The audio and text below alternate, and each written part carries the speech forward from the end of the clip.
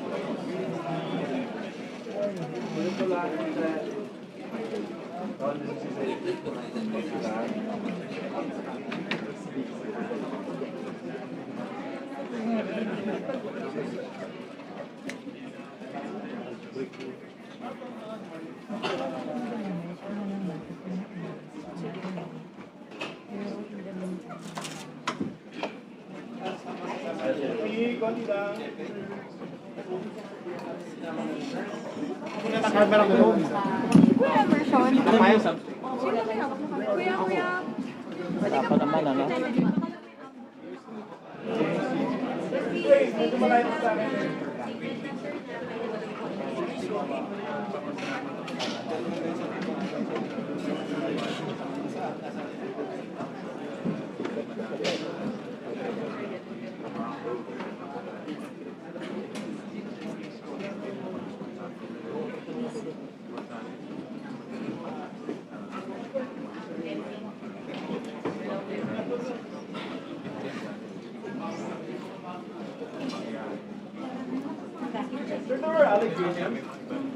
There are allegations, sir.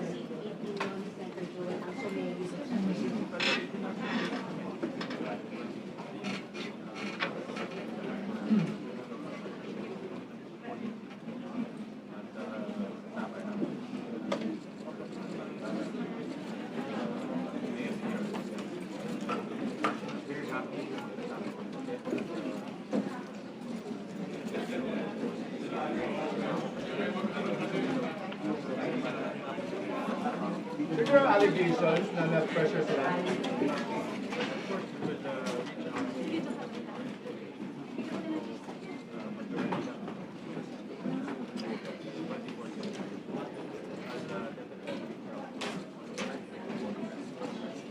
I think there are allegations na na-pressure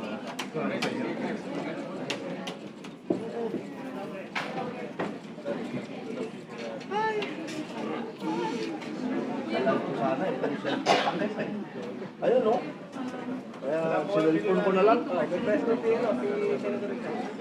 tayo. Binis ang sinasagot. Di ba kuya, tinanong mo siya? Nanakot. Sabi niya,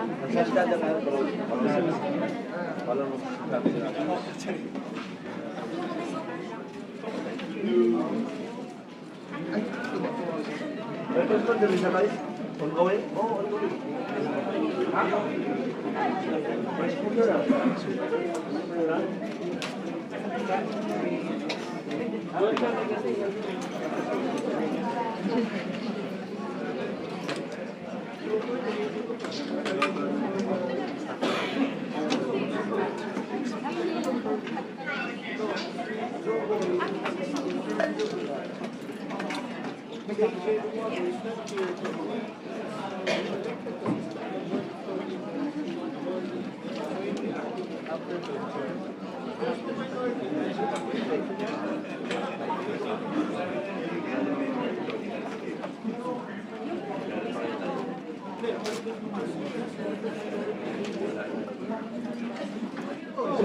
Ay, cellphone!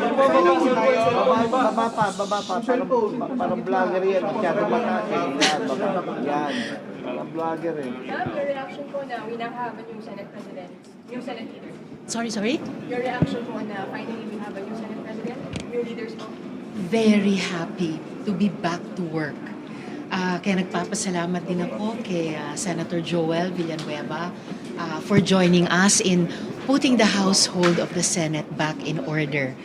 So naihalal na namin si Senate President Sherwin Gatchalian at si Senator Tito bilang SP Pro Tempore. Nakapanumpa na rin si Majority Leader Migs. And kita nyo naman sa unang kalahating araw pa lang ng special session, napaka-productive muli ng Senado. I'm so happy na na-approve na on second reading ang Magna Carta of Barangay Health Workers at umaasang mamayang hapon sa pag-resume namin ay gayon din maiusad namin yung anti-hospital detention bill at yung anti-online sexual abuse and exploitation of children amendments bill. So very, very happy to be back to work at maisaayos yung aming bahay. Ano masasabi niyo lang din, walang umattend from the minority? I thought na kung hindi man lahat, na at least some of them would attend. So umasa sana ako doon. It was, again, a sad thing, a disappointment na wala sila kanina. Dahil tungkulin naman naming lahat ng mga senador, whether sa majority o sa minority, na dumalo, no, lalo na sa isang special session para isettle yung usapin ng liderato, iusad yung mga bills na nabinbin ng 5 linggo na. Mabuti, I hope some of them will be participating sa Commission on Appointments, hearings at plenary ngayon para dinigin at kumpirmahin yung mga karapat-dapat na national defense and diplomatic appointees. Ma'am, your message to them na lang po, siguro, sa minority. Your message na commend na lang sa Well, isa kasi sa sponsor din kaninang mga resolution ay para patuloy na suportahan yung relief at saka rehabilitation ng ating mga kababayan sa Mindanao. And meron namang standing na panawagan kami sa majority, sa mga kasama sa minority na sabi namin, let the whole Senate stand with Mindanao. So sinimulan na namin mag-ambag ng tig-1 buwang sweldo. That is a standing invitation sa mga colleagues namin sa minority. And moving forward, lalo na po settled na yung issue ng paghalal ng Senate President after we declared all seats vacant a few weeks ago. So now the Senate is in order and dapat sana kaming lahat sa buong Senado, lahat ng senador, majority at minority ay magkaisa at least dun sa basic na balik trabaho po kaming lahat sa mga bills, sa pagpapatuloy ng mga investigasyon tulad sa flood control scam sa ilalim ng Blue Ribbon Committee. Ilang buwan na lamang ay tatrabahuhin namin muli ang isa pang higit pa na transparent at accountable na budget at syempre yung trial proper ng impeachment trial. Pero ma'am, yesterday nag-file sila sa Supreme Court questioning yung nangyari ng June 3. So will the Senate really be in order? Anong nangyari? The Senate is in order. We haven't heard kung magsasalita ba ang Korte Suprema tungkol sa kasong iyon, and if so, kung ano yung magiging ruling nila. We will cross the bridge when we get there, if we get to that bridge, with all due respect sa isang separate at co-equal branch. And at the same time, as a separate and co-equal branch din, bahagi ng Kongreso, andito na nga yung mga counterparts namin mula sa House para sa Commission on Appointments, the Senate will continue its work. We are very glad to be back to work at kami po ay magsisipag sa aming trabaho, habulin yung mga nabingbing trabaho nung nakaraang 5 linggo at patuloy na magsilbi sa ating mga kababayan, lalo na sa patuloy na gera sa Middle East at oil crisis. Sen, paano kung hindi Hindi kayo bothered dun sa petition? No, karapatan naman ng kahit sinong mamamayan, nagtatrabaho man sa gobyerno o hindi, na dumulog sa ating Korte Suprema. Pero today, 100% confident ang Senate na kumbaga we are back to work we are back in business, the business of legislation, at ibubuhos po namin ang aming sarili dyan. Sen, paano kung hindi magparamdam yung minority bloc? We're nearing 2 weeks na lang from the impeachment trial. Paano po ang epekto nito? Sorry, ano yung first part? Hindi pa po, paano po kung hindi magparamdam ang minority bloc, malapit na pong impeachment trial? Well, ngayong araw pa lamang ay nagpaparamdam na sila, lalahok sa Commission on Appointments. It seems, kasi inelect na rin po nila, sinabit na po nila yung mga miyembro ng minority para sa Commission on Appointments, pati Senate Electoral Tribunal. So I expect lalahok nga sila sa CA hearings at plenary ngayon. As for yung impeachment trial, lahat po naman kami ay bago itong leadership change ay nanumpa na bilang senator judges. So, naniniwala ako na kahit yung mga kasama sa minority ay naghahanda ring maging impartial senator judges. Ano ang position niyo about the numbers? Do we need to lower the threshold from 16 to 24 to what? Sa impeachment trial, matter po yun na pag-usapan ng impeachment trial court mismo. Hindi po sa Senate bilang legislative body. Personal view. May mga lumilitaw na ilang mga legal opinions, pina-finalize din namin yung amin sa opisina ko bilang magiging senator judge din po ako. And at the right time, the impeachment trial court will have to tackle and settle that issue. I'll be ready. Can Senator Jinggoy participate in the trial given his suspension for your personal opinion? Can he participate? Baka usapin din yan para sa impeachment trial court dahil ang malinaw pa lamang sa ngayon ay yung suspension bilang senador. So probably mas proper na yung korte ang magtalakay kung may implikasyon ba at kung mayroon, anong implikasyon sa isa namang senator judge. Ma'am, comment lang sa Winry. Ma'am, comment lang sa Winry. Kasi comment lang sa Winry. Ang social media, initiative ka sa si Senator Win, ma'am. Baka lumakas dahil nga ngayon Senate President ang Senator. Senate President Gatchalian is strong on his own merits. Lahat po kami sa majority really fought para mahalal namin siya ngayong araw. Kung may mga kababayan tayo na natutuwa sa akin, natutuwa kay Senate President, at dahil doon mas interesado sila sa trabaho namin at trabaho ng buong Senate, nagpapasalamat ako sa kanila. So hello sa mga winners, please ipagpatuloy nyo yung pagsubaybay at pagsuporta sa trabaho ng Senate.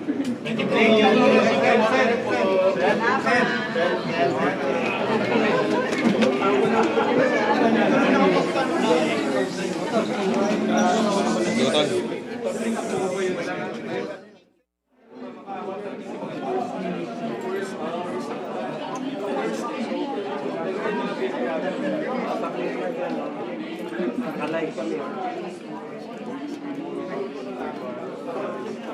Yung may makatuwang po. Ang baka.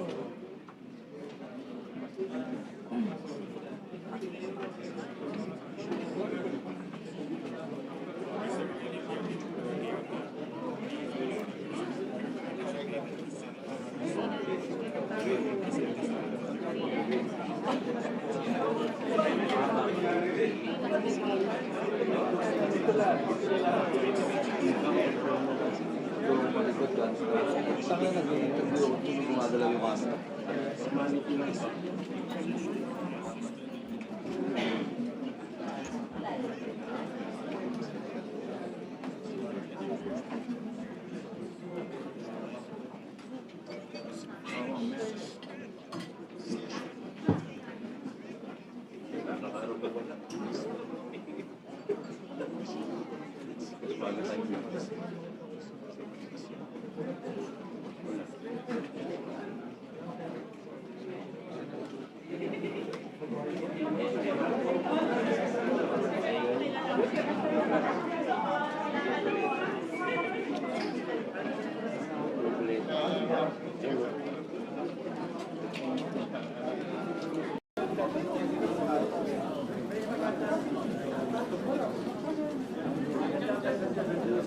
Member pa siya siya.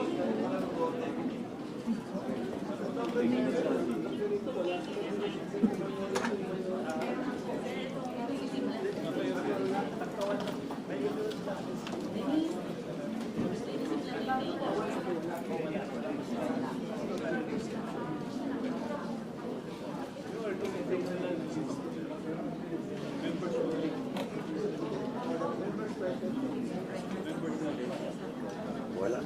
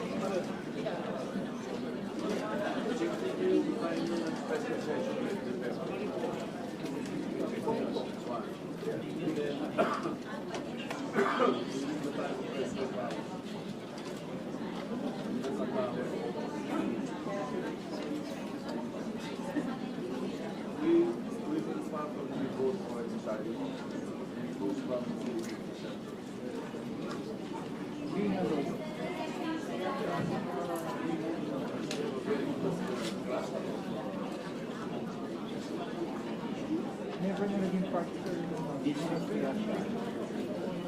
tumawid.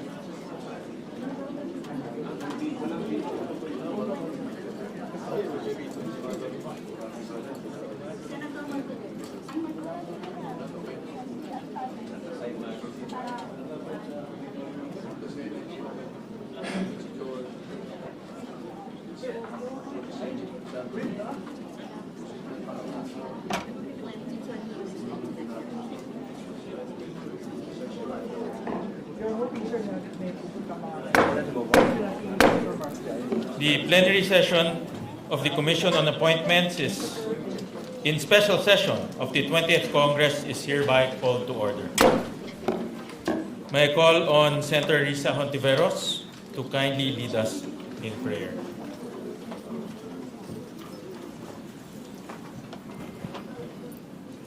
Sa ngalan ng Ama at ng Anak at ng Espiritu Santo. Amen.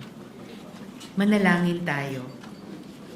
Mapagmahal at maawaing Diyos, nagtitipon po kami sa diwa ng Ebanghelyo ngayong araw.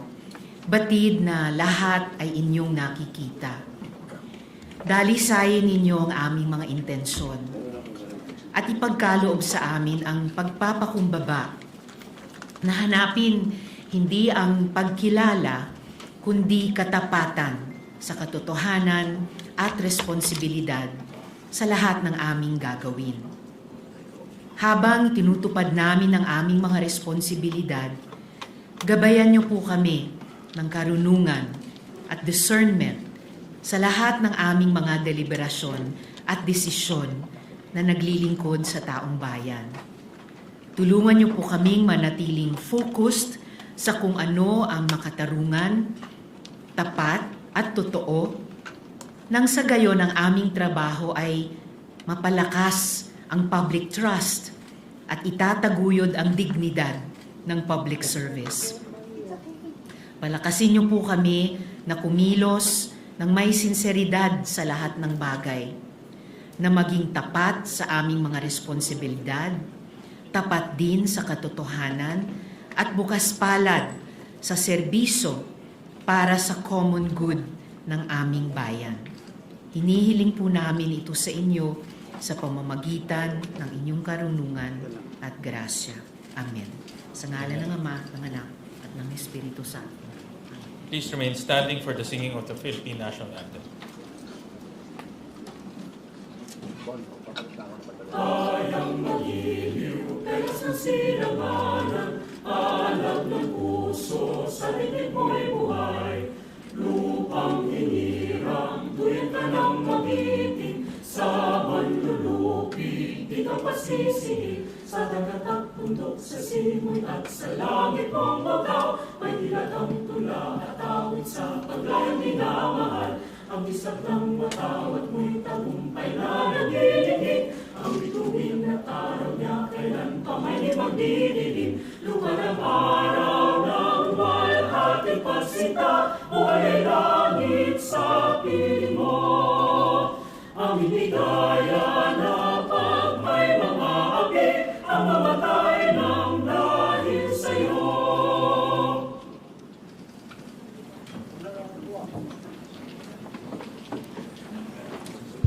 May I ask the Secretary to read the communication dated 17 June 2026 from the House of Representatives, Secretary General Cheloy Garafil, on the election of the House of Representatives members to the Commission on Appointments.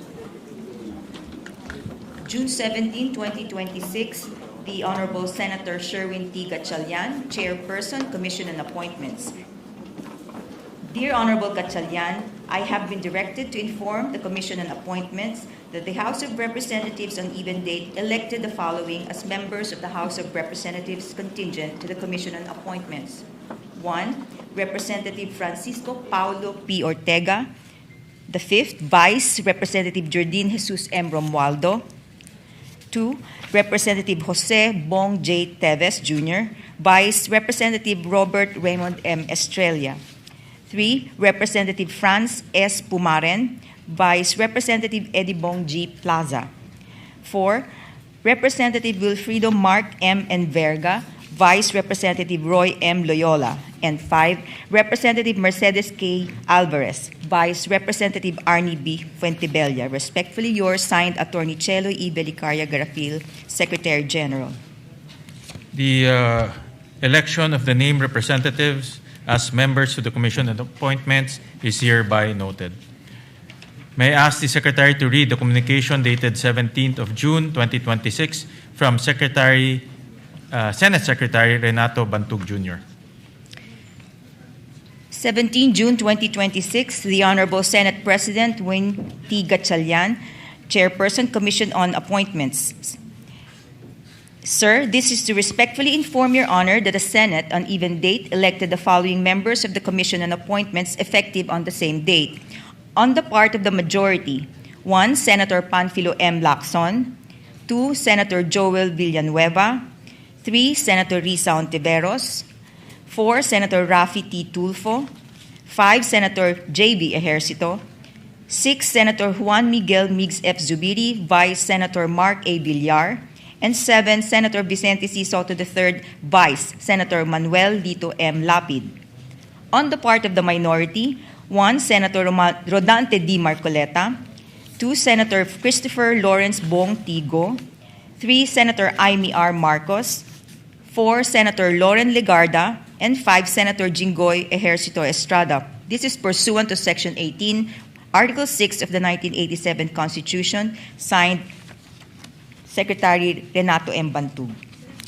The election of the named senators as members to the Commission on Appointments is hereby noted.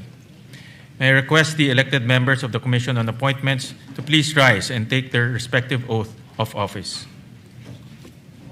Mayra, merong yung oath. Ay, walang copy si SP. Ito.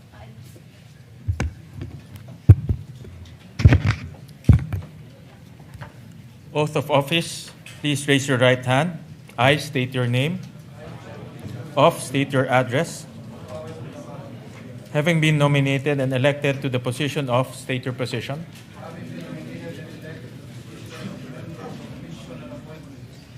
Do hereby solemnly swear that I will well and faithfully discharge, to the best of my ability, the duties of my present position and of all others I may hereafter hold under the Republic of the Philippines, that I will support and defend the Constitution of the Philippines,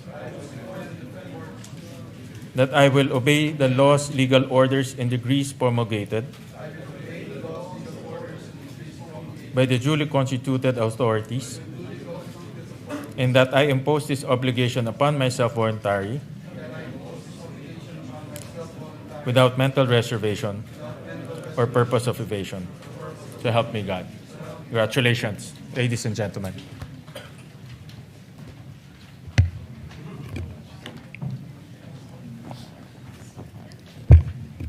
The Secretary will please call the roll.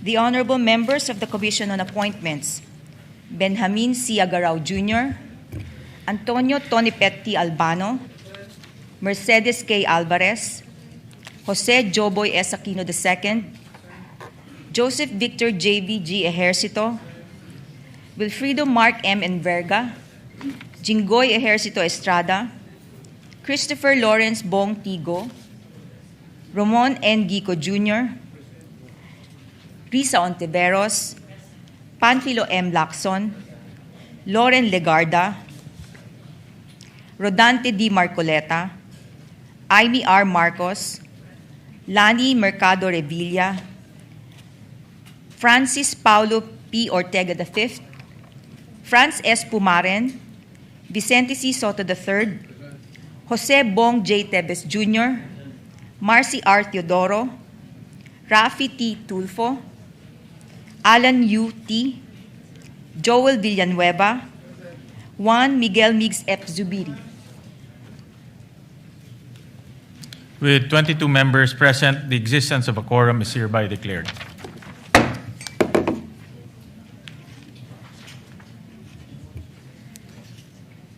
Vice Chair Ramon Guico is recognized.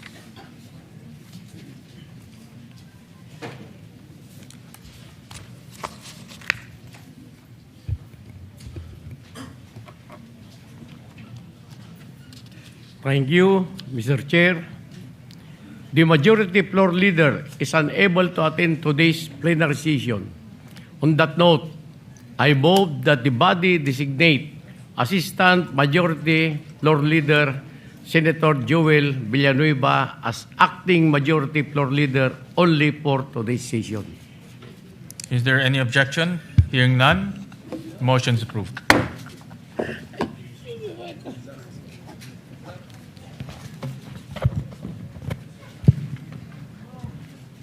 Thank you, Mr. President. Thank you to Vice Chairman Congressman Ramon Vico. Mr. Chairman, in view of the special session convened by the President of the Philippines and considering the urgency of the matter before the body, the 5-day notice requirement for meetings prescribed under Chapter 3, Section 10 of the rule has not been complied with. And so with the permission of the body, Mr. President, I move that the body waive the 5-day notice requirement and proceed with today's session. So moved, Mr. Is there Chairman. any objection? Hearing none, motion is approved. Thank you, Mr. Chairman. Mr. Chairman, I ask that we now proceed to consider the election of the officers of the Commission on Appointments. So moved. The consideration of the election of the officers of the Commission is in order. Mr. Chairman, I'd like to manifest that pursuant to Section 5, Chapter 2 of the new rules of the Commission, all members are deemed members of all standing committees of the Commission except in the Committees on Accounts, Ethics, and Rules and Resolutions. The manifestation of the Majority Leader is hereby noted. Mr. Chairman, I move to dispense with the reading of the journal of the plenary session held on the 17th of March 2026 and consider the same as approved. Is there any objection? Hearing none, the reading of the journal of the plenary session held on 17th March 2026 is hereby dispensed with, and the same is hereby approved. Thank you, Mr. Chairman. May I now request that the chairperson of the Committee on National Defense, Representative Jose Joboy S. Aquino, be recognized. So moved. The Congressman Joboy Aquino is hereby recognized. Thank you, Mr. Chair. Your Honors, I rise before this august body today for the officers of the Armed Forces of the Philippines whose appointments are awaiting action of the Commission. Their appointments have been placed in such a situation through no fault of their own and because of circumstances beyond their control. These officers have faithfully discharged their duties, rendered distinguished service to the nation, and met all the requirements for promotion. It is therefore only fitting that the Commission be afforded the opportunity to act upon their appointments without further delay. Indeed, no promotion can truly compensate for the sacrifices, hardships, and risks they have endured in the service of our country. Nevertheless, the timely consideration of their appointments is a recognition of their competence, dedication, and unwavering commitment to the Filipino people. Accordingly, Mr. Chair, and with the indulgence of the honorable members of this body, considering the limited time available to issue notice for a committee meeting to consider the appointments awaiting action of Committee on National Defense, and in view of the urgency of the matter, I move that the Committee on National Defense be allowed to immediately convene today and proceed with the consideration of the appointments before it. Thank you, Mr. Chair. Is there any objection? Hearing none, the motion is approved. Moreover, Mr. Chair, Your Honors, in view of the urgency that prompted the convening of this special session and the need for the immediate consideration of the appointments awaiting action of the Committee on National Defense, I move that this body waive the 5-day notice requirement for committee meetings under Articles 4, Section 1 of the Rules of the Standing Committees. Is there any objection? Hearing none, motion is approved.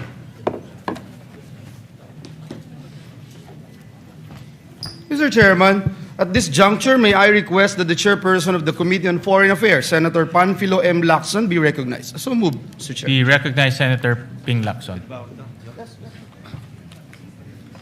Mr. Chairman, Your Honors, following the precedent set by the Committee on National Defense, this representation respectfully manifests that there are likewise appointments awaiting action by the Commission, and like those of our military officers, find themselves in this situation through no fault of their own.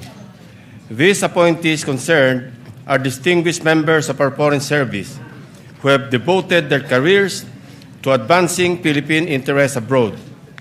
They have served with dedication, professionalism, and loyalty, often far from their families and loved ones, and frequently under demanding and challenging conditions in the service of our nation.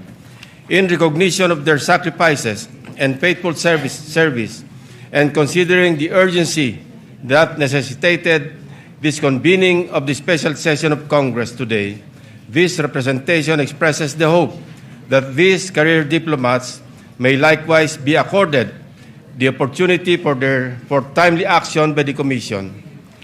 For the information of this august body, the request for the conduct of a meeting of the Committee on Foreign Affairs was transmitted to the Commission's Secretariat yesterday evening, and the corresponding notice was issued. Accordingly, the Committee on Foreign Affairs stands ready to proceed with the consideration of the appointments before it at 1 p.m. today. Thank you, Mr. Chairman. Thank you, Senator Lacson. The manifestation of the chairperson of the Committee on Foreign Affairs is duly noted. Majority Leader.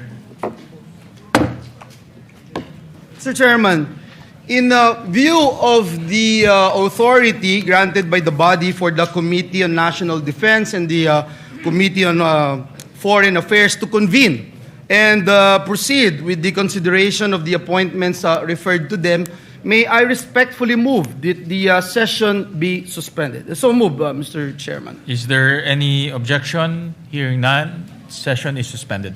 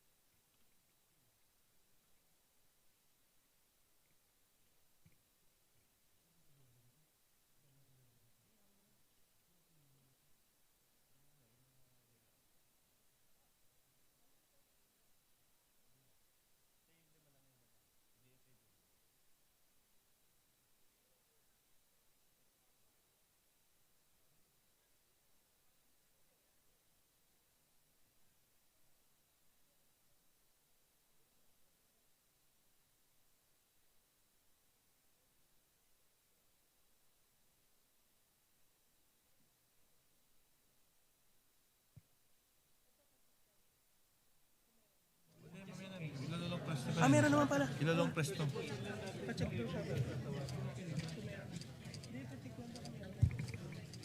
Saan ba yung pinipindot to? Dito. Ayun. Ayun. Petay ko muna.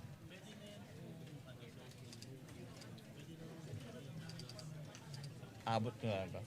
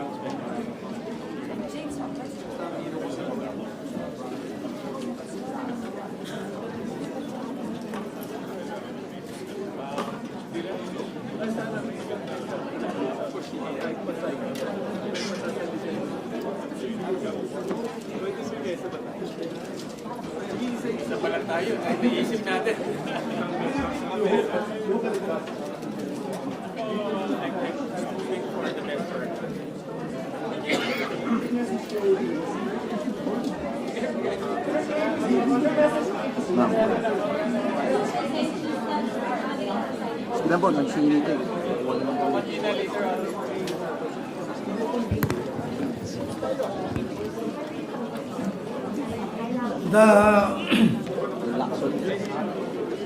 The meeting on the Committee on National Defense of the Commission on Appointments in the special session of Congress is hereby called to order.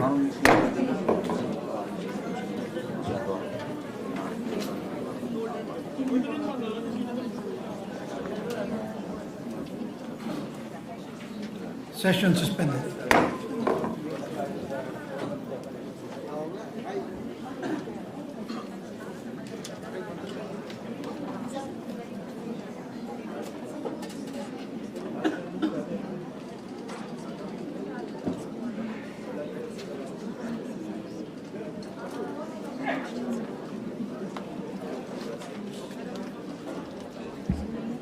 Excuse me po. Excuse me. Camera lang.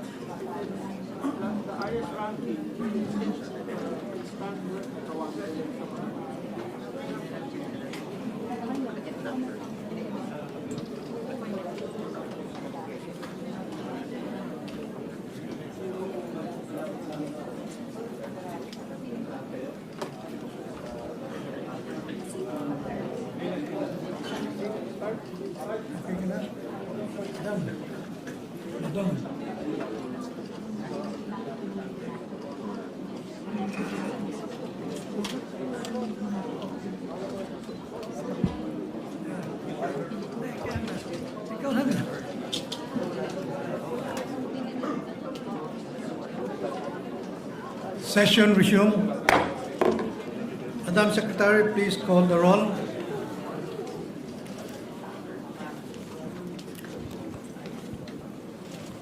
The honorable members of the Committee on National Defense, Benjamin C. Agaraw Jr., Antonio Tony Petit Albano, Mercedes K. Alvarez, Jose Joboy S. Aquino, Chairperson, Joseph Victor J.B. Ejercito, Wilfrido Mark M.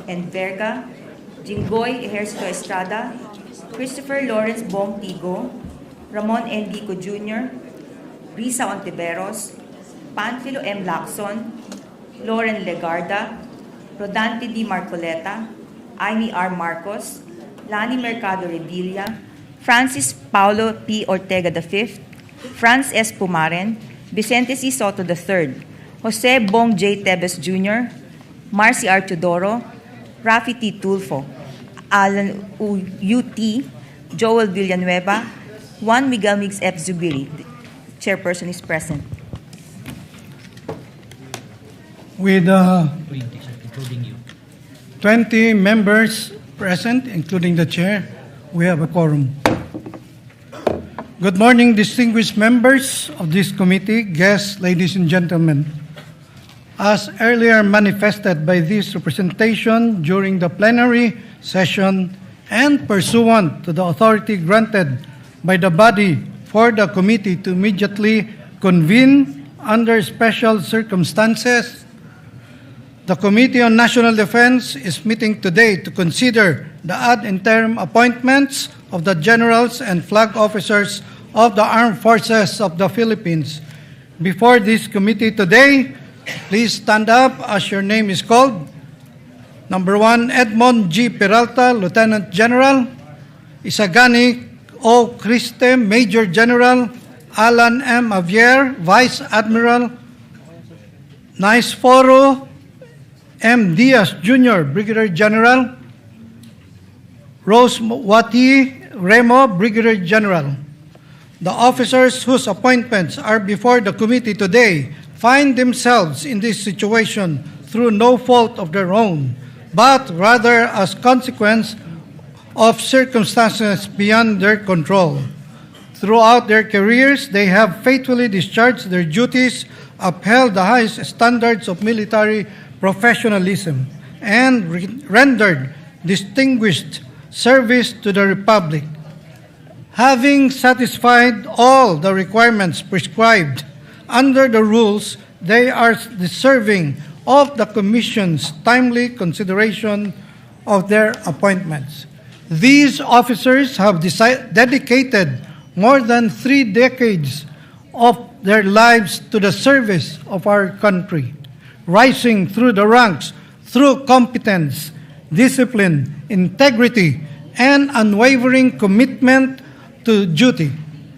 Their careers reflect not only personal achievement, but also years of sacrifice, perseverance, and steadfast adherence to the values of the Armed Forces of the Philippines. Indeed, no promotion can fully compensate for the hardships they have endured, the risks they have taken, and the sacrifices they and their families have made in the service of the nation.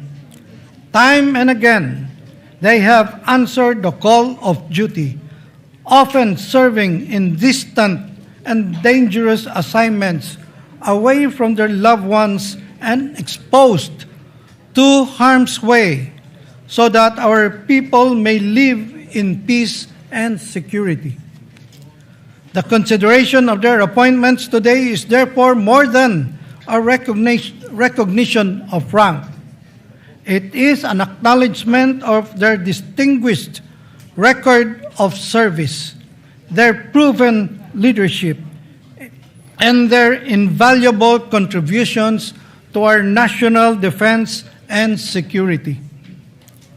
It is likewise a tribute to the dedication and selflessness of the men and women of the armed forces who stand ready at all times to defend our sovereignty and protect the Filipino people.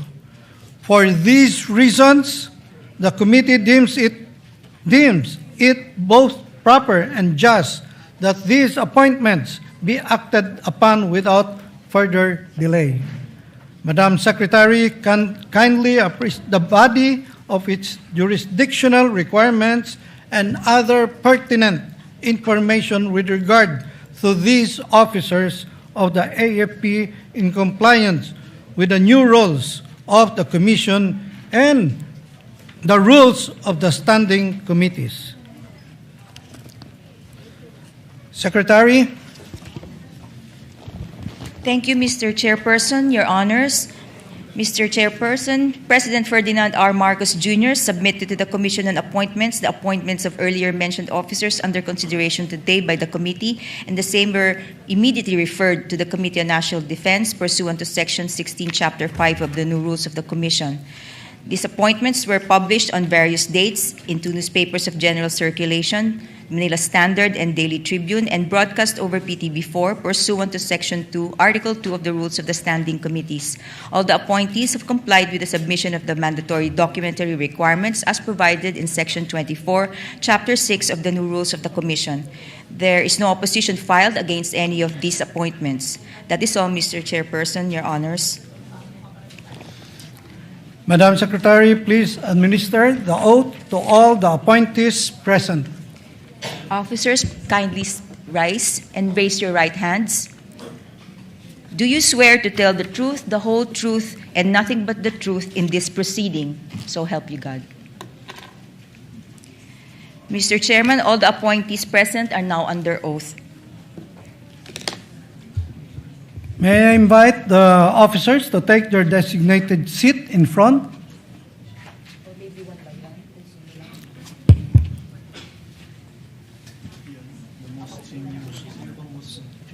Session suspended.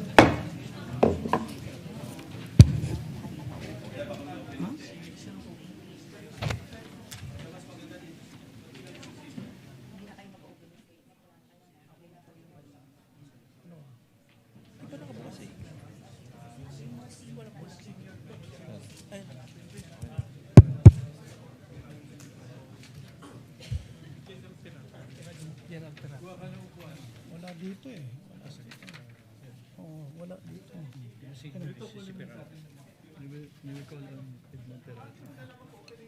Session resume. The chair would now like to call to the most senior among the officials, Edmond G. Peralta, Lieutenant General. Take the seat. May po ba dyan? If, to deliver his opening statement. Sir, I am Lieutenant General Edmundo G. Peralta, sir. I am the Deputy Chief of Staff, Armed Forces of the Philippines. Appearing before you are 4 other officers. Here's our name before, sir. And we are here for the confirmation of we appear before the Commission appointments for our confirmation, sir.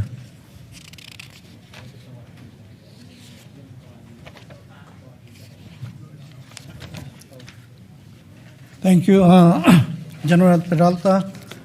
You please, you may now take the seat in front.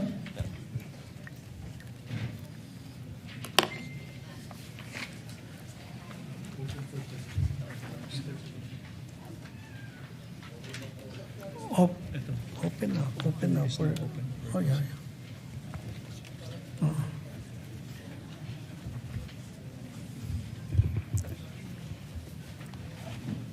Thank you, sir. When I sit. The floor is now open for question, inquiries, if there are any from the members of the committee.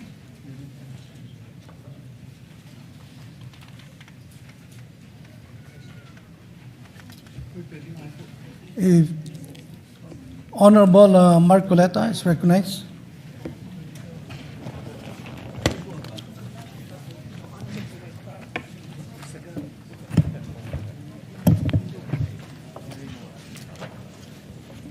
Good morning, Lieutenant General Peralta. Tama po ba na ang birthday ninyo is May 14, 1970? Yes, sir. Which was last month? Yes, sir. Meaning to say you already reached the age of 56 and you were bypassed upon seeing the adjournment of Congress on June 3. Is that correct? Yes. Yes, sir. As a matter of fact, this circumstance also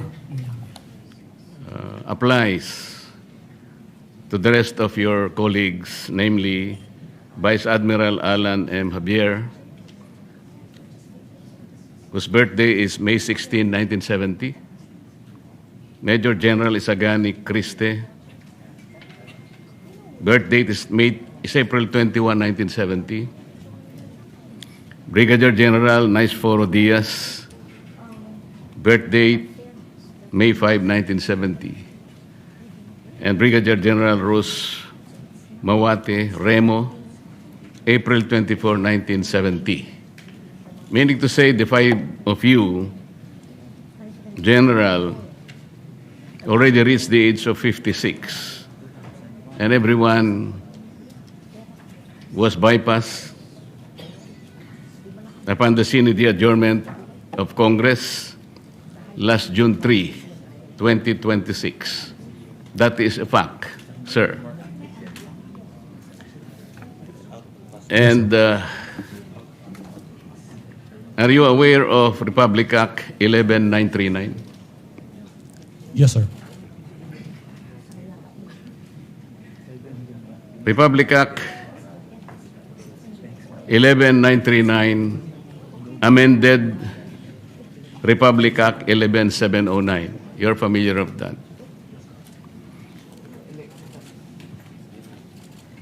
Do you know why I am citing this particular law, General? Yes, sir. Why? We are less than 1 year, sir. Yes, you are correct. Section 2 of Republic Act 11709, which is now Section 1 of 11939,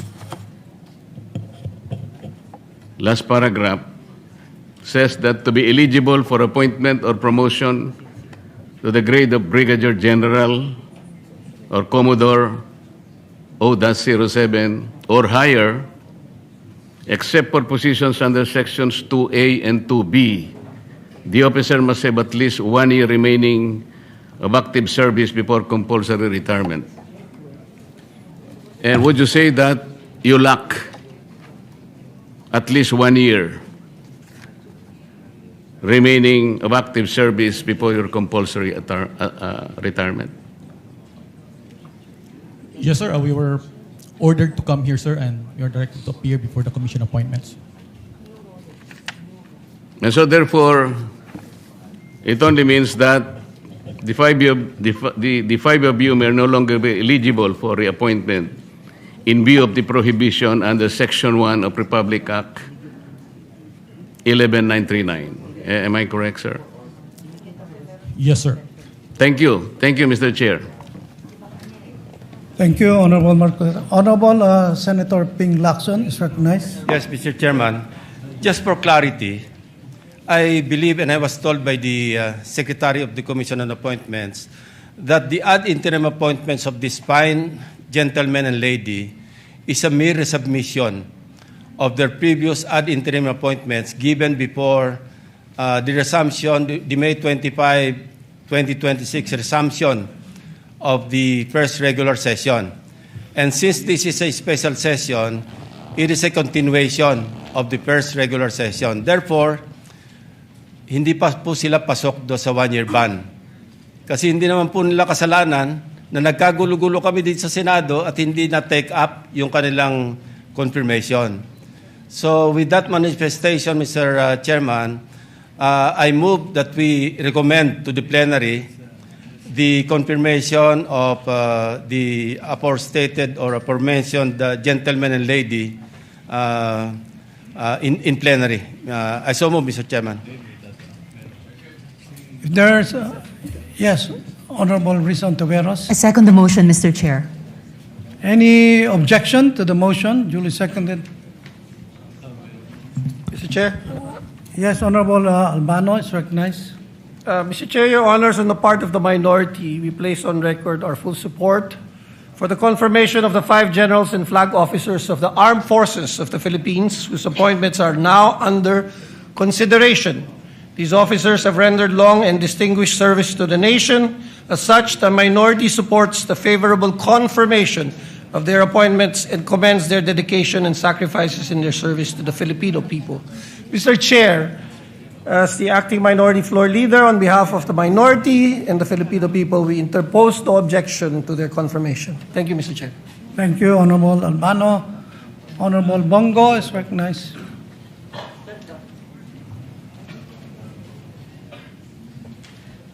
Mr. Chair, esteemed colleagues, allow me to express my full support for this commission.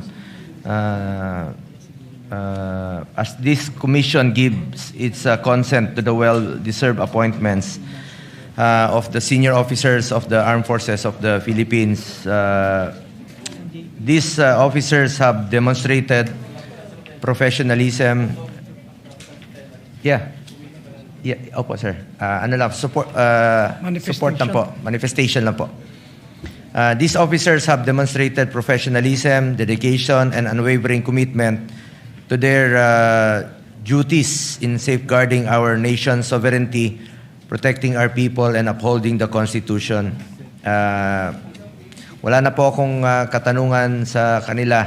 And in fact, itong dalawa, si Vice Admiral Alan Madrid Javier, Lieutenant General Edmundo Peralta, are mga tanglaw diwa, class of 92.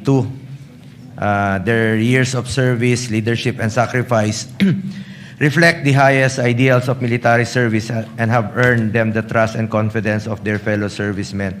At naintindihan ko rin po na yung 1 year bar rule, na dapat nilang mahabol dahil bawat star na alam po ni Senator Ping Lacson yan noon pa, parati nating pinaglalaban dahil napakahalaga po sa kanila yung 1 star na madagdag sa kanila. Yan po dala-dala na nila hanggang sa kanilang pagtanda. At maraming salamat rin po, Senator Ping, sa mga suporta mo noon sa sundalo.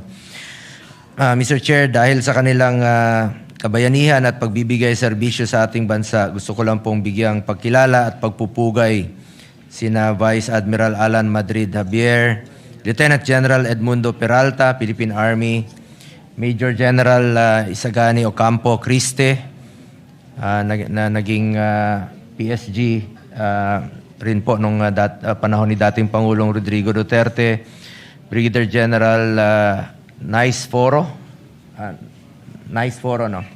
Medrana Diaz Jr., Philippine Army, and Brigadier General Rosa Mawate Remo, Women in Uniform. Ma'am, sa panahon ng banta sa seguridad, sakuna at iba't pang hamon sa kapayapaan at kaayusan, sila ay naninindigan at naglingkod ng buong katapatan sa iba't ibang tungkulin at responsibilidad na kanilang ginagampanan. Napatunayan ng mga opisyal nito ang kanilang kakayahang mamuno at maglingkod. Panahon ng pandemya, panahon ng giyera sa Marawi, bagyo, lindol, baha, patuloy kayo nagtatrabaho para sa ating mga kababayan. At maalala ko po, nung panahon ni dating Pangulong Rodrigo Duterte, pinaglaban natin na madoble po ang sahod ng entry position ng military at lahat po ng uniform personnel dahil po yan sa inyong sakripisyo para sa bayan, at hindi po natin mararating itong kinaroroonan natin kung hindi po dahil sa inyo. As our first line of defense, your continued courage and commitment are vital to defending our country's honor, rights, and future.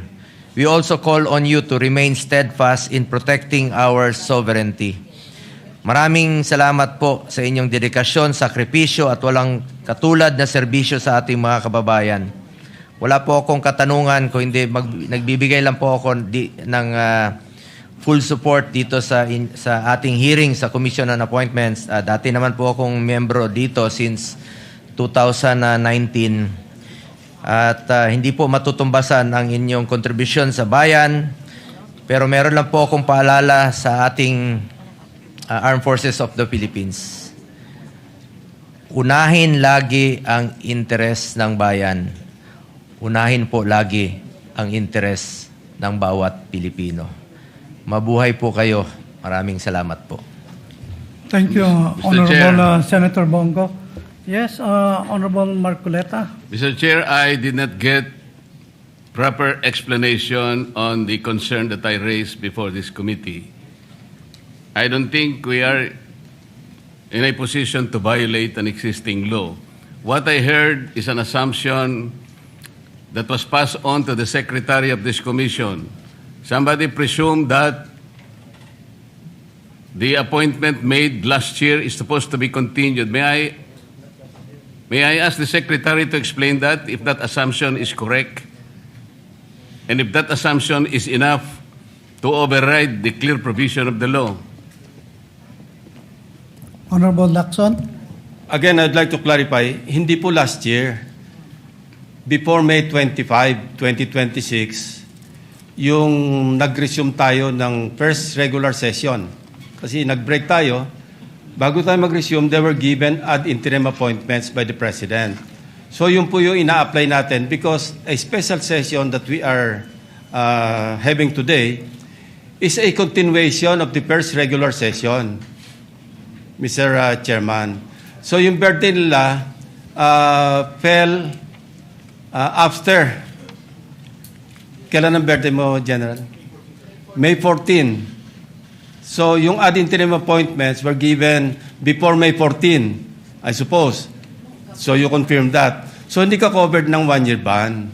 That's the clarification that I manifested earlier, Mr. Chairman. How about the others?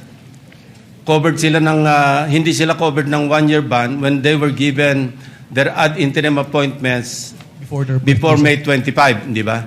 Kasi kung after May 25, resumption, nomination, at saka hindi na kayo mag-apply. But since you were given your ad interim appointments, since Congress was in recess at that time, having resumed on May 25, hindi po kayo mako-cover ng 1-year ban. That's my point. So I hope I satisfy the query posited by the Honorable Marcoleta. Thank you, Mr. Chairman. Well, Mr. Chair, that is an assumption. Somebody should explain from this committee if that assumption is correct. Because the law is the law. They have just reached their age of 56. And they were bypassed. That is a fact. We cannot change that fact, Mr. Chair. That is the only point that I'm trying to raise here. Kasi maliwanag po yung sinasabi naming batas. Wala po tayong personalan dito. I hope that these 5 officers, gusto ko rin naman sila na mailagay natin sa tamang ayos ng kanilang confirmation. But there is a hurdle here. Yun lang ang problema rito, Mr. Chair. Kasi maliwanag po yung sinasabi ng batas. Lumilitaw, after their compulsory retirement, less than 1 year na eh. As a matter of fact, they were unable to submit the documents for confirmation only, siguro, hindi ko po alam, but only the Secretary can testify when exactly were they able to complete the documents for confirmation. Ang may kasalanan po talaga, yung June 3 kasi, nag-adjourn, pagkatapos, sana man lang, before adjournment, sinabi natin, nag-schedule tayo, na i-confirm natin sila. Wala nga silang kasalanan, but somebody is at fault here. And then we have now a problem with the law. We can't just simply say na we assume that they are not covered by 1-year ban. No. The law is very clear, Mr. Chair. Salamat po. Chair, session suspended. General, you may take your seat, General.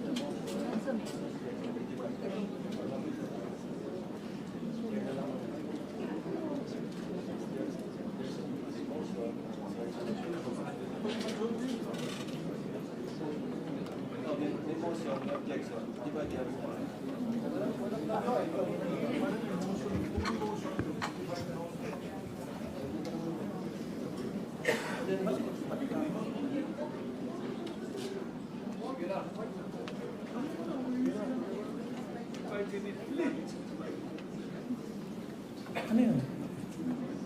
5 minutes.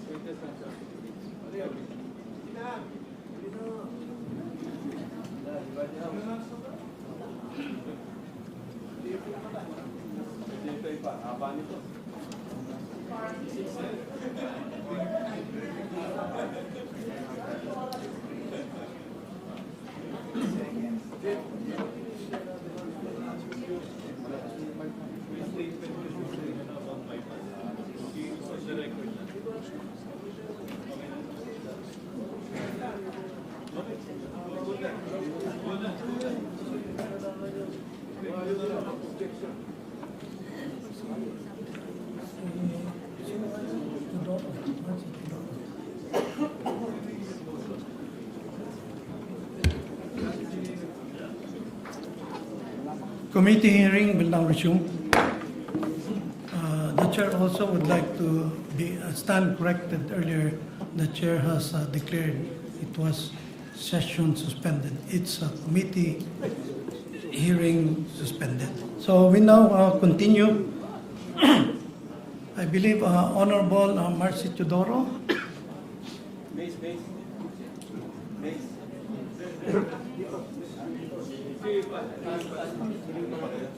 Okay na. Honorable Teodoro would like to make a manifestation. Honorable Marcy Teodoro. Mr. Chairman, a point of information. Bago po ako rito pero meron po tayong kaso Matibag versus Benipayo, GR number 149036 of 2002. This has something to do and defining what is a bypass appointment. As pointed out earlier by Senator Lacson, that this is basically a continuation of the previous session. Hence, the appointment was not technically bypass as defined under the said doctrine under Matibag versus Benipayo. A point of information, Mr. Chairman. This may help or guide the committee in its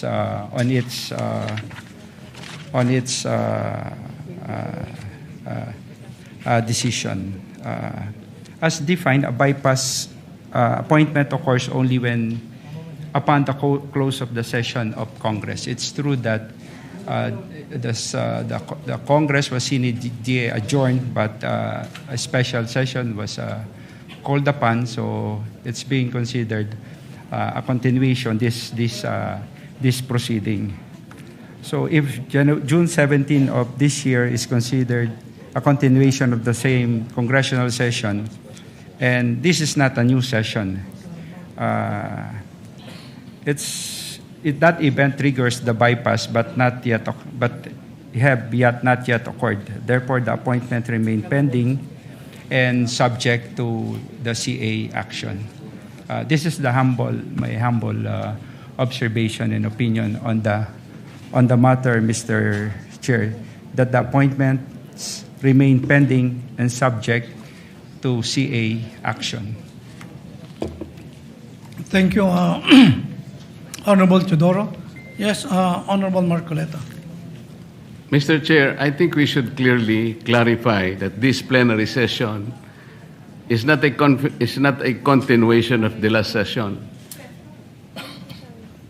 This plenary session is not a continuation of the last session, simply because this is a clearly separate proceeding, given that Congress adjourned sine die on June 3. This is very clear. We should not explain it any further. And Matibag versus Benipayo was quoted, Mr. Chair.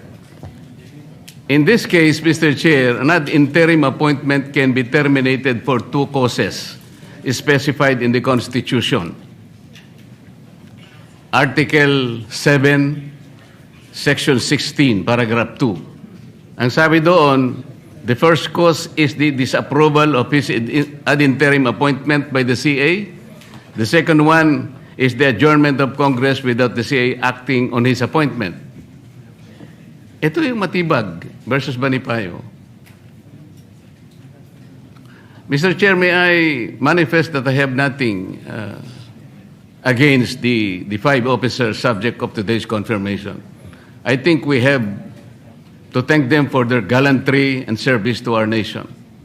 I'm just trying to make a point here. But I am not objecting, because we need to know and we need to articulate what is the law that must be the concern of this proceeding, Mr. Chair. Sana wala na yung assumption kasi na sinasabi pa nila kanina that there is a continuation. This is not. Alam natin lahat yun eh. Because we are misleading our members for doing that, Mr. Chair. Ang importante na lang dito, kung wala namang mag-object sa kanila, I'm just pointing it for the record that there is a law that must be respected in connection with this, Mr. Chair. Thank you. Thank you, Honorable Marcoleta. Considering that earlier there was a motion of... Yes. Honorable... go ahead, Mr. Chairman. I was just going to manifest considering that this is the manifestations of the gentlemen are actually debatable, because the Commission on Appointments is a different constitutional body than Congress itself, kung tutuusin. Debatable yun. Kaya talagang pwedeng continuation. Only for that matter, Mr. Chairman. Go ahead. Yes, majority floor. Thank you, Honorable Soto. Yes, Mr. Chair. Since there's no objection and there was a previous motion, so I move to act on the previous motion. Considering that there's no objection, the previous motion of Honorable Lacson is hereby approved. Majority Floor Leader.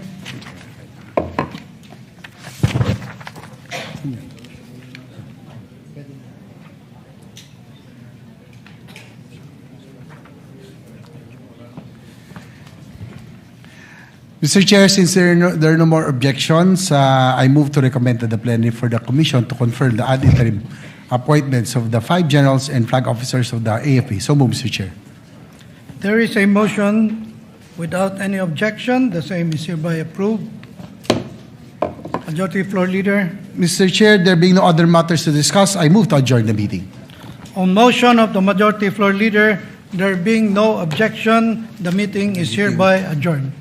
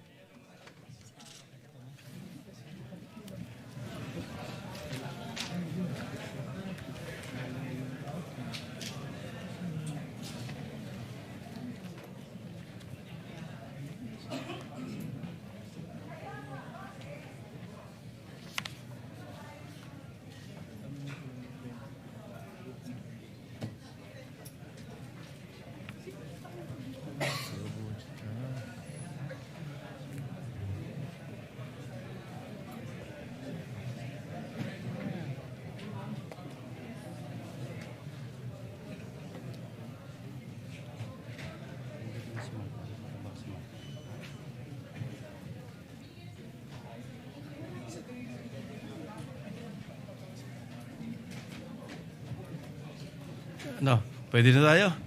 Mag-alas-dos na. Okay.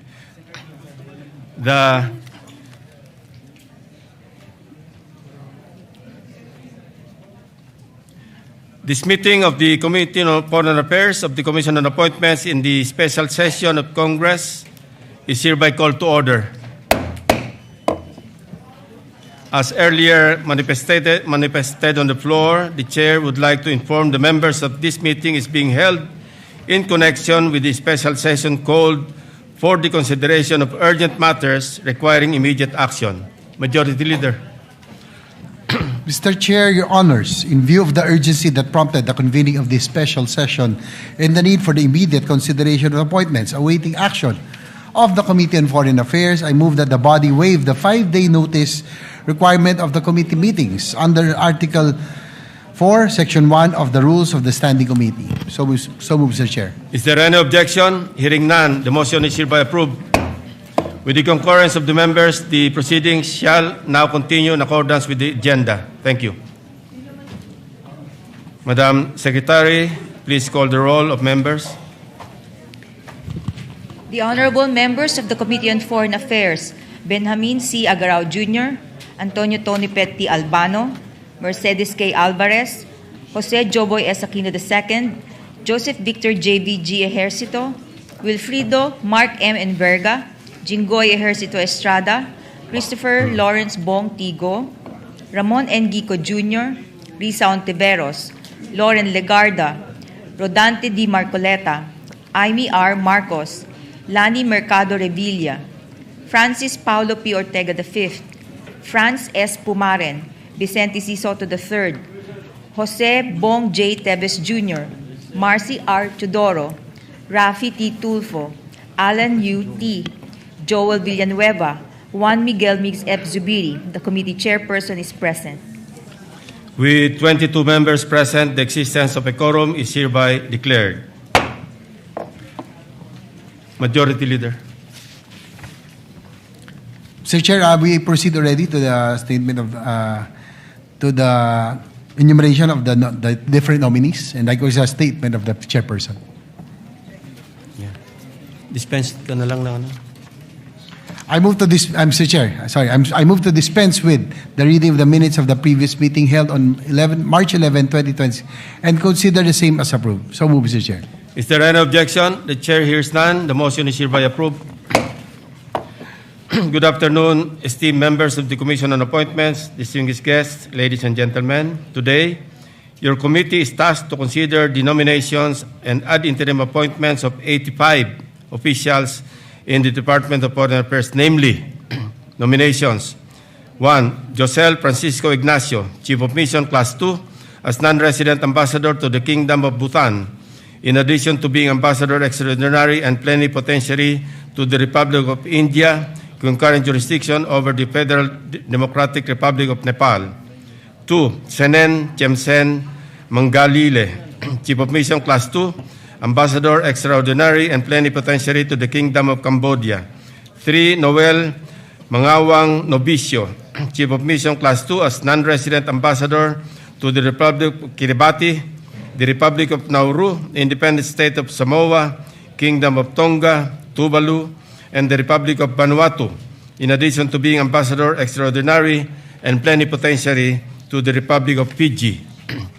Ad interim appointments.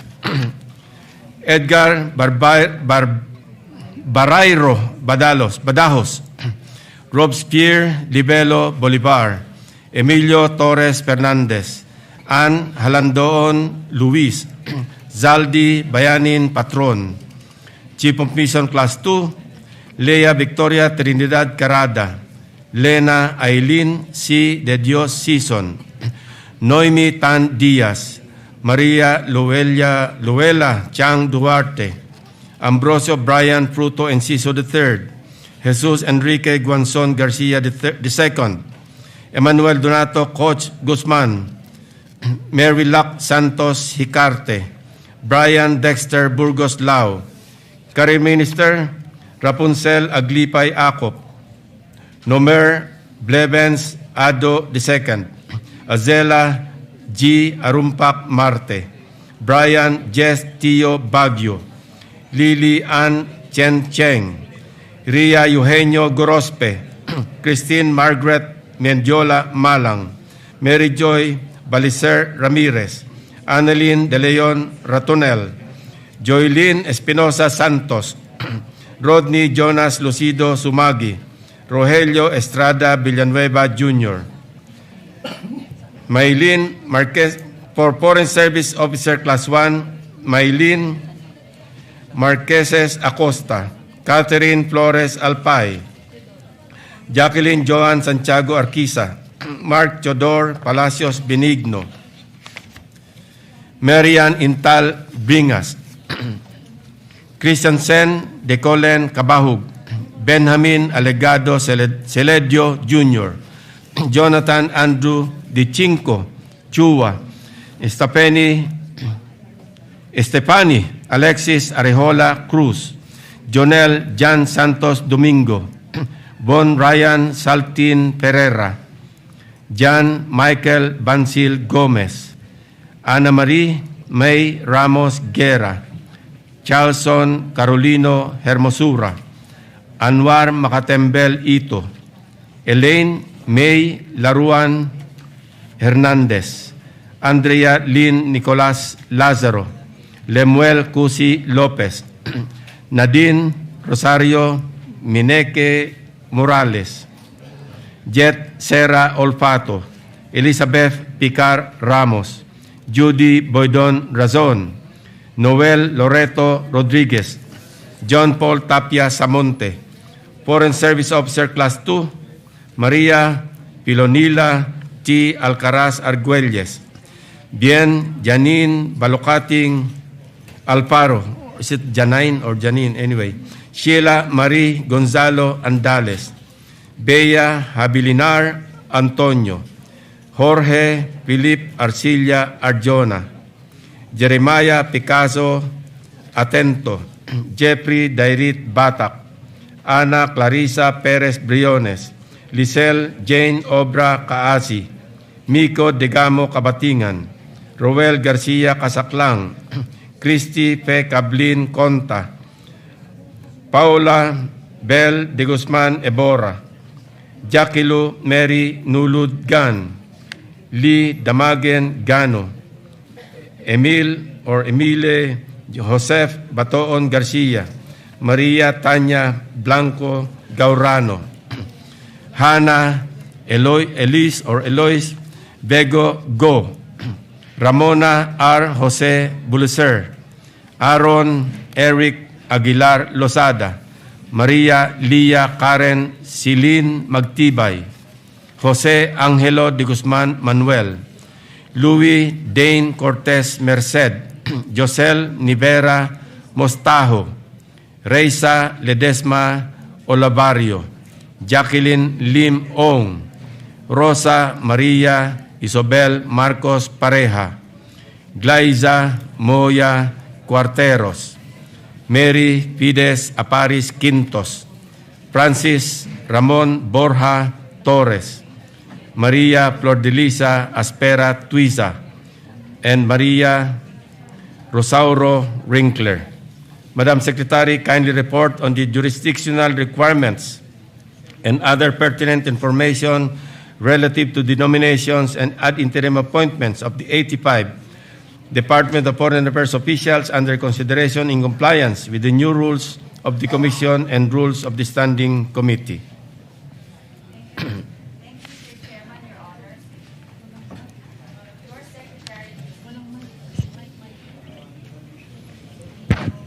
Thank you, Mr. Chairman, Your Honors. Your Secretariat received the respective nominations and ad interim appointments of the 85 DFA officials on various dates. These nominations and ad interim appointments were duly referred to the Committee on Foreign Affairs pursuant to Section 16, Chapter 5 of the new rules of the Commission. Likewise, Mr. Chairman, Your Honors, the said 85 nominations and ad interim appointments were published on various dates in newspapers of general circulation, the Manila Standard, Malaya, Business Insight, and Daily Tribune, and were broadcast over PDB4 pursuant to Section 2, Article 2 of the Rules of the Standing Committees. The 85 DFA officials have complied with the submission of the mandatory documentary requirements as provided for in Section 24, Chapter 6 of the new rules of the Commission. Mr. Chairman, Your Honors, your CA Secretariat received a letter from the Human Resources Management Office of the Department of Foreign Affairs signed by Assistant Secretary Marford M. Angeles, dated 16 June 2026, addressed to the Committee Chairperson Senator Panfilo M. Lacson, requesting for the waiver of personal appearances of the following. 1. Senen Tiemsen Mangalili, Chief of Mission Class 2 as Ambassador Extraordinary and Plenipotentiary to the Kingdom of Cambodia. 2. Jose Francisco Ignacio, Chief of Mission Class 2 as non-resident ambassador of the Kingdom of Bhutan, in addition to being ambassador extraordinary and plenipotentiary to the Republic of India, with concurrent jurisdiction over the Federal Democratic Republic of Nepal. Chiefs of Mission Class 2, Lena Eileen C.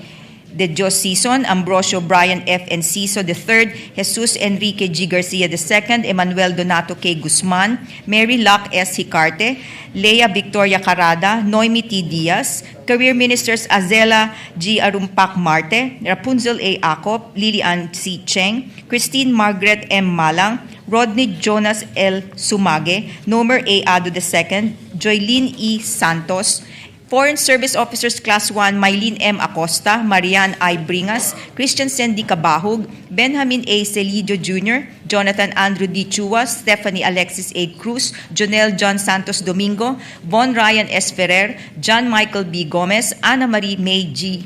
R. Guerra, Charleston C. Hermosura, Anwar Makatembel Ito, Eileen May Villaruan Hernandez, Nadine Rosario M. Morales, Elizabeth P. Ramos, Judy B. Razon, and John Paul T. Samonte. Foreign Service Officers Class 2, Maria Filonila T. Alcaraz Argelias, Bien Janine B. Alfaro, Sheila Marie G. Andales, Beas J. Antonio, Jorge Felipe A. Arjona, Jeremiah P. Atento, Jeffrey D. Batak, Ana Clarissa P. Briones, Lizelle Jane O. Kaasi, Miko D. Kabatingan, Roel G. Kasaklang, Christy Fe C. Conta, Paula Bell D. Ebora, Jacqueline Mary N. Gan, Lee D. Gano, Emil Joseph B. Garcia, Maria Tanya B. Gorano, Hannah Eloise G. Go, Ramona Jose Buslecer, Aaron Eric A. Lozada, Maria Lia Karen S. Magtibay, Jose Angelo D.G. Manuel, Louis Dane C. Merced, Reisha Olabarrio, Jacqueline L. Ong, Rosa Maria Isabel M. Pareja, Glyza M. Cuarteros, Maria Fides A. Quintos, Francis Ramon B. Torres, and Marisa R. Rinkler. The aforementioned officials are currently assigned at our various embassies and consulates overseas and are needed at their respective posts to continue performing vital consular assistance to nationals, political, economic, and cultural functions. The request for waiver of their appearance is also in line with the government's efforts to observe austerity. Ms. Joylene E. Santos and Mr. Charlson Hermosura, who are both currently approved vacation leave, will appear virtually at the Philippine Embassy in Tokyo, Japan, and Paris, France, respectively.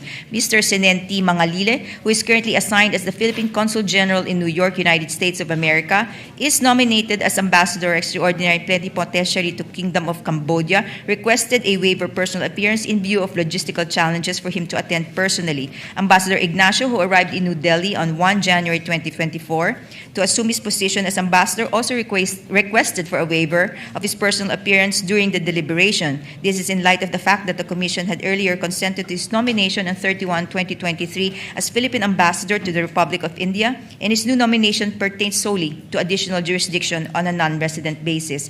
Mr. Emmanuel Donato K. Guzman, who is currently assigned as the Acting Assistant Secretary at the Maritime and Ocean Affairs Office, requested for a waiver of his personal appearance as he is currently on official travel at United Nations headquarters in New York, attending the 36th meeting of state parties to the UN Convention on the Law of the Sea from 15 to 19 June 2026. Ms. Lily Ann C. Cheng, who is currently assigned as Special Assistant to the Office of the Secretary, requested for a waiver of her personal appearance as her doctor advised her to stay at home and avoid public places for a few months in view of her autoimmune condition and compromised state. Mr. Jonel John Domingo is currently on study leave, requested for a waiver of personal appearances, is currently in the University of Oxford, United Kingdom, on scholarship duties. Mr. Anwar M. Ito, who is currently assigned as Acting Director of the Office of ASEAN, requested for a waiver of his personal appearance as he is on official travel to Siem Reap, Cambodia, to attend the Forum on Myanmar 16 to 17 of June 2026. Mr. Chairman, Your Honors, there are no oppositions filed against any of the nominees and appointees. That is all, Mr. Chair, Your Honors. Majority Leader.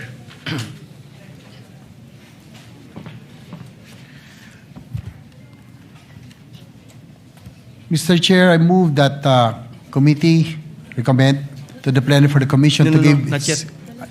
Letter request. Letter request.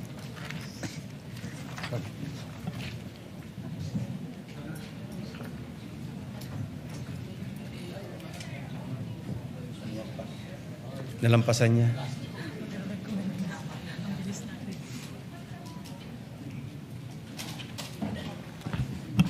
Mr. Chair, Your Honors, I move that the letter request for the waiver of personal appearances of the aforementioned DFA officials be approved. I so move, Mr. Chair.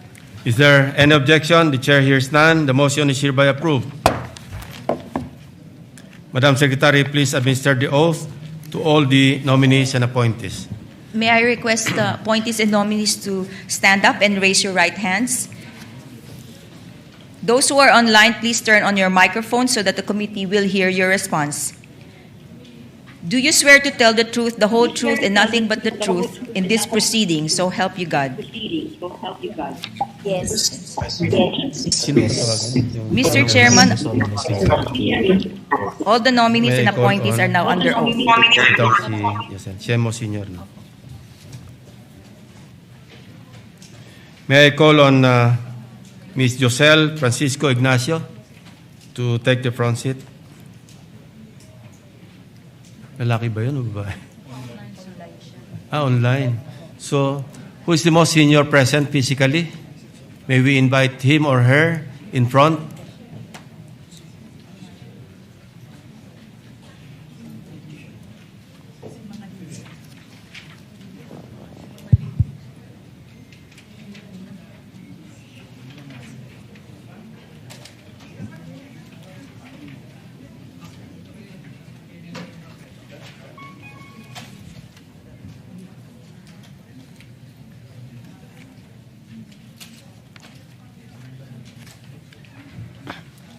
Kindly identify yourself. Thank you, Mr. Chair. Your Honors, my name is My name is Noel M. Novicio, currently the Philippine Ambassador to the Republic of Fiji. Your Honors, Mr. Chair, may I first express my sincerest gratitude to the President, His Excellency Ferdinand R. Marcos Jr., for appointing me last year as the first resident ambassador of the Philippines to the Republic of Fiji, which the Commission on Appointments approved last year in September. I would like also to express my sincerest thanks to the Secretary of Foreign Affairs, Maria Teresa Lazaro, for nominating me to the President as ambassador and for her trust and confidence in me. My appointment as ambassador remains one of the highest honors that I had received as a Foreign Service officer. Your Honors, with concurrence of this august body, as the first resident ambassador of the Philippines to the Republic of Fiji, I have the honor to inform you that we had established the Philippine Embassy in Fiji last January. Your Honors, with concurrence of this august body, my jurisdiction as ambassador will be expanded to include the following 6 countries in the Pacific: Republic of Nauru, the Kingdom of Tonga, the Independent State of Samoa, Vanuatu, Tuvalu, and Kiribati. As mandated by the President and the Secretary of Foreign Affairs, my priorities as ambassador will include the following: promote and protect the rights and welfare of our growing Filipino community in the Pacific under my jurisdiction. Your Honors, I'm very pleased to inform you that we have at least 2,300 Filipinos working and living in the 7 countries under my jurisdiction. Promote and strengthen our bilateral partnerships with the 7 countries and enhance our engagement with the Pacific Islands Forum, the main intergovernmental organization in the Pacific. And third, explore other areas of cooperation, including on labor mobility, technical cooperation, capacity building, agriculture, connectivity, and people-to-people exchanges. Thank you, Mr. Chair. Thank you, Your Honors. Are there any members of this committee who wish to propound questions to any of the nominees or appointees? Kindly. Congressman Marcy Teodoro, you're recognized. Wala pa motion eh. Maraming salamat po, Mr. Chairman. Simply, I would like to manifest my support to all our Foreign Service officers who are present here today and awaiting confirmation. Pero gusto ko po sanang banggitin na meron pong nominee ngayon nang galing po sa aming lungsod at kinagagalak namin at pinagmamalaki. The person of Foreign Service Officer Sheila Marie Gonzalo Andales and Foreign Service Officer Elizabeth Picar Ramos. Gusto ko lang pong ipahayag ang aking pagsuporta po for the nomination and confirmation of these 2 nominees, Mr. Chairman. Are you actually making an omnibus motion to recommend them to the plenary, Congressman Marcy? All of the nominees, Mr. Chairman. Yes, Mr. Chairman, absolutely. I would like to make an omnibus motion to recommend the nomination and eventual confirmation of all the career service officers present today and appearing before this commission, Mr. Chairman. I so move, Mr. Chairman. Congresswoman Lani Mercado is recognized. Salamat, Mr. Chair. I would like to manifest also my support to our nominees and appointees from the DFA, especially those from the province of Cavite. It is always a source of pride to see fellow Caviteños entrusted with important responsibilities in the Department of Foreign Affairs. They are Brian Jess T. Baguio, Career Minister, resident of General Trias, Cavite. If they are present, kindly rise. Benjamin A. Celidio Jr., Foreign Service Officer Class 1, resident of General Trias, Cavite. Brian Dexter B. Lao, Chief of Mission Class 2, resident of Bacoor City. Noel M. Novicio, of course, who is in front. Chief of Mission Class 2 from Silang, Cavite. Mary Joy B. Ramirez, Career Minister, born in Cavite City, resident of Imus, Cavite. And Francis Ramon B. Torres, Foreign Service Officer, Class 2, a true-blooded Bacoreño, born and still resides in Bacoor City. I am confident that they will continue to serve with integrity and professionalism and excellence wherever their assignments may be. And I therefore also endorse all our appointees to be confirmed this afternoon. Maraming salamat po, Mr. Chair. Another member? Mr. Chair. Yes. Are you also manifesting? Yes, Mr. Chair. On behalf of the minority. From Isabela? No. On behalf of the minority, Mr. Chair, we support the motion and interpose no objection for their confirmation later. Yeah, Thank you. from the chair, just a matter of disclosure. One of those recommended for promotion, Rapunzel Acop, is the daughter of a Philippine Military Academy classmate, the retired Police Major General Reynaldo Acop, and the nephew of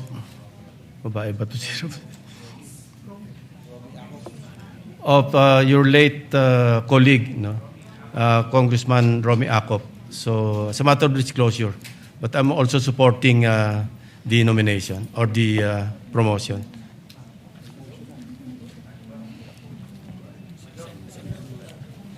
Mr. Chair, I'm Senator Bongos. Senator Bongos is recognized.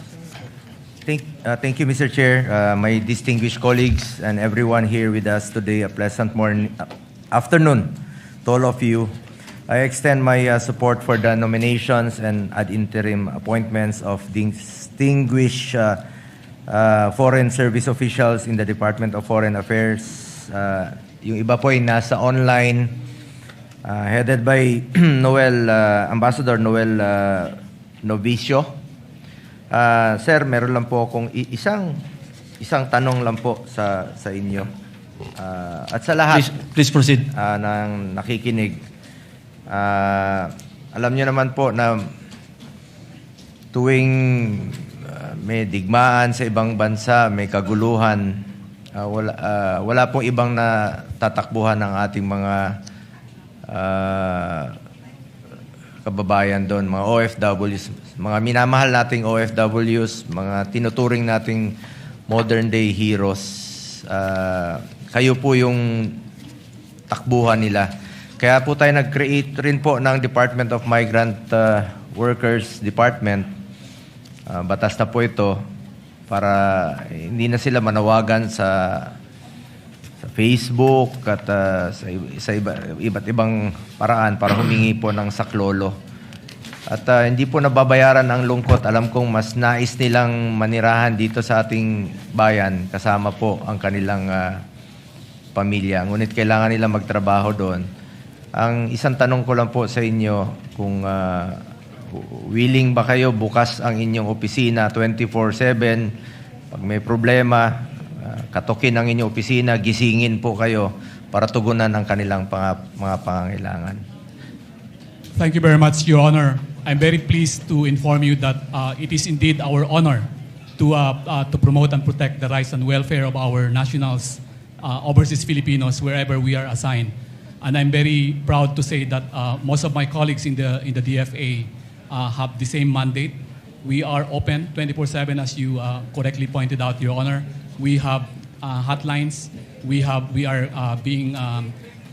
can be reached by social media platforms. That's what we have been doing so far in my jurisdiction so far, Your Honor. So we have that honor to perform that mandate, Your Honor. Thank you.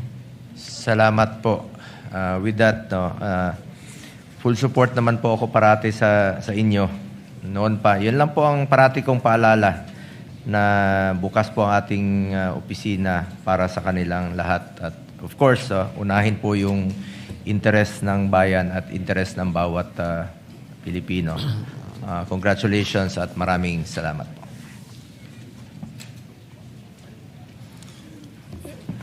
If there are no more inquiries or clarifications from the members, the majority leader is recognized. Senator Risa Ontiveros is recognized. Sorry.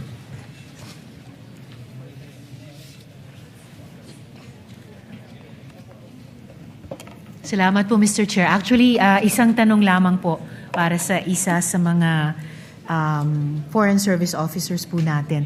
Pero bago po noon, gusto ko rin pong kilalanin na isa po sa kinoconsider nating appointments, nomination, at buong loob ko rin pong sinusuportahan ay kay kasalukuyang Consul General Senen Mangalile sa New York, who very kindly took care of me when I had some official trips there kasama ng mga Filipino-American na kababayan natin. At siya po ay nominated ngayon po para sa ambassador sa Kingdom of Cambodia. Isang tanong na lamang po, Mr. Chair,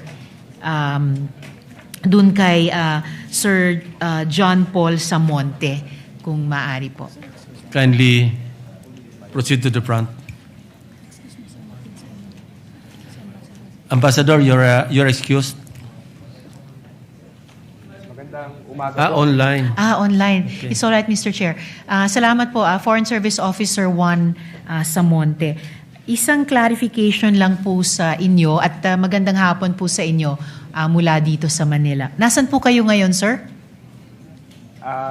Madam Senator, I'm in Barcelona, Spain. Barcelona. All right, sir. Yung tanong ko po, ayon dito sa information na nabasa po namin, noong 2017 na admonish po kayo for your alleged failure to supervise a subordinate who was involved in the illegal issuance of Philippine Hajj passports to 177 Indonesians. Pwede nyo lang po bang bigyan ng linaw ito sa aming komite? Para din kung malinaw na, at least it can form part of the record at hindi na muling kailangan itanong sa inyo, Mr. Chair. Apo. Salamat po, Madam Senator, for the opportunity to clarify the matter. Ako po, ang una ko pong trabaho sa Department of Foreign Affairs ay Principal Assistant sa Passport Division sa Office of Consular Affairs. Nung panahon po na yon, 2015, alam din po ng lahat na nagpalit po tayo ng passport system. Sa ilalim po ng aming opisina, meron pong 300 po mahigit, more or less, na mga empleyado. At nung bandang huli po ay napag-alaman po namin na meron isa sa kanila na meron na po nagawa. Kami po ay na-clear naman sa lahat po ng mga proceedings at napatunayan din po na wala po tayong kinalaman po sa pagka-issue ng passport. So mas tinanong po kayo, Sir Samonte, dahil sa prinsipyo ng command responsibility, was that it po? Dahil subordinate nyo po yung naging involved Yes. di umano dito? Yes? Yes, ma'am. Ako po yung principal assistant, the sole principal assistant for the passport division at that time po. So sir, at least lastly, for the record, nagkaroon po ba ng recurrence ng ganyang illegal issuance ng Hajj passports, whether to Indonesians again or any other nationals from other countries? Madam Senator, at the time na po nahuli po yung mga Indonesian, ako po mismo ang pumunta sa airport para po makita kung ano po ang nangyari. Dahil nga po, kami po yung nagulat na may ganun po pala. Nung araw din po na yun ay pinatigil ng DFA ang pag-i-issue ng mga Hajj passport at pinaigting po namin yung mga requirements para siguraduhin po na hindi po mangyari po muli. And therefore, sir, tamang hindi na po nangyari muli iyon? Sa pagkakaalam ko po, Madam Senator, awa po ng Diyos. Alright, salamat po, FSO 1 Samonte. Maraming salamat po, Mr. Chair. Thank you, Senator Risa. Majority Leader. Mr. Chair, I'd like to reiterate the motion of Congressman Marci Teodoro earlier that the committee recommend to the plenary for the commission to give its consent to the nominations and to confirm the ad interim appointments of the 85 DFA officials as listed in the agenda. So move, Mr. Chair. There's a motion to recommend to the plenary for the commission to give its consent to the nominations and to confirm the ad interim appointments of 85 DFA officials as listed in the agenda. Is there any objection?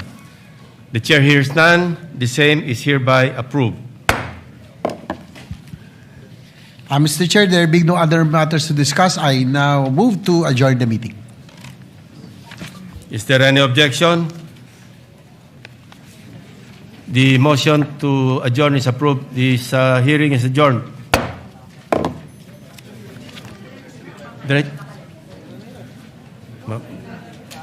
Tanong natin sila.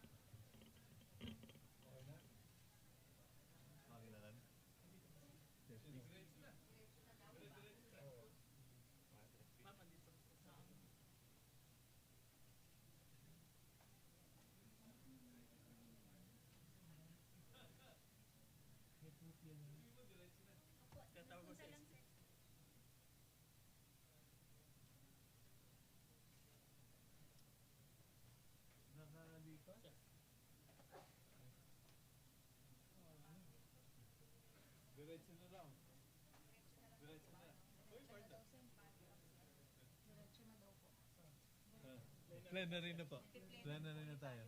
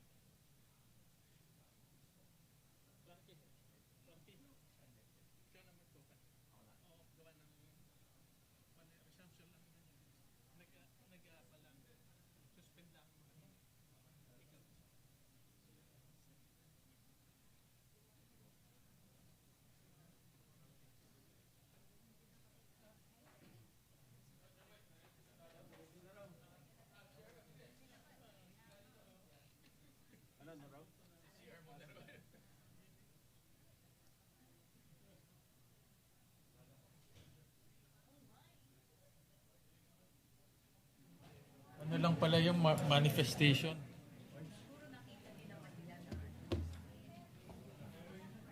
Sabi niya, hindi naman siya mag-object.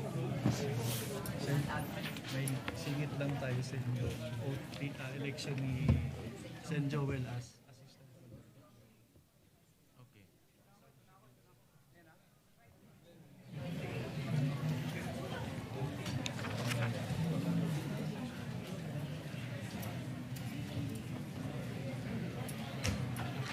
Tapos po si Sen Joel sa Mag-host siya.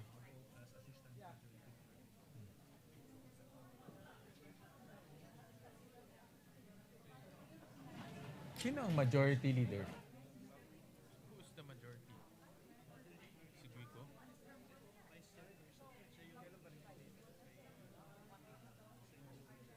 But who is the majority leader?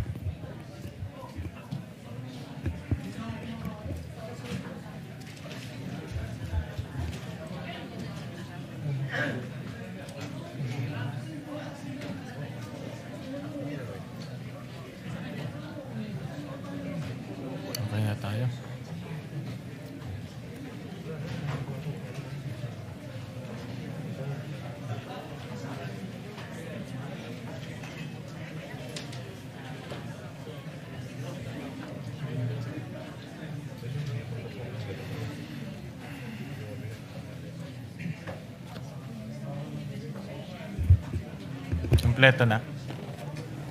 Kompleto na.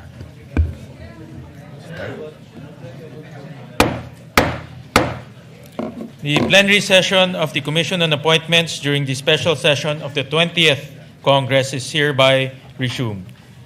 Vice Chair Guico.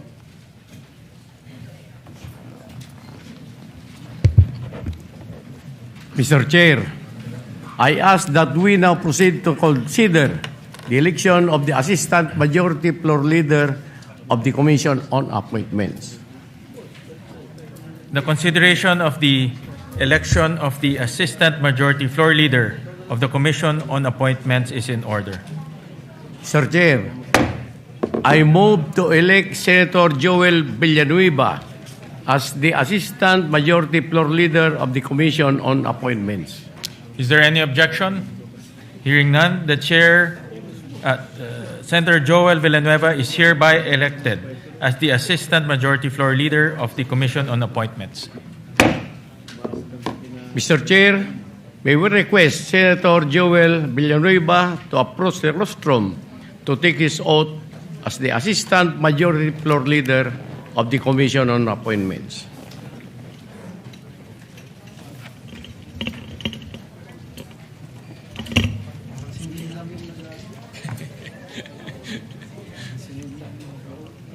Dapat may bonus to.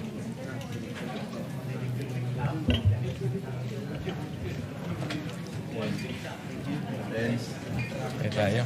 All right. Oath of office, please raise your right hand. I state your name. I, Joel Villanueva, Of state your address. of Bukawe, Bulacan, Having nominated and elected to the position, state your position.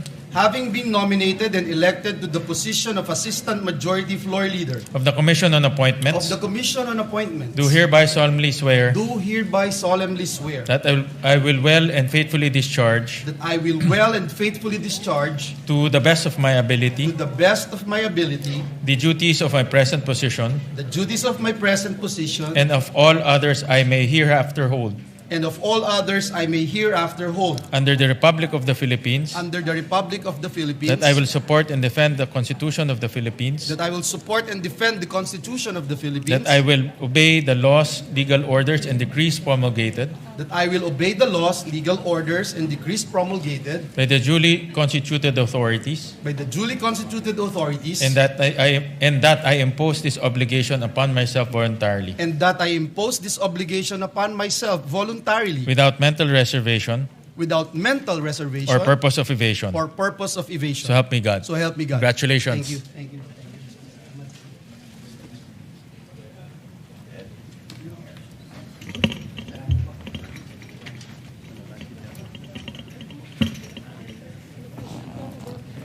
Majority Floor Leader.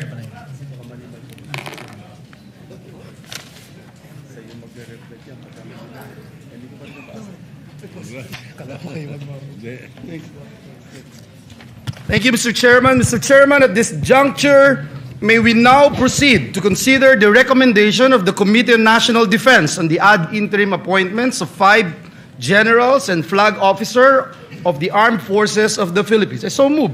Is there any objection? Hearing none, the consideration of the recommendation of the Committee on National Defense is in order. Mr. Chairman, I move that we recognize the chairperson of the Committee on National Defense, Representative Jose Joboy Aquino II. So moved. Representative Joboy Aquino II is hereby recognized. Thank you,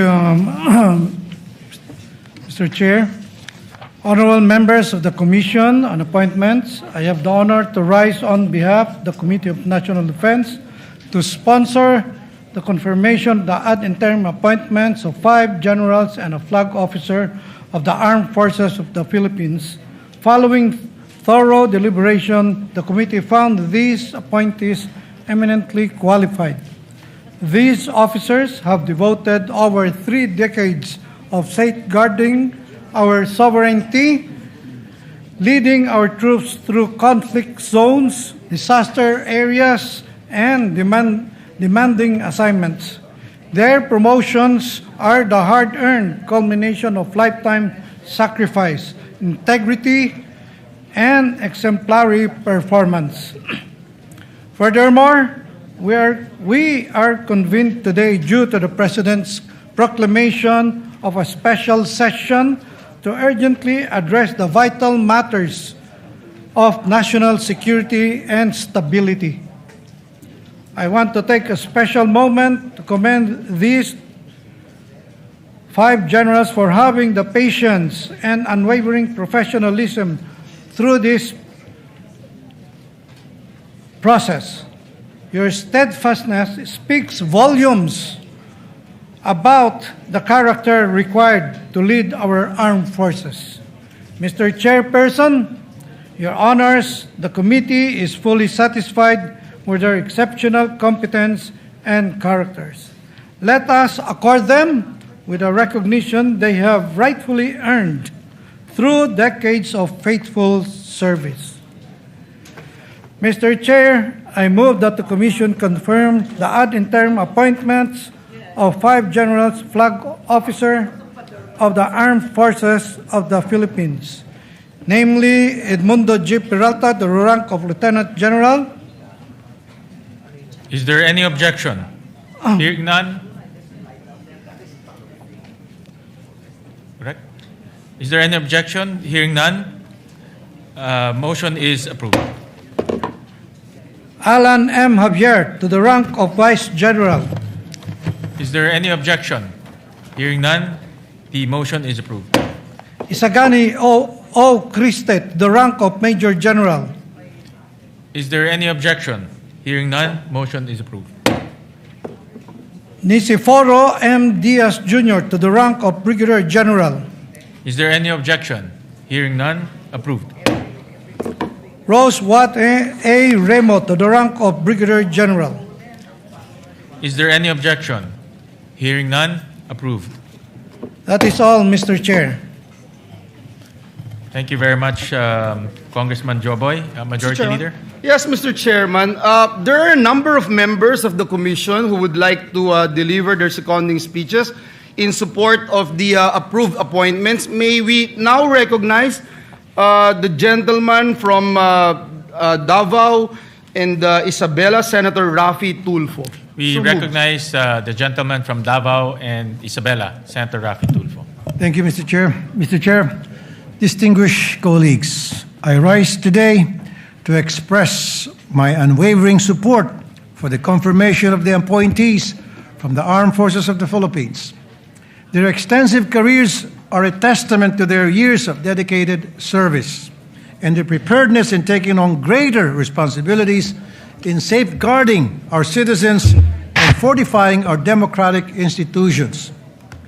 As these men in uniform step into their new roles, I urge them to adhere resolutely to their core mandate to defend our national sovereignty, uphold our territorial integrity, to protect our people from injustice, abuses, and other human rights violations, and to provide vital support in times of natural disasters and calamities. It is imperative that they exercise their authority with the utmost respect for the rule of law and ensure that power is never misused for personal benefit, particularly at the expense of our most vulnerable communities. These essential duties underscore the deep trust that Filipino people bestow upon them as they don the uniform. Their impressive leadership records inspire confidence that they will serve with competence, integrity, and honor, embodying the values we cherish as a nation. Mr. Chairman, with these sentiments, I respectfully offer my full support for the confirmation and congratulations to Lieutenant General Edmundo G. Peralta, Vice Admiral Alan M. Javier, Major General Isagani O. Christie, Brigadier General Niceforo M. Diaz Jr., and Brigadier General Rosemawat A. Remo. Mabuhay po kayo. And thank you, Mr. Chair.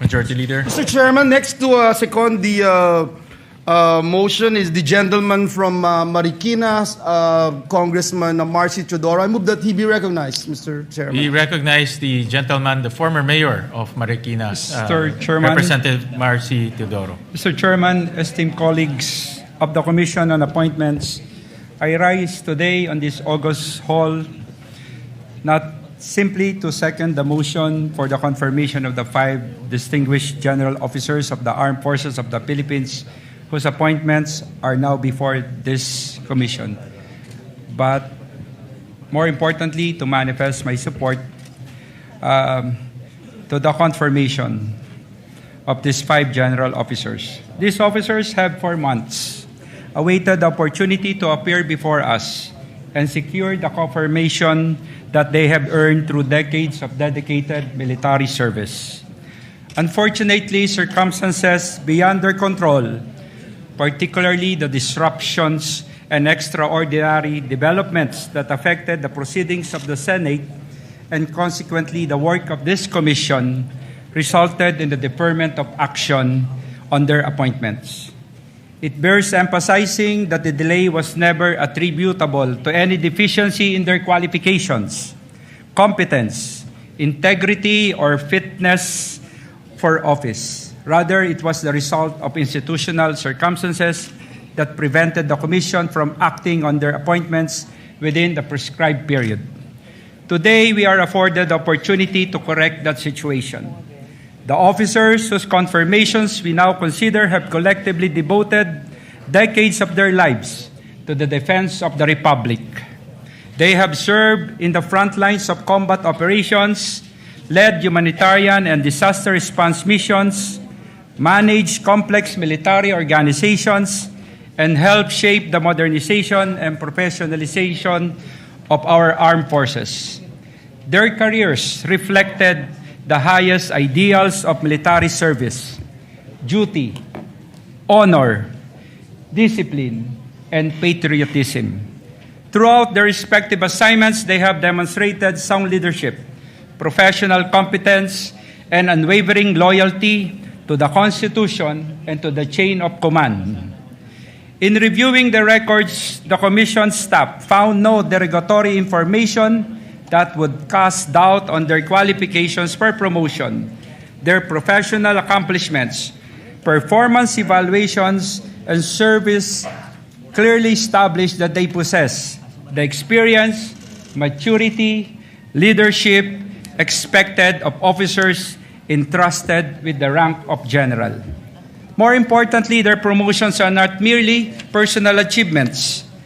They are an affirmation of the merit-based promotion system within the armed forces and a recognition of the sacrifices made not only by these officers, but also, more importantly, by their families who have stood beside them throughout the years of service to the nation.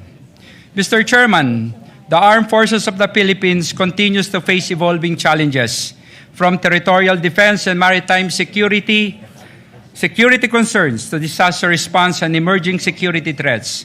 At a time when our military institutions require experienced and capable leaders, it is imperative that deserving officers receive the confirmation necessary to fully discharge the responsibilities of their offices.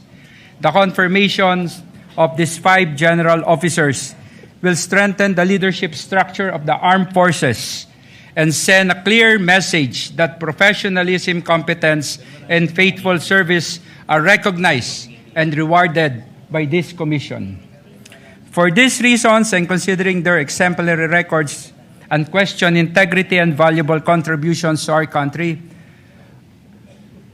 I respectfully manifest my support, my full support, for the confirmation of the appointments of these 5 general officers. Let us finally give them the confirmation that circumstances previously denied them, but which their service to the Republic has long deserved. Mabuhay po kayo. Maraming salamat po, Mr. Chairman. Thank you very much, Congressman Marcy.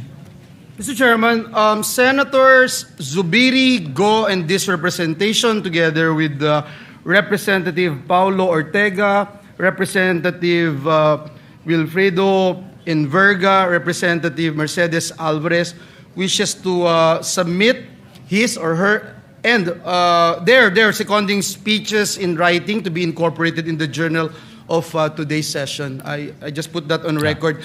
So recorded. Mr. Chairman, the Vice Chairperson of this commission, Congressman Ramon Gico Jr., wanted to be recognized. I move that he be recognized, Mr. We recognize the Vice Chairperson, Good Congressman afternoon, Guico. Mr. Chair, esteemed colleagues.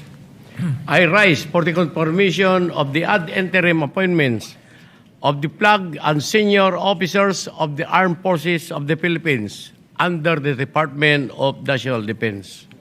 Their years of service and proven competence in their respective fields demonstrate the professionalism and dedication required of those entrusted with leadership in the armed forces. In light of their qualifications, I second the motion confirming the ad interim appointments of the flag and senior officers of the armed forces of the Philippines under the Department of National Defense. Thank you and mabuhay po kayo. Thank you very much, Congressman Guico. Mr. Chairman, last but not the least, may we recognize the Assistant Minority Leader of this commission, no other than the gentleman from Isabela, Representative Tony Pet Albano. I move that he be recognized. We recognize the gentleman from Isabela, Congressman Tony Pet Albano. Thank you, Mr. Chair. Mr. Chair, Your Honors, on the part of the minority, we place on record our full and unequivocal support for the confirmation of the 5 generals and flag officers of the Armed Forces of the Philippines, whose appointments are now under consideration. These officers have rendered long and distinguished service to our nation, and as such, the minority supports the favorable confirmation of their appointments and commends their dedication and sacrifices in service to the Filipino people. Mr. Chair, on the part of the minority and the Filipino people that we represent, we interpose no objection to their confirmation and so move, Mr. Chair. Thank you. Thank you very much, Congressman Tony Pet. Majority Leader. Yes, Mr. Chairman. May we now proceed to consider the recommendation of the Committee on Foreign Affairs on the nominations and ad interim appointments of 85 officials in the Department of Foreign Affairs. I so move, Mr. Chairman. Is there any objection? Hearing none, the motion is approved. Mr. Chairman, before we recognize the chairperson of the Committee on Foreign Affairs, may I respectfully move that the letter dated 16 of June 2026 from Assistant Secretary Marford M. Angeles of the Human Resources Management Office, Department of Foreign Affairs, requesting the waiver of personal appearances of 63 officials in the department for the reasons therein stated be approved. Is there any objection? Hearing none, the motion is approved. Thank you, Mr. Chairman. I now move that we recognize the chairperson of the Committee on Foreign Affairs, Senator Panfilo M. Lacson. I so move, Mr. Chairman. We recognize the gentleman from Cavite, Senator Panfilo Lacson.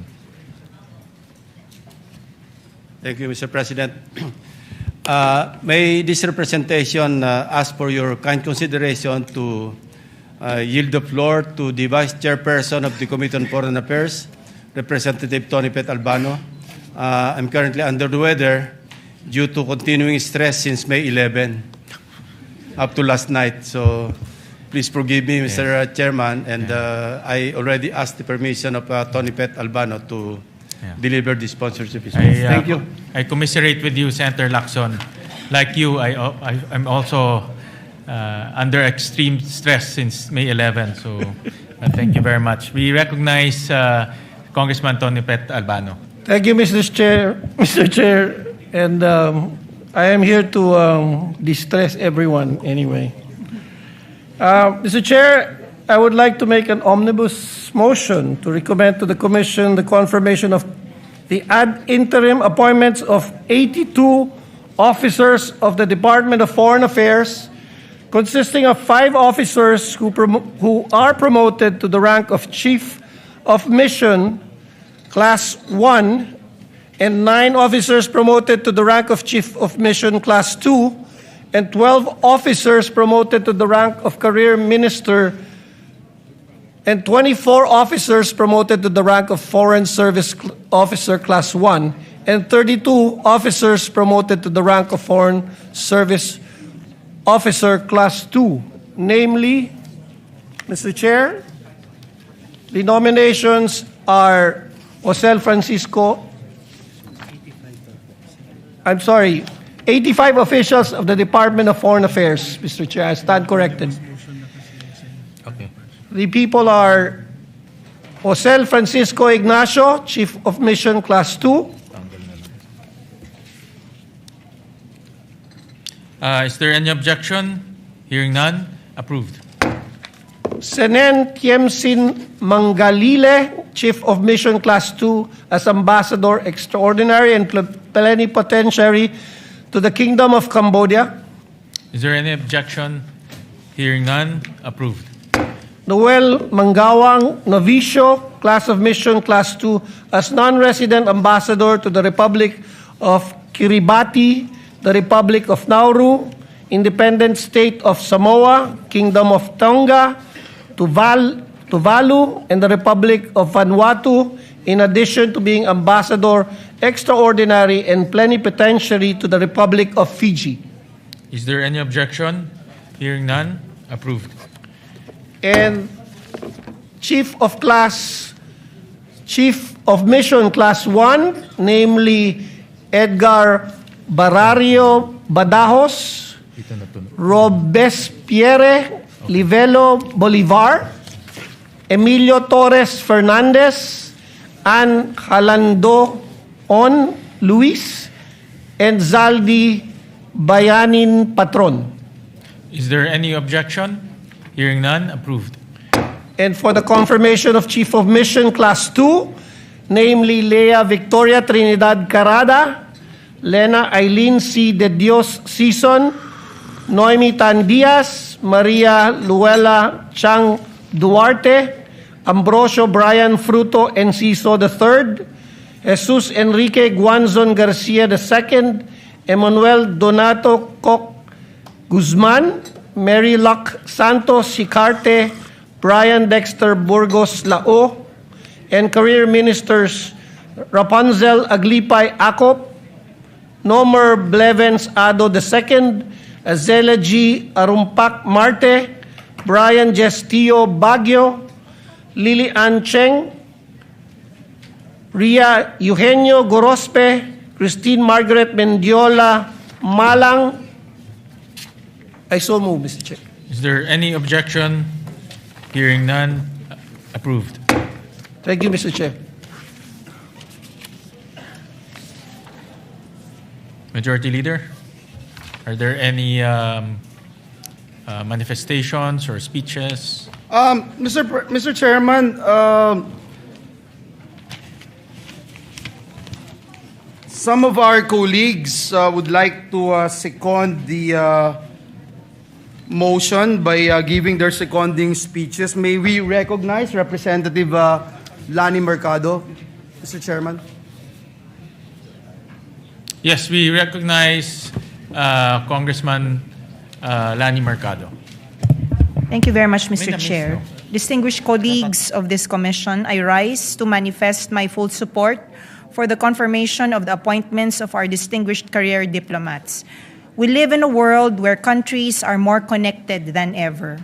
What happens in one part of the world can quickly affect the lives of Filipinos here at home. The recent global oil crisis reminds us that events beyond our borders can influence the prices we pay, the cost of transportation, and the everyday lives of our people. This is why the work of our diplomats is so important.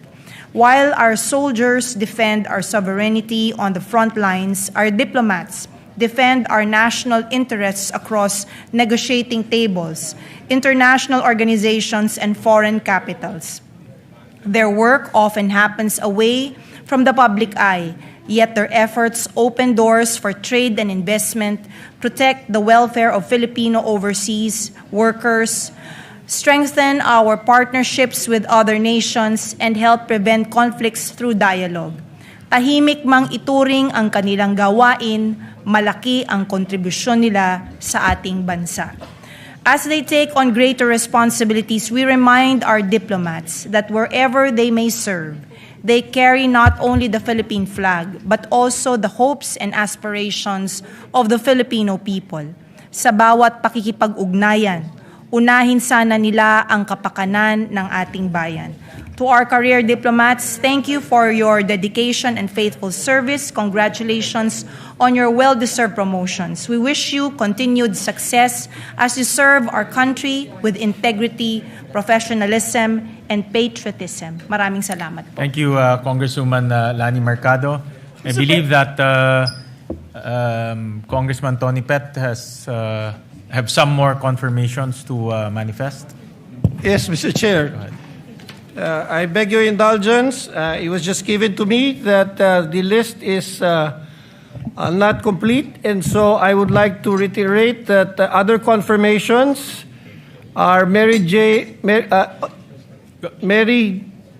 Balecer Ramirez, Annalyn De Leon Ratonel, Joylyn Espinosa Santos, Rodney Sumage, Rogelio Villanueva Jr., in the Foreign Service Officer Class 1, Milen Acosta, Catherine Alpay, Jacqueline Arquisa, Mark Penigno, Marian Bringas, Christiansen Cabahug, Benjamin Celedio, Jonathan Chua, Stephanie Cruz, Jonel Domingo, Von Ryan Ferreira, Jan Gomez, Ana Marie Guerra, Charlson Hermosura, Anwar Ito, Elaine Laruan Hernandez, Andrea Lazaro, Lemuel Lopez, Nadine Morales, Jet Olfato, Elizabeth Ramos, Judy Razon, Noel Rodriguez, John Paul Tapia Somonte, Foreign Service Officer Class 2, Filonila Arguelles, Bien Alfaro, Sheila Andales, Bea Antonio, Jorge Arjona, Jeremiah Atento, Jeffrey Batak, Ana Briones, Lizelle Kaasi, Miko Kabatingan, Roel Kasaklang, Christy Conta, Paulo Ebora, Jackie Lugan, Ligano, Emily Garcia, Maria Guarano, Hannah Go, Ramona Jose Bulicer, Aaron Lozada, Maria Lia Magtibay, Jose Angelo Manuel, Louis Merced, Jose Mastajo, Reisha Olivario, Jacqueline Limong, Rosa Pareja, Liza Cuarteros, Mary Quintos, Francis Torres, Maria Flordeliza Tuiza, Marisa Rosauro Rinkler. I submit, Mr. Chair, the additional nominees for confirmation in this nomination. Is there any objection? Hearing none, approved.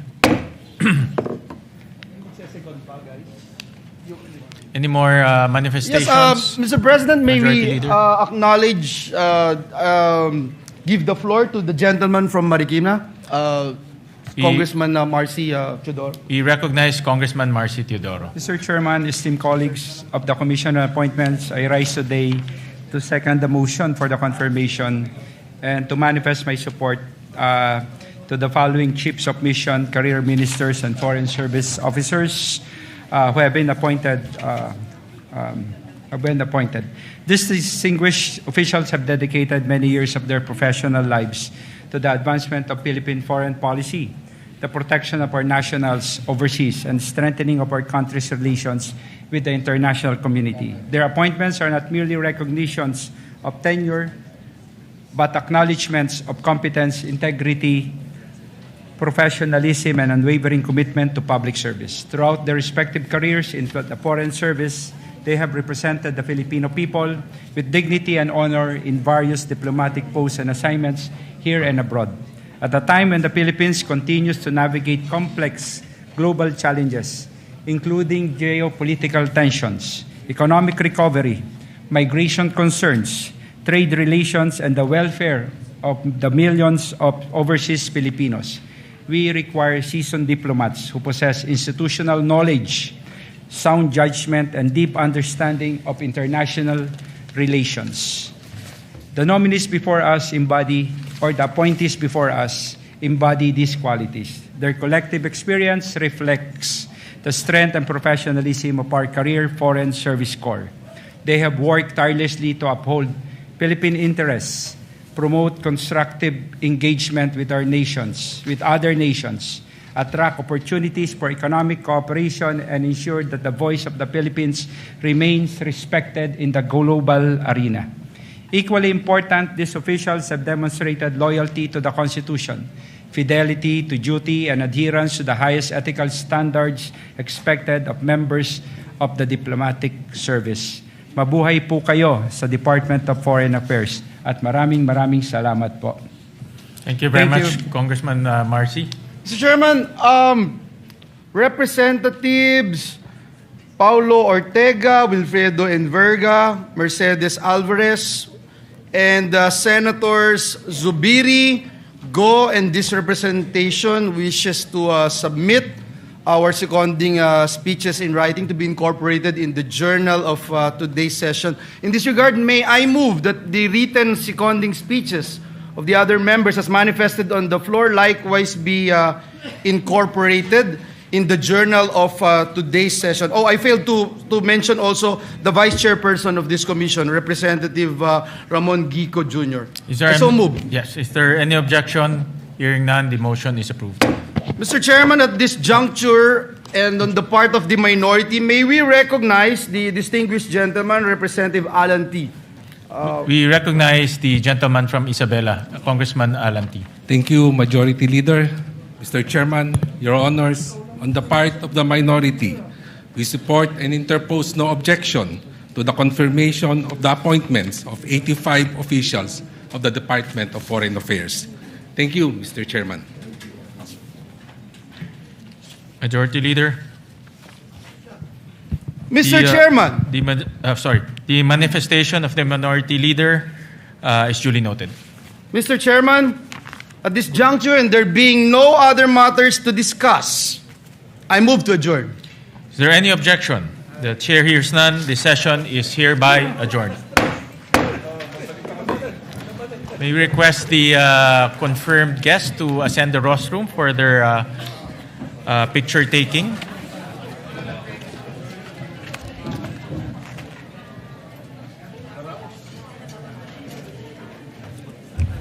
Muntik na tayong nagka-problema. Mayra. Muntik na tayo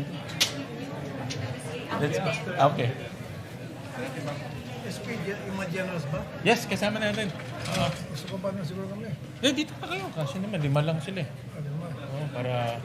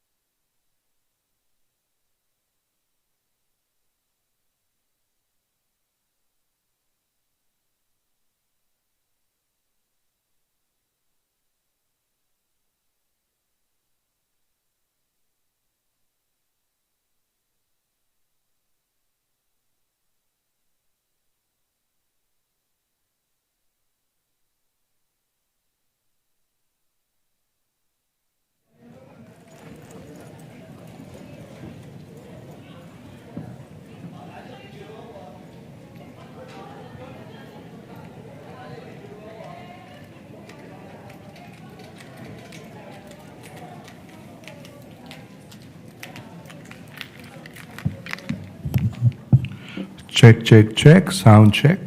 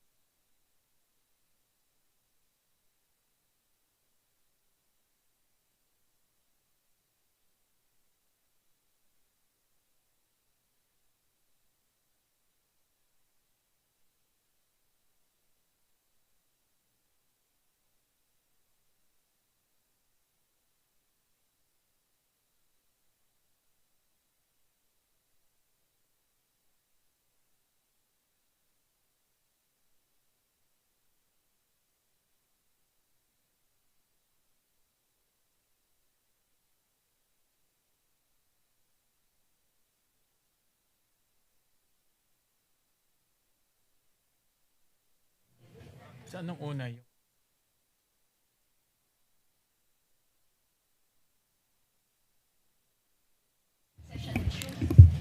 Session resumed. Thank you very much, Mr. President.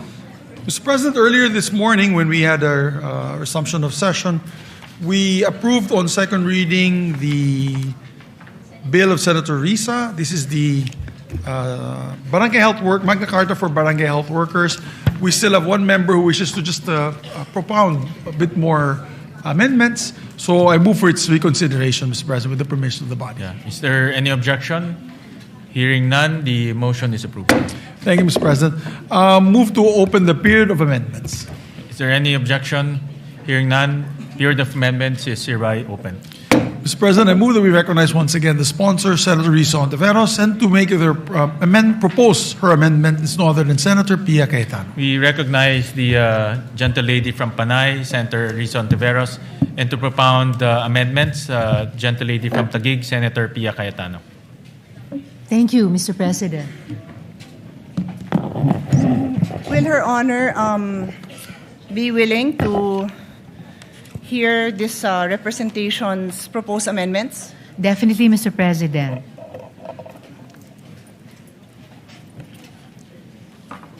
Thank you, Mr. President, because earlier this morning, Her Honor put on record that no amendments were submitted. None may have been submitted, but our name is on the list to propound amendments. So thank you to the Majority Floor Leader who was gracious enough to allow us to still propose our amendments. You're welcome, Mr. President. I made a No, record I earlier that thank there the were... Majority Floor Leader, not Her Honor, because Her Honor closed the period of amendments despite our name being there.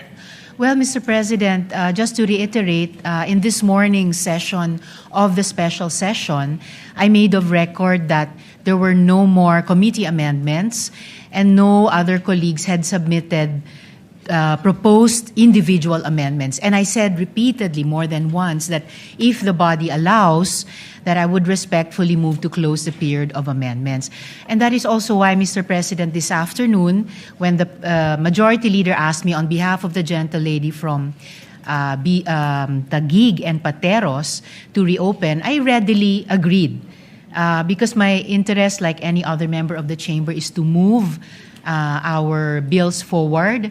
And if this afternoon the gentle lady is desirous to present the amendments, then by all means, I gave way to the reconsideration, Mr. Thank President. you. I'll just remind the body that the practice is usually staff to coordinate if there's a name on the list, because sometimes the person who made the reservation would waive their right, and that's quite common, or sometimes they would submit their amendments, or sometimes they would ask for a later time. So on that note, I'm ready to proceed.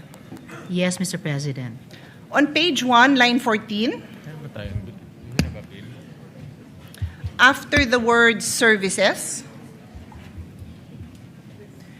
delete the period and add a comma, then insert the phrase, thereby advancing the Philippines' commitment under the United Nations 2013 Agenda for Sustainable Development, parenthesis, SDG, close parenthesis, particularly SDG 1, parenthesis, no poverty, close parenthesis, SDG 3, parenthesis, good health and well-being, close parenthesis, and SDG 10, parenthesis, reduce inequalities, close parenthesis. We submit, Mr. President. Mr. President, that sounds very all right, and in principle, I'm ready to accept that. May I just request, I don't have a copy of the proposed amendments, so I can be guided in accepting these proposed amendments, Mr. President. If the staff of the gentle lady could also provide my staff a copy so we can be guided, Mr. President. Maybe request the staff of Senator Pia to, there's a guide so Senator Risa can follow the amendments. Or we can just flash it. Maybe we Yes, can, thank you, Mr. yeah, President. if we have something that we can I flash. think it would be best to flash so everyone can follow. Yeah.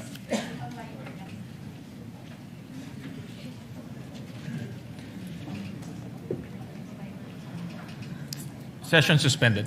Thank you, Mr. President.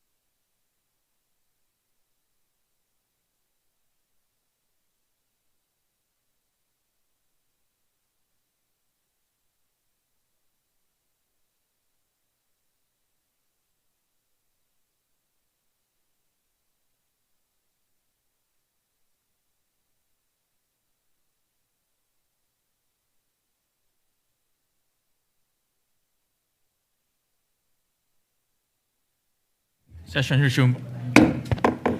Actually, Mr. President, these are very simple, straightforward amendments, so we don't have a ready copy to share. But I can read, in the interest of moving it along, I can read the amendments, and Her Honor can check it. If there's any issue with it later on, then in the same way that we reopen, Her Honor can check. Because honestly, they're very straightforward. They're just principles which, knowing how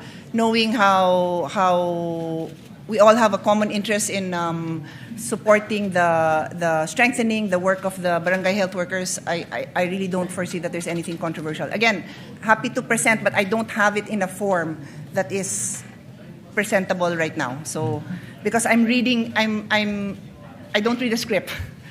I look at the bill and then I read my amendments. That's all I have. It's already there. Okay. flashed. So maybe as we go line by line, there will be time to prepare it. Okay.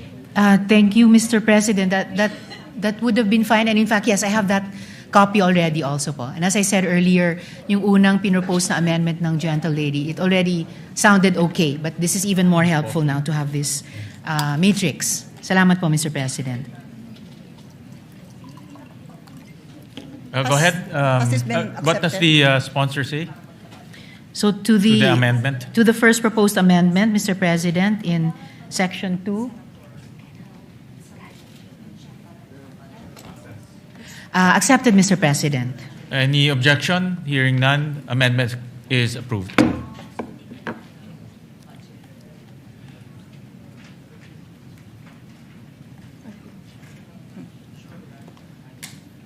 Next amendment, Mr. President, is on page 2, line 3. After the word development, insert the sentence. The state further recognizes that BHWs are critical drivers in achieving the SDGs, as they serve as the primary health safety net for the most vulnerable, marginalized, and far-flung communities. We submit, Mr. President. Accepted, Mr. President. Any objection? Hearing none, amendment is approved.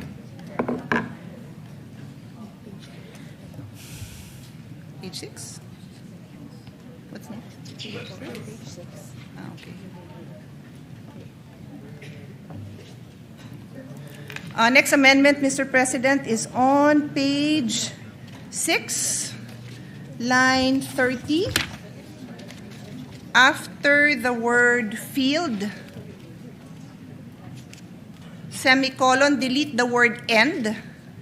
And still on the same page, line 32, after the word development, period, delete the period and replace it with a semicolon and add the word end after the semicolon. And after letter E, add a new letter F, providing technical support for the use of digital health tools and telehealth platforms in the performance of their duties. We submit, Mr. President. Sorry, Mr. President. I'm following the matrix. What section is that in? I think section 11. Yes, Mr. President, sorry. I see it in section 11. Letter D. Yes po. So after the words and professional development. Yes. Yes. That Accepted. is correct. Accepted, Mr. President. Any objection? Hearing none, amendment is carried. Meron pa? Our next amendment is on page 8, line 27. Delete the word end, and on the same page on line 31, after the word duties, delete the period and replace it with a semicolon and then add the word end and add a new number 3, which shall read, psychosocial support and mental health services, recognizing the emotional, psychological, and physical demands inherent in frontline community health service. The DOH, in coordination with concerned LGUs, shall ensure that all registered BHWs, whether volunteer or employed, have access to psychosocial support and mental health services appropriate to their role and circumstances, which shall be in accordance with Republic Act number 11036, otherwise known as the Mental Health Act. We submit, Mr. President. Accepted, Mr. President. Any objection? Hearing none, amendments carried. Thank you, Mr. President. That is all. Thank you, Madam Sponsor. Thank you, gentle lady, and thank you, Mr. President. Thank you. And I've worked with Senator Pia on many education bills.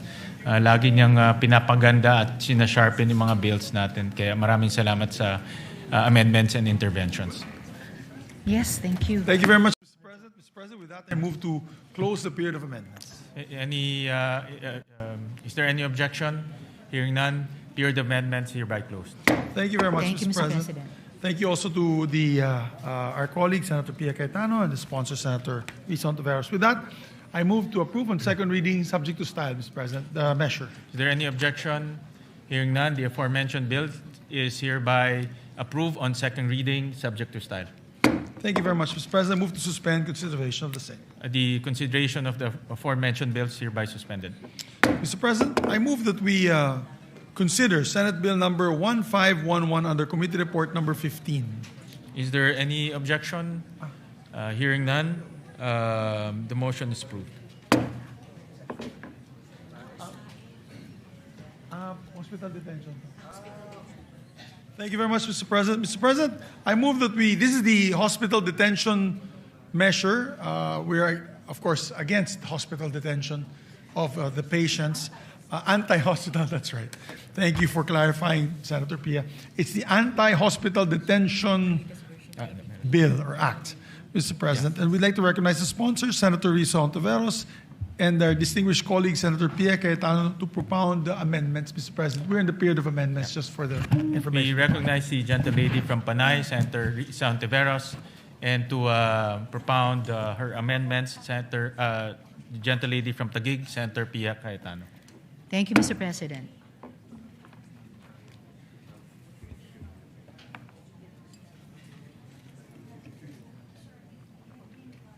Thank you, Mr. President. For the information of the body and to remind the sponsor, when we were in the period of interpellation, this representation agreed that we close the period of interpellation on the condition that we would be able to propound questions during the period of amendment to help us formulate the proper amendments and to also enlighten the body on the issues, because for the record, this bill amends the law that this representation sponsored 15 years ago.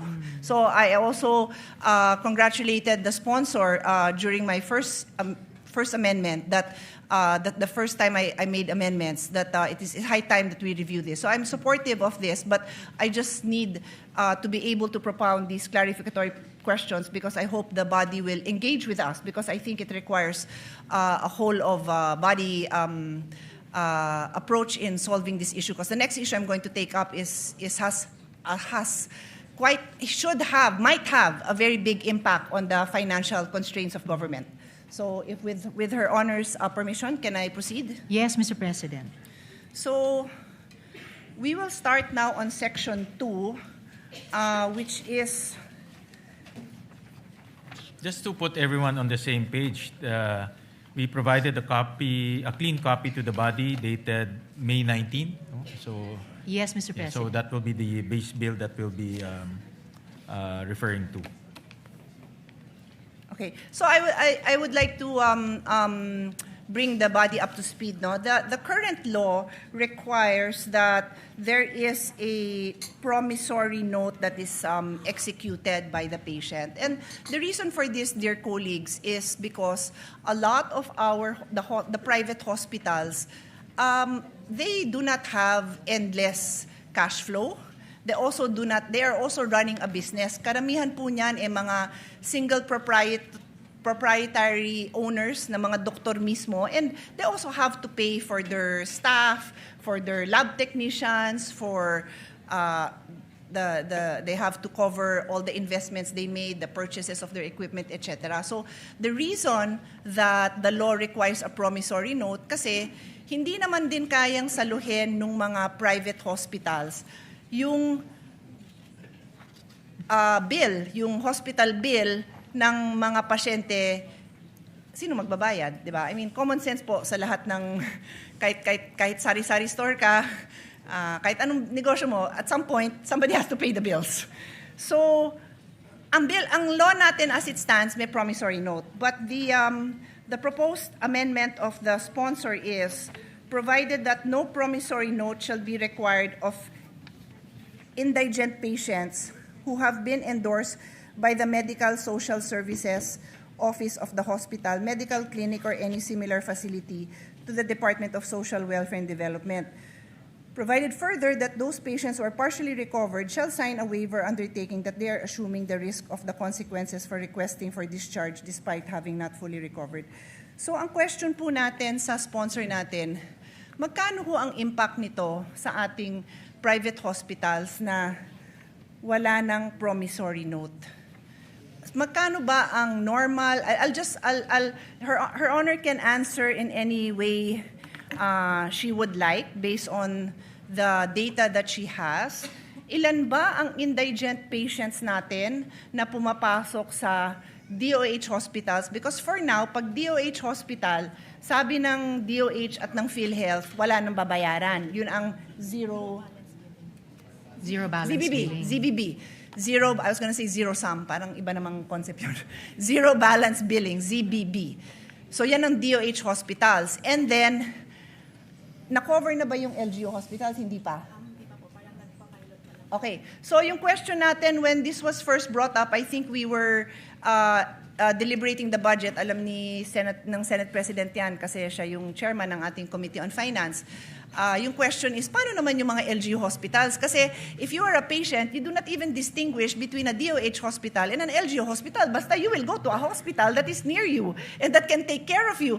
So hirap na hirap yung mga mayor na masabi sa pasyente na, ay hindi ka namin covered kasi hindi kami DOH. LGU din pasyente, ha? They do not understand that distinction because in their mind, this is a public hospital.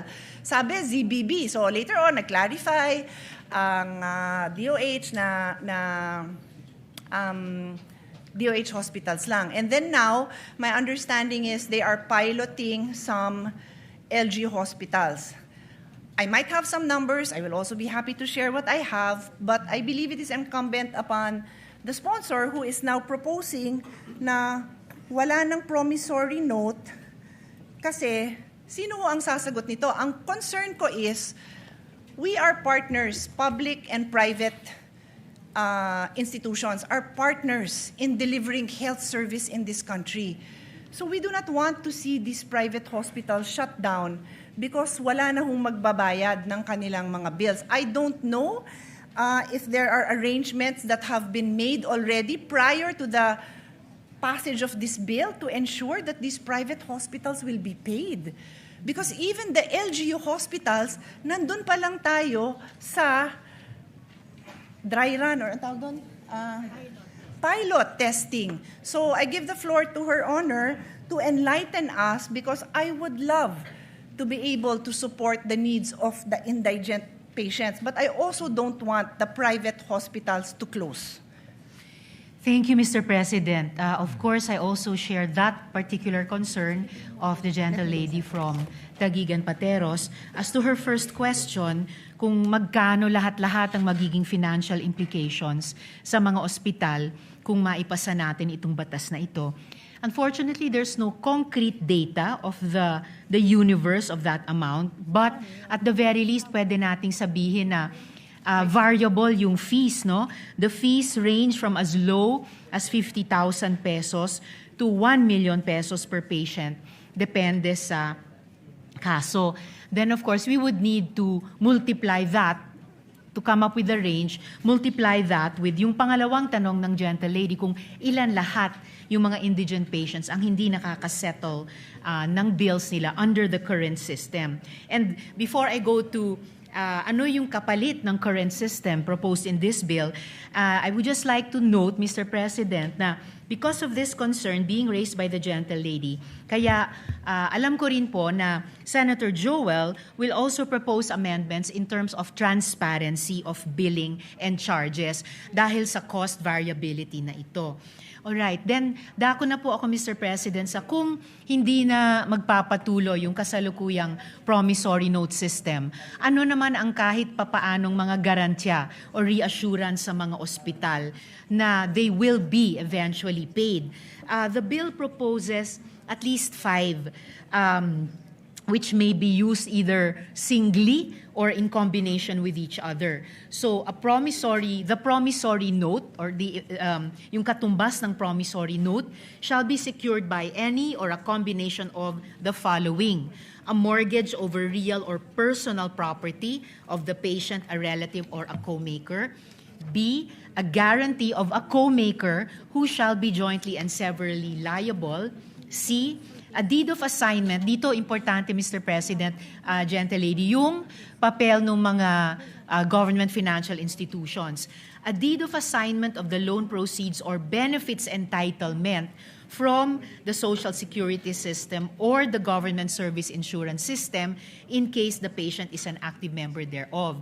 D, a guarantee letter from the Philippine Charity Sweepstakes Office, and in the case nga po of indigent and financially incapacitated patients, a guarantee letter from the Department of Social Welfare and Development or the Department of Health. So, at least in the interim, Mr. President, between when dapat ma-discharge na yung indigent patient kahit may balanse pa siya sa bill and the time na mako-compensate nga yung ospital, ito po yung nakitang mga kapalit na mala promissory note o garansya para sa kanila, Mr. President. Mr. President, perhaps the sponsor can enlighten me because, with all due respect, yung binasa niyo po is Section 2, which states the promissory note shall be secured by any or a combination of the following. Yun ang binasa nyo. So this is, the promissory note will be secured by these items, yung inisa-isa nyo. What you told me is ito yung mga kapalit ng promissory note. Hindi ho yan ang nakasulat sa bill ninyo, Mr. President.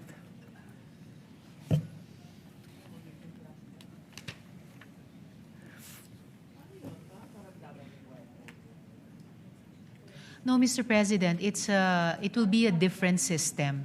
Kung dati the indigent patient and his or her family were on their own to execute a promissory note kahit wala or kulang na kulang ang anumang collateral. Here, there is a promissory note in their name but backed up not by them all by their lonesome, pero itong mga social protection and government financial institutions natin.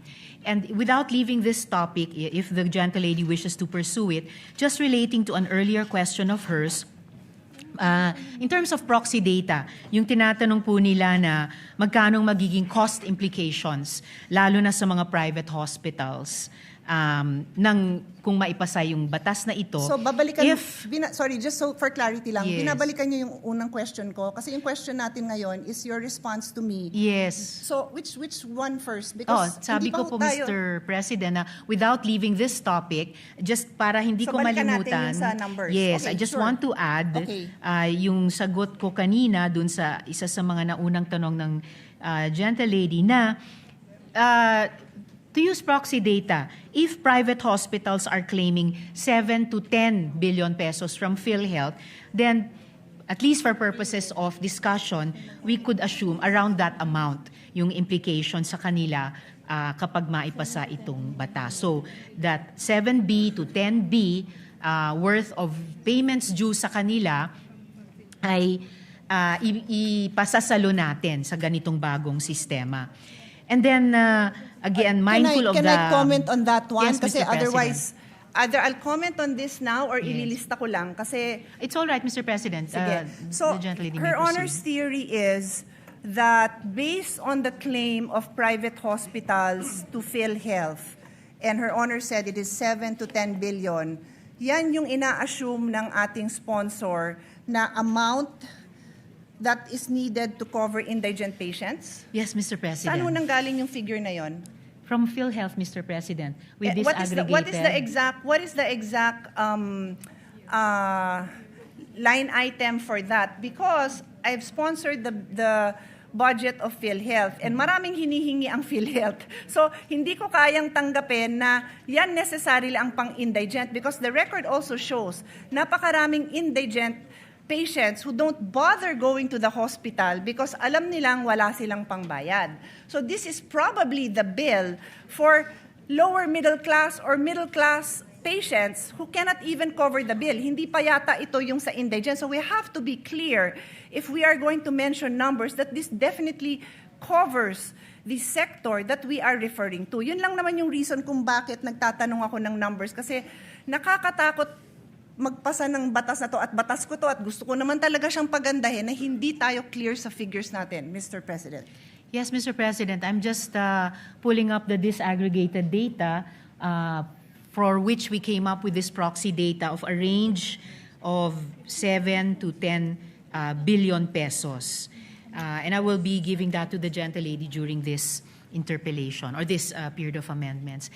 Additionally, Mr. President, before returning to the latest concern of the gentlelady, mindful of the apprehensions and reservations raised by the good senator from Taguig and Pateros regarding the possible cost implications to government, the sponsor wishes to place on record that the provision is anchored on the availability of medical assistance programs of various government agencies as provided under this bill na binanggit ko nga, Mr. President, as well as, of course, the continued implementation of the government's zero balance and no balance billing policies. And in line with this, the sponsor is likewise inclined to accept the proposed amendment of the good senator from Taguig when she proposes it, requiring the Department of Health to establish the criteria for indigency and the requirements necessary to qualify for the said exemption at a later time, Mr. President.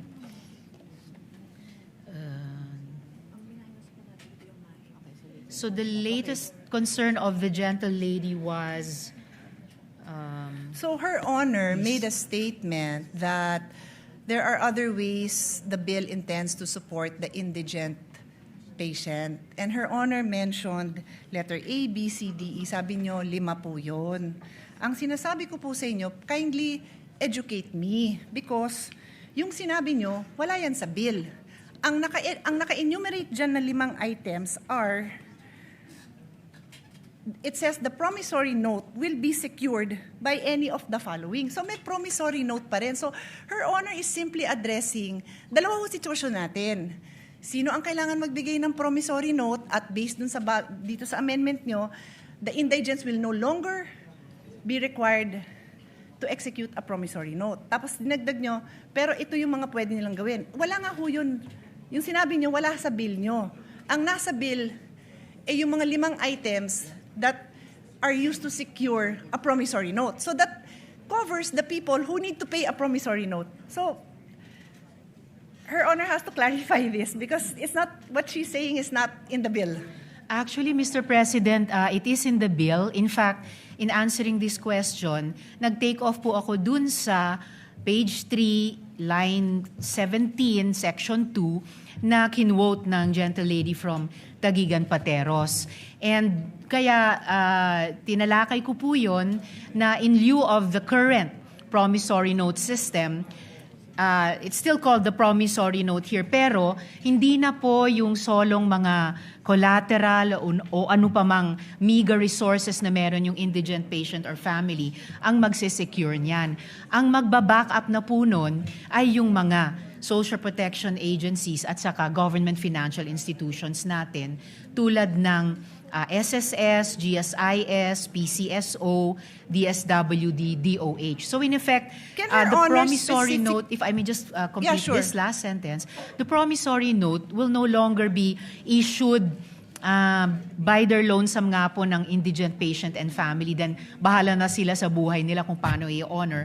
In a way, it will be for the benefit of the hospital na mayroong, hindi yung mahirap na iyon, pero may government institutions na nagsisiguro sa kanila na you will be paid, Mr. President.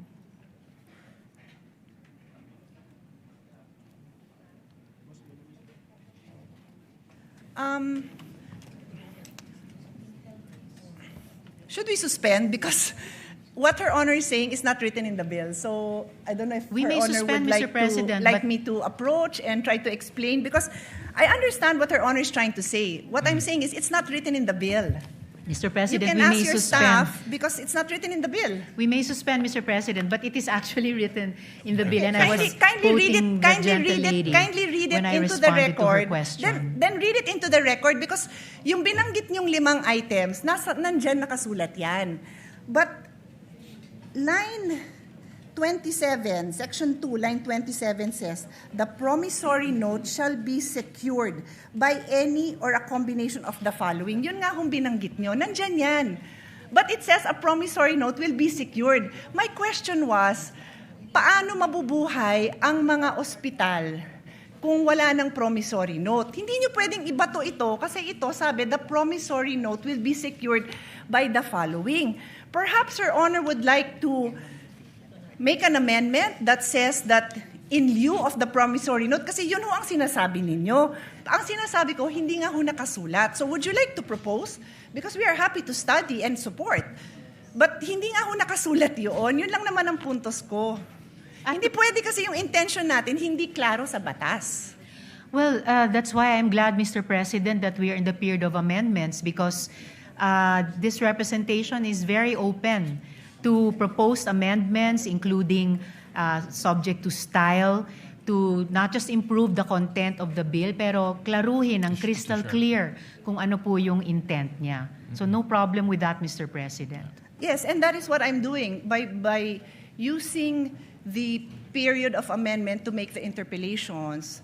I am making it known to the sponsor that what she is saying is not in the bill. So I believe if yun po ang intention ng sponsor, then kayo po ang isulat niyo po yun kasi kayo ang nagsabing yun yung gusto niyong gawin eh. Di kayo po ang magsulat nun. And we will be happy to review it kasi hindi ko po amendment yun. Ako yung nagtatanong kung ano ang gagawin ng ospital kung wala siyang promissory note. So sabi niyo ito. So tinatanong ko saan nakasulat yun. No problem, Mr. President. We can improve this in this very period of amendments. Thank you. Tapos balikan ho natin yung expenses, no? I can suspend and Her Honor can look at her numbers because I will also be presenting numbers. Her Honor also mentioned 50K to 1 million per patient. So does Her Honor intend to, kasi yun yung unang binanggit nyo, so does Her Honor intend to come up with a number based on those, that range of expense that Her Honor mentioned? Kasi kailangan nga natin ng number because we have to find out where will we get this amount to support naman these private hospitals. Otherwise, this is a disaster because ang mangyayari, pipila lang sila sa Malacanang, magmamakaawa sila na wag ipasa to. Sayang naman yung effort natin dahil we all have the same intention. Pagandahin yung health system natin. Wag ma-detain ang mga tao, masuportahan ang mga indigents, but we have to know our numbers before we make this kind of amendments. And one more on that section, so maybe we can take a break so we can work on this section. Before we go on to the one more point of the gentle lady, Mr. President, definitely this is not going to turn out to be a disaster. The whole point of the bill, as the gentle lady herself has said, is to amend and update the original law. And that is why we are in the period of amendment, to further improve it, Mr. President. The only reason I use the word disaster, Mr. President, because time and again, the small private hospitals have practically kneeled down in front of us, begging us for support. So pag pinasa natin to, hindi dahil sa hindi natin kinonsider yung burden sa kanila, then disaster yun para sa kanila. At kung disaster yun para sa kanila, disaster yun sa healthcare system natin because we are partners. Yun lang naman ang sa akin. We are partners, public and private. May mga lugar, and again, the Senate President is listening intently. Thank you because alam nyo din to. There are areas where there are no public hospitals. So, private hospital yung inaasahan mo doon. Tapos, kung yung mga indigent patients, sabi natin, magpapasa tayo, wala nang promissory note. At again, forgive me kung hindi ko lang naiintindihan. Kaya nga sabi ko, please feel free to point it out and educate me kung saan dyan nakalagay. Ano ba yung in lieu of the promissory note na matatanggap ng ospital? Kasi kung wala, mababaon sila sa utang, magsasara sila. And that threat has happened many times. Alam ni Senate President yan. Ilang beses yan hindi lang nag-threaten. Some of them really closed. During the pandemic, they closed because PhilHealth was not fast enough to reimburse them for the expenses that they incurred during the time. Marami hong nagsara. So I'm just banking on experience to ensure that what we pass is a responsible response to this issue. So before I leave Section 2, ang idadagdag ko is, did Her Honor take up during the hearings this possible amendment na lahat ng indigent patients wala ng promissory note? Na-take up po ba yan sa hearing so that you would be able to hear the concerns of the different sectors, including the small private hospitals, the small clinic owners, yung mga lying-in clinic. Maliit lang ang singil niya na pag nanganak ha, I'll try to pull out that number. It's not a huge amount because it's just a lying-in clinic, overnight pag nanganak. So pag indigent, the amendment now is lahat ng indigent patients wala nang babayaran. Wala nang promissory note. Sorry, to be clear, wala nang promissory note. So, was this taken up during the hearing so that marinig natin yung side nila? No, Mr. President. It wasn't taken up to have no promissory notes. The change, Mr. President, was that, as I mentioned earlier, hindi na po mag-isang mag-i-issue ng promissory note ang mahirap kahit sapilitang magkakabit siya ng kakarampot na nga na pagmamayari niya bilang di umanong collateral. Ang magbaback up na po ng promissory note, which is now more a document for the benefit of the hospital, ay ito nga pong mga social protection at saka government financial institutions na binanggit ko po kanina. So, ang ibig niyo, so two things I want to establish. Number one, hindi nyo nga na-take up yan, pero ang impact nito napakalaki sa private hospitals. Wala silang chance na marinig ang side nila kasi hindi yan na-take up during the hearing. Ang sa akin naman po, I understand, no? May liberty naman po tayo mga parliamentarians na ma-take up sa floor ang mga iba-ibang amendment. Naintindihan ko naman po yun. Pero pag napakabigat nung impact, it's either na-take up yan sa hearing or bibigyan natin sila ng time na mabigay din nila yung posisyon nila dito kasi sobrang laki talaga ng impact sa kanila. Please give me the number of private hospitals. 864 private hospitals. There are 864 private hospitals spread out all over the country. And like I said, there are certain areas where there are no public hospitals. So ang tatakbuhan lang ng tao, private hospitals. So kung hindi sila narinig sa hearing, sana man lang marinig din natin yung posisyon nila on this issue. And before, as I said, I leave Section 2. Your Honor if keeps... the gentlelady would allow, Of before we course. move to another No, I'm not leaving yet. point. I have another point on Section 2. If I may just respond to this latest point. I did not say po na hindi inimbita ang mga private hospitals. We did invite them to the hearing. And as far as we can remember, they had no opposition to changing the promissory note system and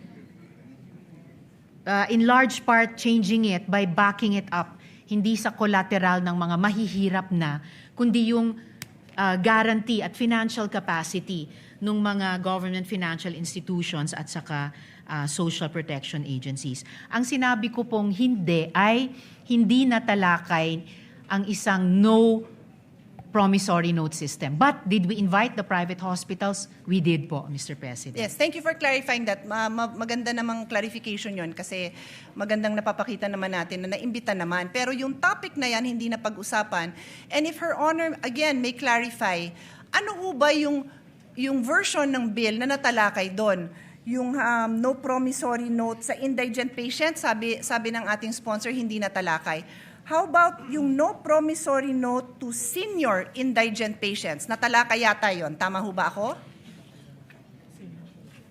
Yes, Mr. President. Tinalakay po para sa senior citizens. So ang pagkakaintindi po natin, and again, correct me if my understanding is wrong, ang na-bring up at ang alam ng mga nag-attend ng hearing is that i-consider yung no promissory note sa senior indigent patient. Kaya lang, pagdating na sa committee report, naging indigent patients lahat na. Kaya nga pati yung example ko na maternity lying-in clinic, kasama na rin po dyan. Ang laki rin ho ng tama nila. When I said 800 plus hospitals,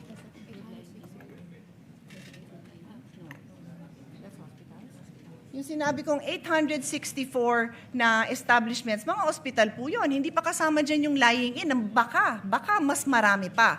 So that's why I'm just asking, do we know? And I'm not a stickler for kailangan na take up yan sa hearing. Pero ang sa akin, I am a stickler for narinig ba natin yung concerns nila at yung side nila. If merong mag-advocate for them here, that's okay. If the sponsor has information that can assure us that protected din naman yung interest nila, that hindi naman sila mababankrupt, open naman din po tayo doon.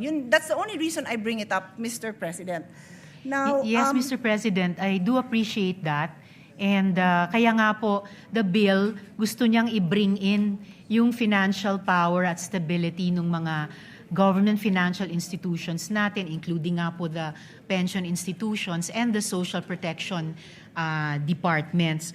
Additionally, Mr. President, looking at page 4, lines 14 to 17, yun po yung letter E dito po sa section 2 natin, assumed po doon yung coverage for the indigent and the financially incapacitated. Kasi nga po nakalagay dito, in lieu of a promissory note, a guarantee or a reference letter from DOH or DSWD ang mag-assume. So, as the gentlelady and I were starting to discuss earlier, we can, in this period of amendments, clarify the wordings to assume that promissory equals guarantee. So, a promissory note is a guarantee note of these agencies and institutions of government. So, sa ngayon, no promissory note for senior citizens, but this representation is anticipating, or it has an amendment from the Senate President na ang mako-cover all indigent patients. And I'm very willing to, I support that. So, the amendment po, yung covering all indigent, I would accept. And that is also why, Mr. President, we are accepting, again, to reiterate, we are accepting the proposed amendment of the gentlelady for DOH to put eligibility criteria in recognition of her concern. And in fact, I already accepted that, Mr. President, last month, for the record. And for the record, I have no issue covering indigent patients. I am just asking for the financial data so that we are assured that when we go into the budget debates, we will have the full support of all our colleagues to support this amount because mababankrupt nga ang mga private hospitals. And again, I am very willing to hear the numbers to ensure that hindi sila mababankrupt kasi yun lang naman yung objective natin, Mr. President, to ensure that we have a healthy health ecosystem na buhay ang ating private health institutions at nandyan yung mga support na kailangan nila. Kasi bago nga itong factor na dinadagdag natin. It's new. It's new. It does not exist now. Indigent patients are required to provide a promissory note, which means they have the legal obligation, to be clear sa mga nakikinig, they have the legal obligation to cover that amount. That is the meaning of a promissory note. You have Yes, a Mr. legal backing President. to cover that amount. So, I understand what Her Honor is saying, that she has these government agencies that will provide, and Her Honor even mentioned letter E on the next page. Wala hong problema yon, pero I will just end this point, Mr. President, and ask Her Honor to read line 27, which is on page 3. Line 27 lang po, hanggang 30, kasi marami namang nakabura doon eh. Let's put it on record. The gentlelady would like me to read it. So, page 3, lines 27 to 30, the promissory note shall be secured by any or a combination of the following. And is Her Honor, is my understanding correct that yung the following na yan nga po yung 5 na binanggit nyo? Tama ho ba ako? Tama po, Mr. President. So, anong binasa nyo? The promissory note shall be secured. So, we are talking about a situation where there is a promissory note involved.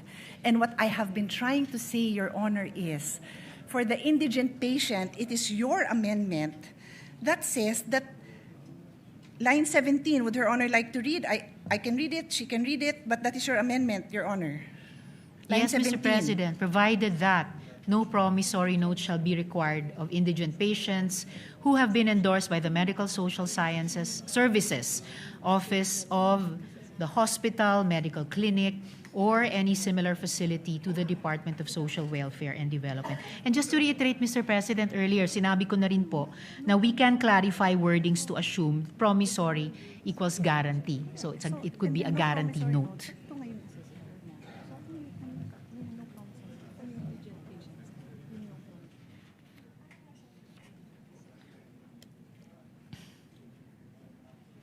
Saka wala rin naman pong changes sa Mr. President, assuming sa budget allocation dahil nasa loob naman ng DOH at DSWD budgets yung MAIFIP at AIX respectively nila. Yun po yung intent din sa bill na to. Mr. President, Your Honor just read line 17, no promissory note shall be required of indigent patients. So paano sila mag-a-avail nung nasa line 27 nga na pinasa nyo? Yun nga yung provision that requires a promissory note. It simply elaborates what can be, what security is allowed. Yun lang yung pinopoint out natin. Kasi Her Honor keeps on pointing to the alternatives to a promissory note. Wala nga hong nakasulat sa batas nyo na ganon because Section 27, which you just read, Her Honor just read into the record, refers to the security of a promissory note.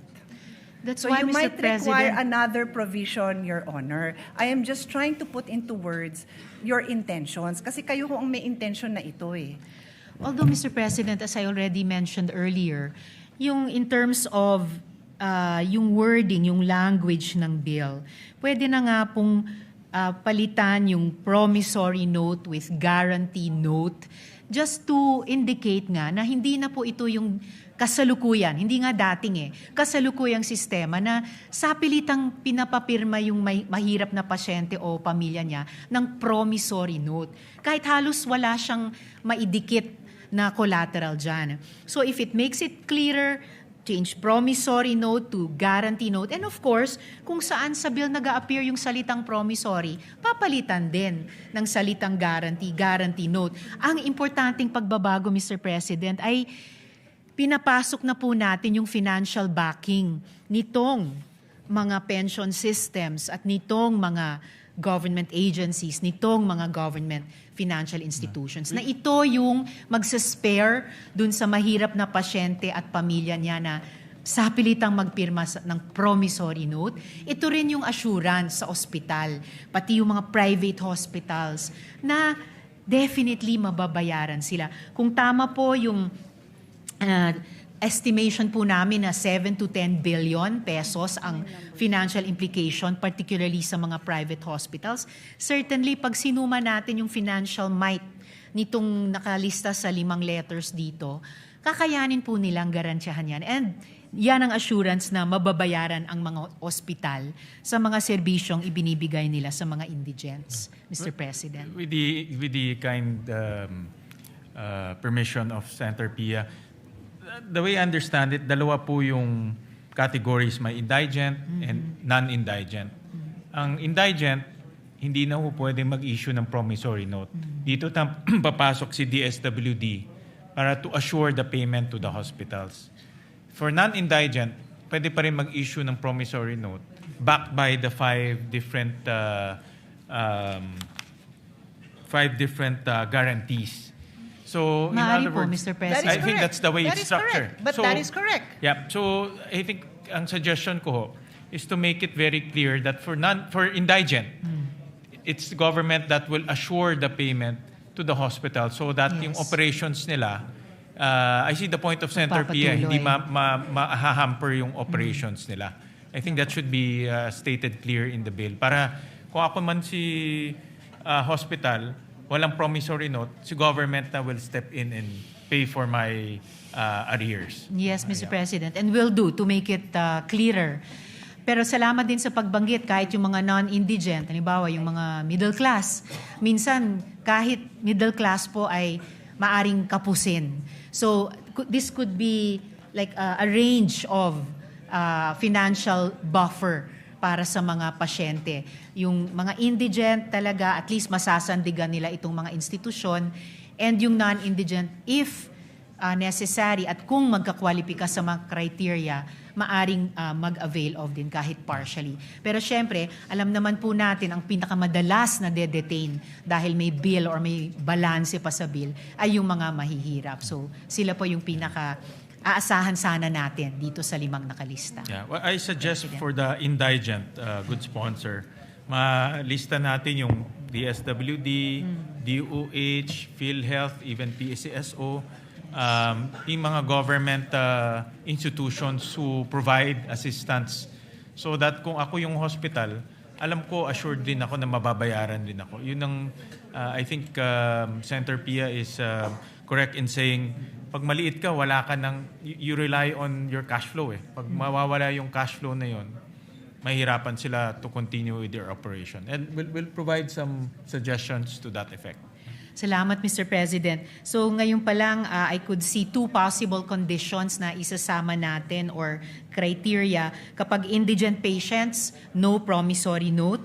And for other patients, maaring may promissory note pero backed up pa rin by the 5 securities bilang guarantee sa hospital. And I thank the good Senate President for those for that additional guidance. Mr. President, we could suspend for the moment so that we can fix the provision with the staffs, both of the good gentlewoman and the Senate President. Yeah. So with that, Yes, yeah. but what I thank you for that. Thank you for the clarification, Mr. Senate President, because that's exactly what I was trying to say. Okay. I was just pointing that out, that it is not clear where that money will come from. And what we have not established is what is that amount. Because I am prepared later on when we resume to show that the amount I have is much more than, I think Her Honor said 7 to 10 billion, if I'm not 5 mistaken. to 7 billion pesos. 5 to 7. The Mr. numbers I President. have are much bigger. I just want to study it a little bit more because it's not my goal to prolong this. I also want to pass 7 this. to 10, Pero sorry. I want to be responsible about this. Otherwise, I will have to make a reservation in the passage of this measure because when the budget time comes, or even before that comes, mark my word, pipila ang ating mga private hospitals to object to the passing of this. And we don't want that. No, we want them to know that it's a Senate that listens to the people and passes responsible bills. Thank you, Mr. President, for your clarification. Just correct my last note, Mr. President. 7 nga po, 7 to 10 billion pesos. My numbers are Thank you, much Mr. higher, President. Mr. President. Session suspended.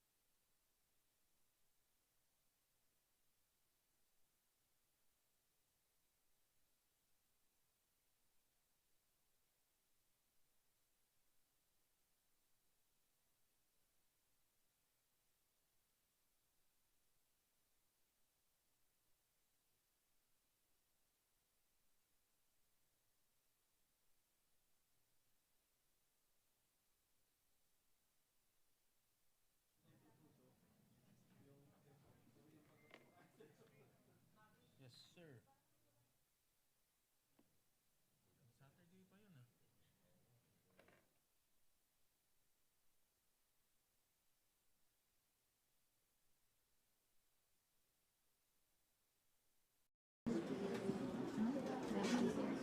Saturday pa yun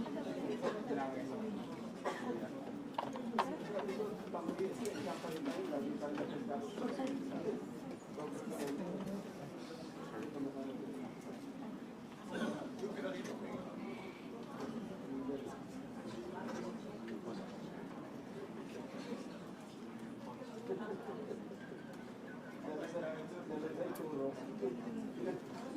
Magaling.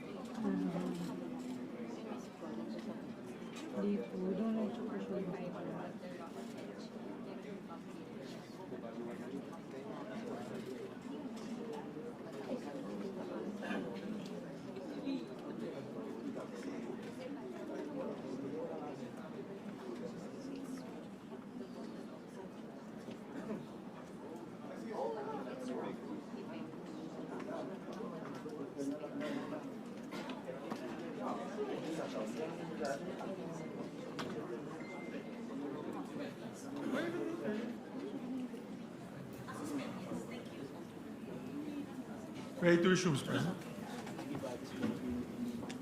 Session resumed. Thank you, Mr. President. Mr. President, allow our sponsor, together with Senator Pia Cayetano, to discuss further the amendments with the staff on the staff level. I move to suspend first consideration. Senate Bill number 1511. I so move. Is there any objection? Hearing none, the motion is approved. Thank you, Mr. President. Mr. President, may we recognize Senator Lauren Legarda for... We recognize the gentle lady from Malabon and Antique, Senator Lauren Legarda. Thank you very much. First time I'm addressing Senator Sherwin Gatchalian as Senate President. Congratulations once again for a very hard-working, dedicated, brilliant, disciplined public servant. So congratulations. Thank you, Madam. Yes, Mr. President, on behalf of the minority, may I manifest for the record that Senator Alan Peter S. Cayetano shall serve as the minority floor leader. Likewise, the minority members' presence here. This is without prejudice to the final resolution of the case currently pending before the Supreme Court. And this manifestation is to ensure the orderly discharge of the functions of the whole Senate as an institution and the minority during the pendency of said case. Thank you. So recorded.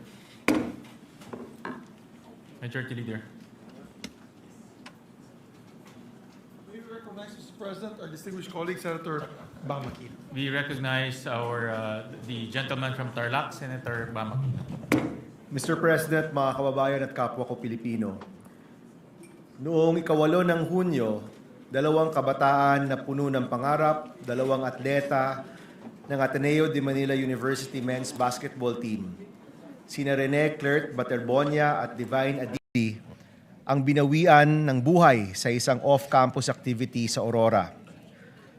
Noong nakarang Huwebes, nabisita po natin ang magulang ni Rene. At sa gitna ng lungkot, dalamhati at galit, iisa lang po ang kanilang hiling, ang katotohanan. Ano ba talaga ang nangyari sa kanilang anak? At sa palagay ko po, kung ito po'y nangyari sa kahit sino sa atin, ito rin naman po ang hihingin natin. At higit pa dito. Ang trahedyang sumapit kina Rene at Divine ay nangangailangan ng kalinawan at katotohanan. At para po sa magulang, pamilya, kaibigan at komunidad ni Rene at Divine, posible pong maging espasyo ang Senado upang lumabas ang katotohanan sa mga pangyayari sa araw na yon. Sa pagdinig na ito, suriin po natin ang kasalukuyang polisiya ng DepEd, ng CHED, ng mga sports and athletic rules, regulations and standards po nito. At ang lalabas po mula sa pandinig ay maaari ring makadagdag sa ating panukala na Safer Schools Act. Kaya hinihiling po namin na atasan ang Committee on Basic Education at Committee on Justice na isagawa ang isang pagdinig at pagsiyasat ukol sa trahedyang ito. Para po sa katarungan, para po sa kaligtasan, para po sa ating kabataan, at syempre po para kay Rene at Divine. Maraming salamat po, Mr. President.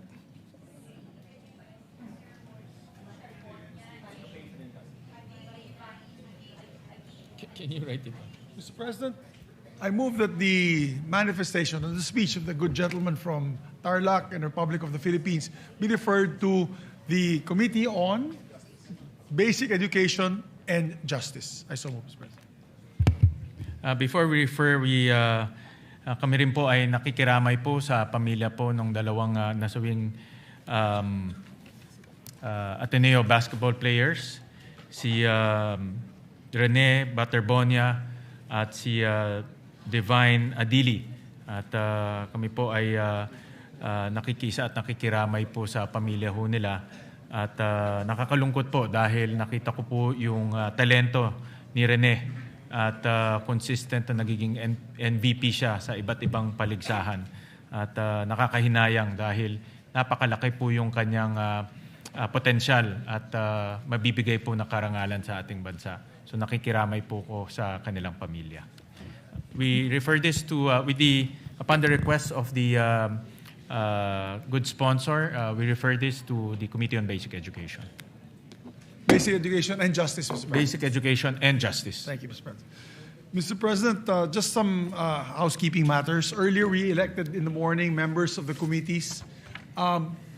We had not or we rather had elected the deputy majority leaders afterwards. So now I have to read them once again because it's not counted, Mr. President, and the committee membership. So if you will bear with me, Mr. President, with the designation of Senator Ejercito and Villanueva's deputy majority leaders, I move to elect the following members on the part of the majority.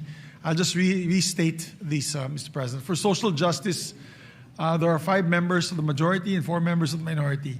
And on the part of the majority, we would like to add Senator Lapid and Senator Ontiveros. I so move, Mr. President. Is there any objection? Hearing none, the motion is approved.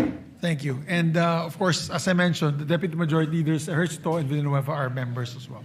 For the part of the Energy Committee, Mr. President, there are 8 majority and 7 minority. I'll move to elect the following members of the part of the majority.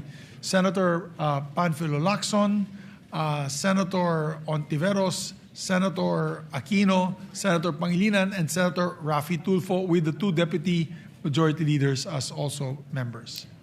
And we'd like to designate Senator J.V. Ejercito as Vice Chairperson of the said committee. I so move, Mr. President. Is there any objection? Hearing none, the motion is approved. I'm only reading the members. The members lang.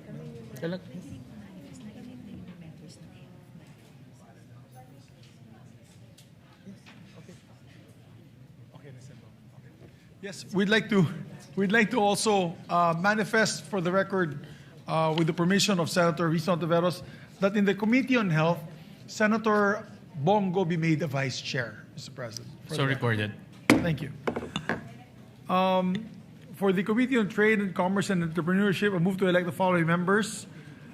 Here we have majority of 6 members, minority of 5 members. On the part of the majority, Senator Escudero, Senator Lapid, Senator Pangilinan, and of course the 2 deputy majority leaders. So move, Mr. President. Is there any objection? Hearing none, the motion is approved. These are just memberships, Mr. President. I'm no longer reading the chairmanships. The chairman already, for the record. This is just for the memberships. Mr. President, for the Committee on Agriculture, there are 9 members of the majority, 8 members of the minority. I move to elect the following members of the part of the majority. Senator Ontiveros, Senator Aquino, Senator Lapid, Senator Erwin Tulfo, Senator Raffy Tulfo, Senator Escudero, and the 2 deputy majority floor leaders, Senator Ejercito and Senator Villanueva. So move, Mr. President. Is there any objection? Hearing none, motion is approved. Mr. President, for the Committee on Science and Technology, there are 4 members of the majority, 3 members of the minority. I move that we elect the following members. On the part of the majority, of course, we already had elected the chairperson, Senator Aquino. Members are Senator Pangilinan, Senator Ejercito, and Senator Villanueva. So move, Mr. President. Is there any objection? Hearing none, motion is approved. On the part of the Committee on Justice and Human Rights, there are 5 members in the majority, 4 in the minority. And this is, of course, headed by Senator Kiko Pangilinan. I move to elect the following members: Senator Lacson, Senator Ontiveros, and the 2 deputy majority leaders, Mr. President. Is there any objection? Hearing none, motion is approved. Mr. President, on the part of the Committee on Rules, which yours truly is heading, I move to elect the following members on the part of the majority: Senator Pangilinan, Senator Erwin Tulfo, Senator J.V. Ejercito, and Senator Villanueva. So move, Mr. President. Is there any objection? Hearing none, motion is approved. Mr. President, on the part of the Committee on Women, Children, Family Relations, there are 6 members of the majority, 5 in the minority. I move that on the part of the majority, of course, the chairperson, Senator Risa Ontiveros, the members are Senator Aquino, Senator Pangilinan, Senator Erwin Tulfo, and Senator Ejercito and Senator Villanueva. Is there any objection? Hearing none, motion is approved. Mr. President, on the Committee on Ways and Means, which I believe Senator Lacson is the chair, there are 8 members of the majority, 7 in the minority. The part of the majority, we have Senator Aquino, Senator Risa Ontiveros, Senator Pangilinan, Senator Erwin Tulfo, Senator Raffy Tulfo, and Senator J.V. Ejercito and Senator Villanueva, Mr. President. Is there any objection? Hearing none, motion is approved. We also have we're designating Senator Aquino as the Vice Chairperson of the said committee. Duly recorded. And also for the Committee on Health, as I mentioned earlier, we already designated Senator Ejercito as Vice Chairperson and also Senator Bongo. Duly recorded. For the membership of the Games and Amusements, we have 6 in the majority, 5 in the minority. The chair, of course, is Senator Lito Lapid. I move to elect the following as members of the majority: Senator Erwin Tulfo, Senator Escudero, Senator Lacson, of course, Senator Ejercito, and Senator Villanueva. Is there any objection? Hearing none, motion is approved. And we designate Senator Erwin Tulfo as vice chairperson of the committee. So recorded. Mr. President, of the Committee on Ethics, of course, this is headed by Senator Tito Soto, our Senate President pro tempore. There's 4 in the majority, 3 in the minority. On the part of the majority, Senator Pangilinan, Senator Raffy Tulfo, Senator Lacson, and Senator J.V. Ejercito, Mr. President. Is there any objection? Hearing none, motion is approved. Mr. President, the Committee on Public Services, there are 7 in the majority, 6 in the minority, and it's headed by Senator Raffy Tulfo. I move to elect the following members: Senator Lapid, Senator Ontiveros, Senator Pangilinan, Senator Erwin Tulfo, Senator Ejercito, and Senator Villanueva as members, and we designate Senator Ejercito as vice chairperson of the committee. Is there any objection? Hearing none, motion is approved. Let me just go back to the Committee on Ethics. Senator Soto wants to have Senator Pangilinan as his vice chairperson of the committee. For the record. Yes. Any objection? Hearing none, motion is approved. Thank you. We have also elections of the new the committees of new members. On the Committee on Economic Affairs, move to elect Senator Risa Ontiveros as chairperson of the Committee on Economic Affairs. And on part of the majority, elect the following members: Senator Lacson, Senator Aquino, Senator Pangilinan. Of course, and the 2 deputy majority leaders, Senator Ejercito, Senator Villanueva. We'd like to also manifest the designation of Senator Lacson as vice chairperson of the committee. I so move. Is there any objection? Hearing none, motion is approved. Mr. President, on the part of the Committee on Environment, there's 9 members in the minority, 9 members in the majority, 8 in the minority. We move to elect Senator Raffy Tulfo as chairperson, and on the part of the majority, we elect the following members: Senator Erwin Tulfo, Senator Pangilinan, Senator Lapid, Senator Escudero, Senator Aquino, Senator Lacson, and Senator Ejercito, and Senator Villanueva. And we move also to designate Senator Escudero as vice chairperson of the committee. Is there any objection? Hearing none, motion is approved. Mr. President, for the Committee on Public Order, of which Senator Lacson is the presiding committee chair, there's 6 in the majority, 5 in the minority, and I move to elect the following members: Senators Erwin Tulfo, Senator Raffy Tulfo, Senator Ontiveros, and Senator J.V. Ejercito, and Senator Villanueva, and designate Senator Soto and Senator Ejercito as vice chairpersons of the committee. Is there any objection? Hearing none, motion is carried. Mr. President, on the Committee on Urban Planning, Housing, and Resettlement, there are 5 members of the majority and 6 members in the majority, 5 in the minority. We move to, and this is headed by Senator Chis Escudero. On the part of the majority, we'd like to elect Senator Aquino, Senator Raffy Tulfo, Senator Erwin Tulfo, Senator J.V. Ejercito, and Senator Villanueva. I so move, Mr. President. Is there any objection? Hearing none, motion is approved. Mr. President, I move to elect the members of the Committee on Electoral Reforms and People's Participation. We move to elect Senator Vicente Soto III as chairperson of the committee. And the part of the majority, elect the following members: Senator Bam Aquino, Senator Raffy Tulfo, Senator Erwin Tulfo, Senator Kiko Pangilinan, Senator Risa Ontiveros, and Senators Ejercito and Villanueva. And also manifest the designation of Senator Ontiveros as vice chair of the committee. Is there any objection? Hearing none, motion is approved. On the Committee on Higher and Technical Vocational Education, I move to elect 2 additional members of the committee. On the part of the majority, Senator Hontiveros and Senator Lapid, Mr. President. Is there any objection? Hearing none, motion is approved. And Mr. President, on the part of the Committee on Finance, upon the instruction of the chairperson, I manifest to designate the following as vice chairpersons: Senator Pangilinan, Senator Aquino, Senator Hontiveros, Senator Villanueva, and Senator Lacson. Is there any objection? Is there any objection? Hearing none, motion is approved. Any other matters?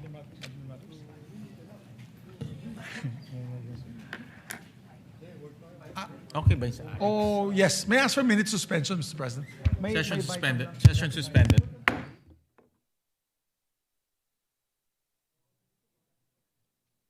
Nahabol ba yung AX? Okay. Good. So pwede nang basahin yung bicameral conference committee.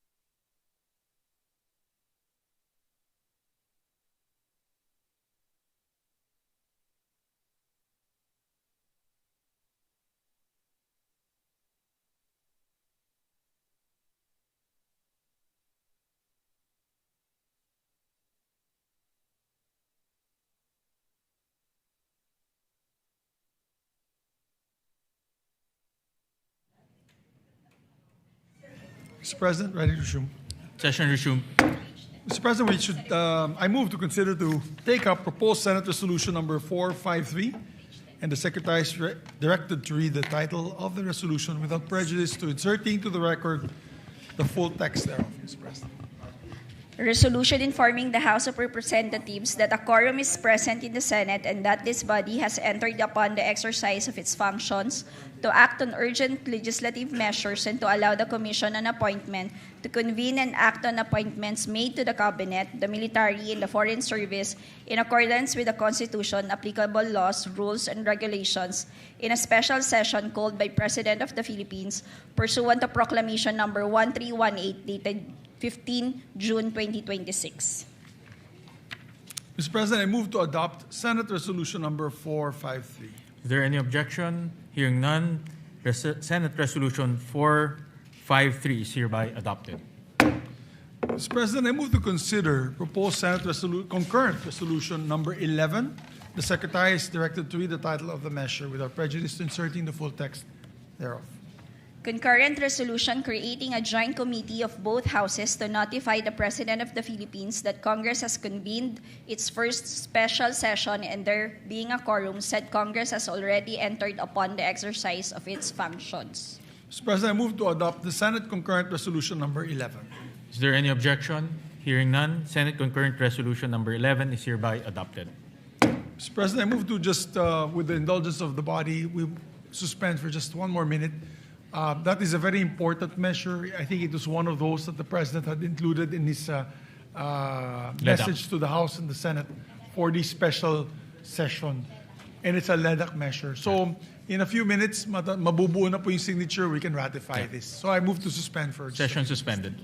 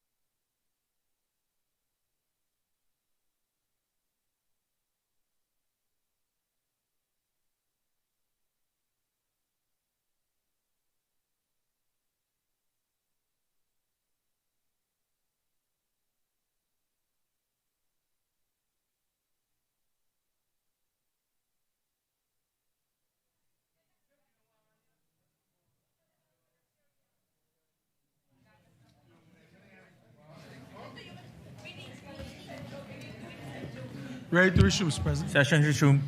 Thank you, Mr. President. Mr. President, I know we were waiting for the AIX BICAM, but we have some information from the chairperson. May we recognize our distinguished colleague from Palawan, the Republic of the Philippines, Senator Erwin Tulfo. For We his recognize the gentleman from Palawan, Senator Erwin Tulfo. Maraming salamat po, Ginoong Pangulo, Majority Floor Leader. Nais ko pong i-anunsyo dito po sa plenaryo ngayon na yung inaantay po natin na yung AIX Bill, yung Assistance for Individual in Crisis Situation, na dapat po sana ay ma-ratify natin ngayong hapon, ay hindi po muna matutuloy. Ang sa kadahilanan po na ayaw pong pumirma ng ating counterpart sa mababang kapulungan. Dahil po sa ilang probisyon at tila hindi po sila natutuwa doon po sa kasama sa provision na yon ng AIX, ang anti-EPAL section.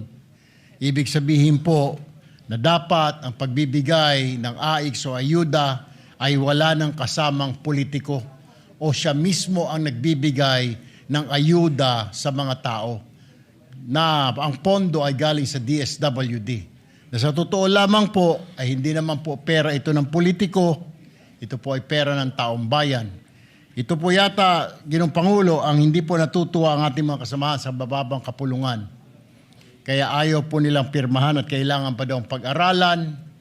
So ito na naman po tayo, matetenga po ang batas na ito.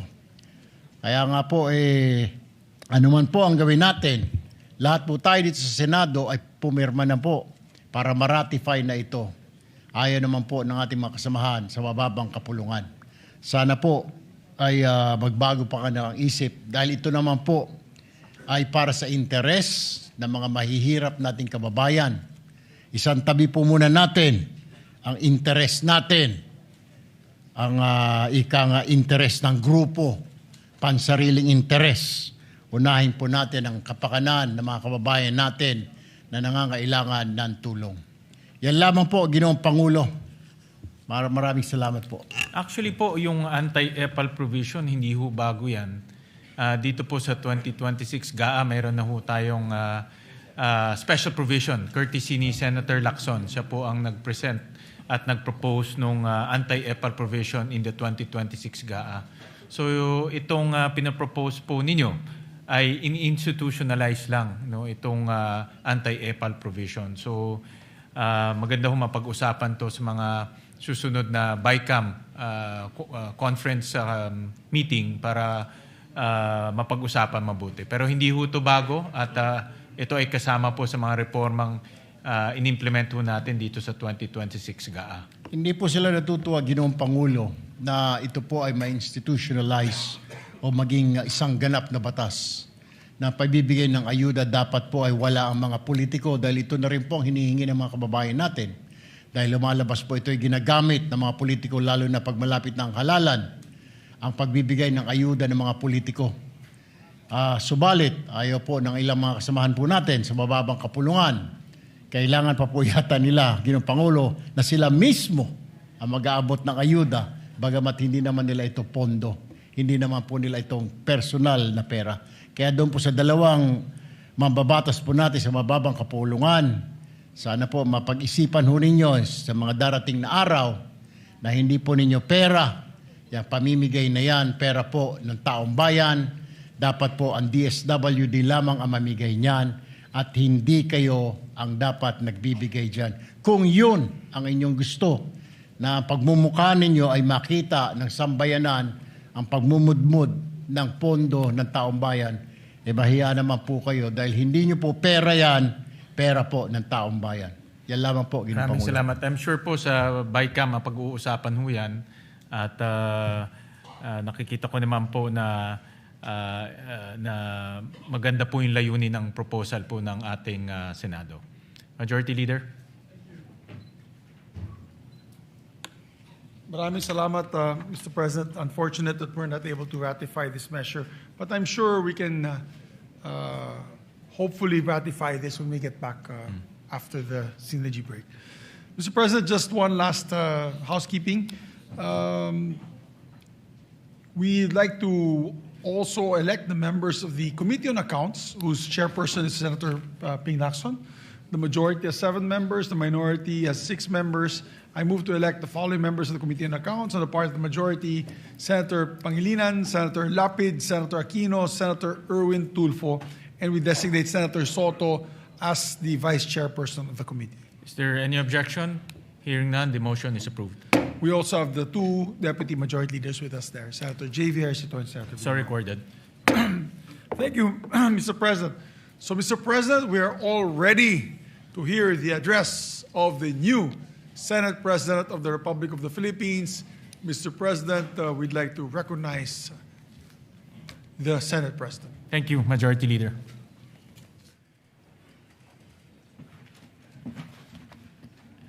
Magandang gabi po sa lahat. Mga iginagalang kong kasamahan sa Senado, mga kababayan, magandang araw po sa ating lahat. Una sa lahat, taos-pusong akong nagpapasalamat sa aking mga kapwa-senador sa tiwalang inyong ipinagkaloob. Tinatanggap ko ang tungkuling ito ng may buong kababaang loob at malinaw na pagkaunawa sa bigat ng responsibilidad na kaakibat nito. Humarap ako sa inyo bilang kapwa lingkod bayan. Handa akong makinig, makipagtulungan at ibuhos ang aking buong lakas upang gampanan ang tungkuling ipinagkatiwala sa atin. Ang pagkakataong maglingkod bilang Senate President ay hindi pangkaraniwang karangalan. Ito ay araw-araw na panawagan na maging huwaran sa paglilingkod. Higit sa lahat, ang tungkuling ito ay pananagutan sa Senado, sa ating saligang batas at sa sambayanang Pilipino.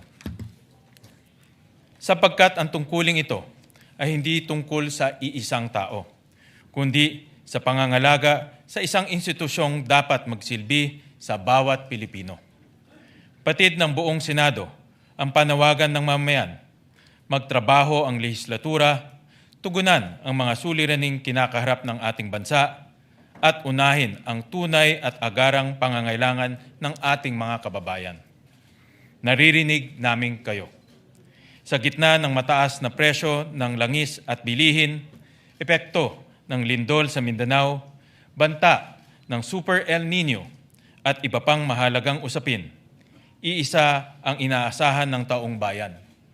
Malasakit, aksyon at resulta. Kaya ngayong araw, nananawagan ako sa lahat ng aking kasamaan sa Senado, mayoraman o minorya, na magsimula tayo muli. Magkaisa sa paglilingkod at harapin ng sama-sama ang mga hamon ng ating bansa. Maaaring magkaiba ang ating mga pananaw, ngunit iisa ang ating misyon, ipagtanggol ang batas at maglingkod sa bayan. Iisa ang ating layunin, alagaan ang kapakanan ng bawat Pilipino. As we take on the urgent work before us, let us reclaim our sense of purpose and move the Senate forward with discipline, fidelity to our mandate, and commitment to the Filipino people. Ang nais natin ay isang Senado para sa tao, isang Senado na bukas sa pakikipag-usap, isang Senado na nakatuon sa solusyon. Sa bawat Pilipino, ito ang aming pangako. Magtatrabaho ang buong Senado para sa inyo. Muli, maraming salamat sa inyong tiwala. Sa abot ng aking makakaya, paglilingkuran ko ang institusyong ito at ang ating bayan ng may buong paggalang, sipag at katapatan. Mabuhay ang Senado, mabuhay ang sambayanang Pilipino. Maraming salamat po.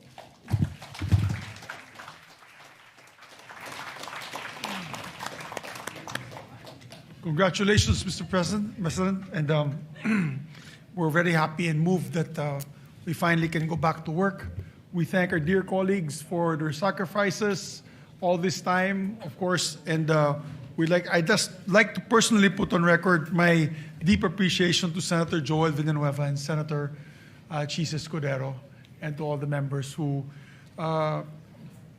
took their time out to really be present here in those trying times, Mr. President. Likewise, I would like to thank Yung And the kam- accomplishments today, Mr. President, for all those who came to session, we were able to pass three bills on third reading, about 3 measures for second reading. We ratified 1 measure today.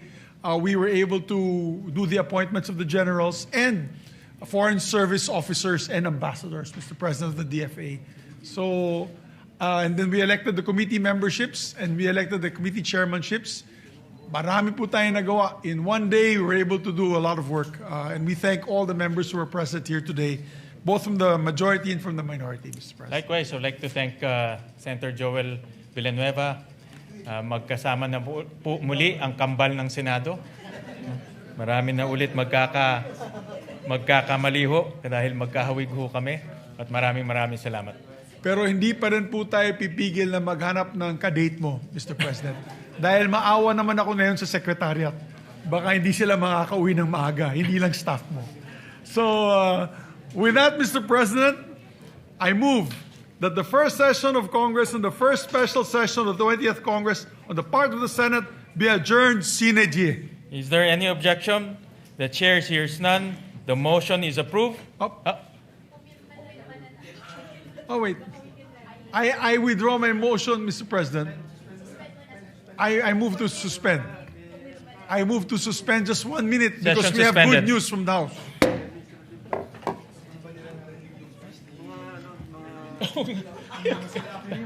Tama, Joel.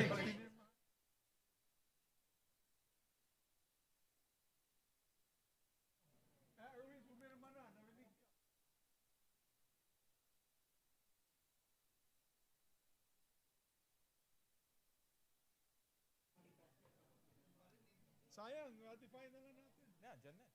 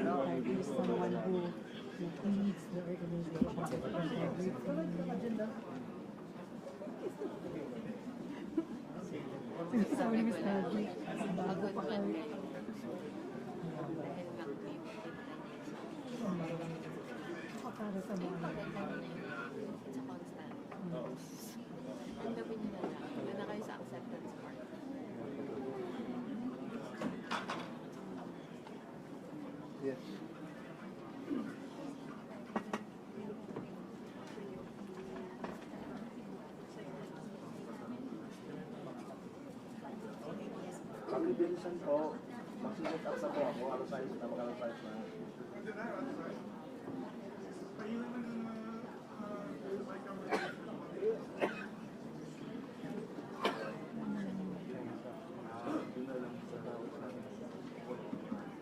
Erwin. Okay lang?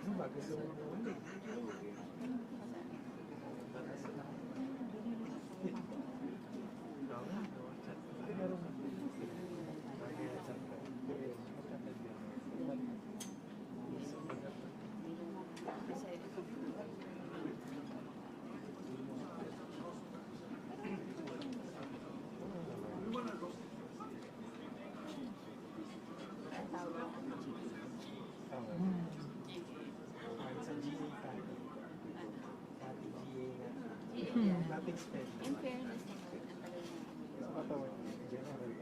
Kailan yung last natin? February. Ay, April. Natin mo, diba? End of March? Sa September. Pero maganda ang kaso na. Still na regular na. Dinner lang yun. Mas gusto ko na lang yun. Ayoko sa program.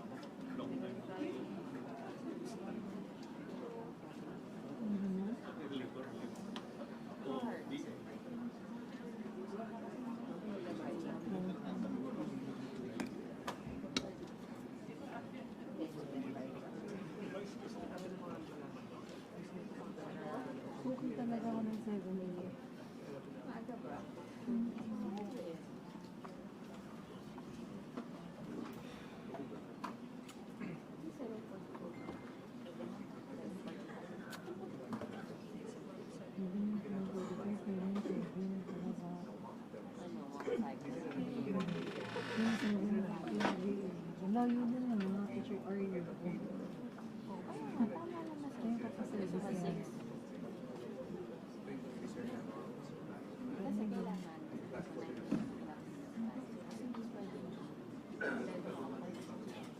Wala na ba pag-ilan. About dun sa mga yan.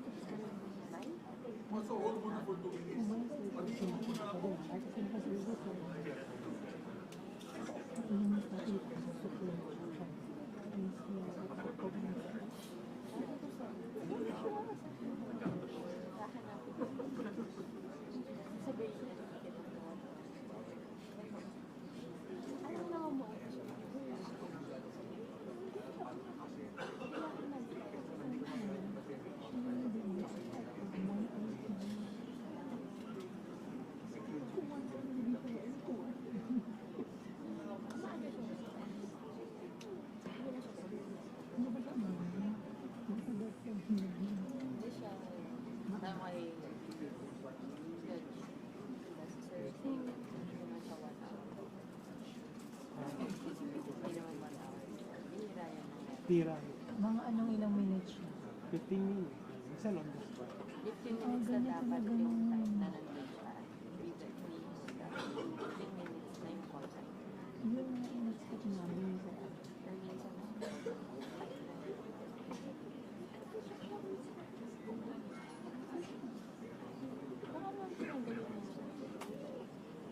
ang baby siya isa. Nakapag-work na lang ako.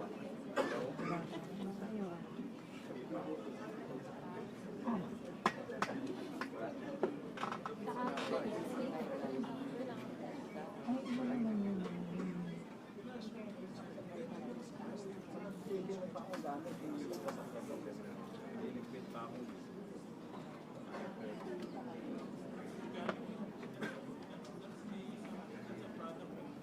Pero nag-order ka doon.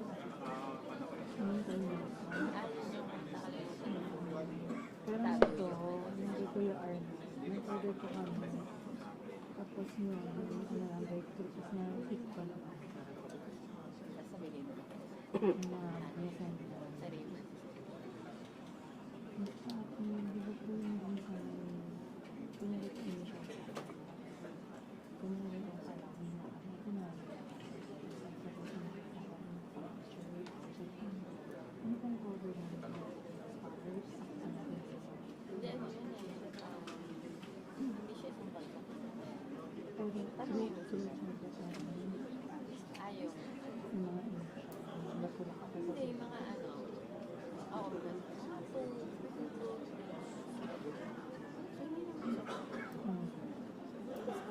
parang ako one-on-one. Ayaw ko yung person. Hindi nga, parang every week.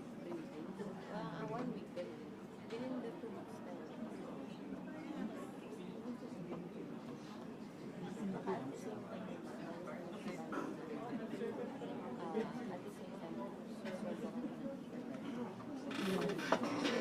how much is first na kayo wala ka sa Pilipinas?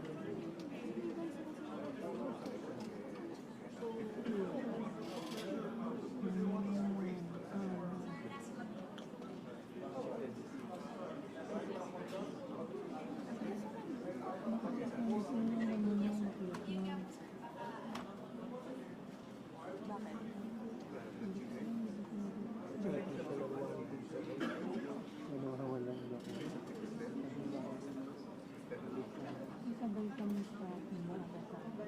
1 hour po yun. 7 to 9. Pero minsan sa ina-schedule.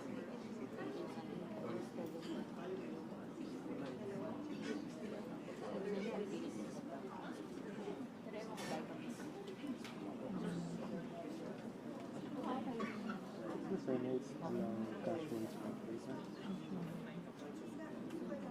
No, ngayon. Meron dati yung kasama ko dyan. Meron sa dati kasi napanood yung pero syempre may mga nangyari. Nire-hold yung buong kasi hindi na basta i-portrait na kakilala kasi ito kung wala mga official business ito wala. Buti kasi Jer may ID ka eh. Hindi ang ibang mga sa ID na yung give back na. Kita mo dati wala nang iba nun. Ano lang, sticker lang. Ano? Anong tingin mo? Siguro.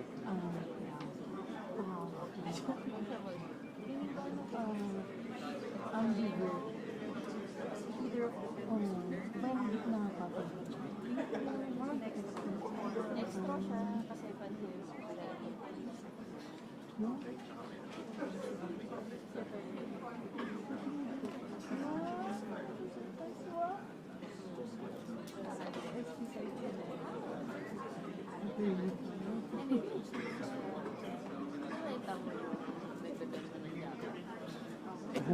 Alam mo, close na lahat pati sa elevator, lahat doon pati sa school. Ay, halongs din ito din. Kung dyan ulit ito siya. Ako actually. Pag kailangan na sa Ikaw ang bika. Ambipure. Parang mo sa ikaw. Introvert ako. Super introvert. Tanong mo to. Oo, lang. Nakita lang yun yung extension. Sobrang introvert.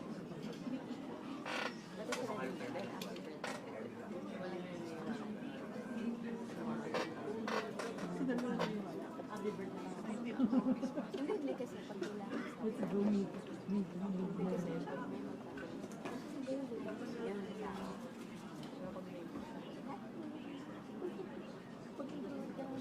Sinabi ko introvert na ba? Hindi. Ako sabihin, friends, pag kailangan.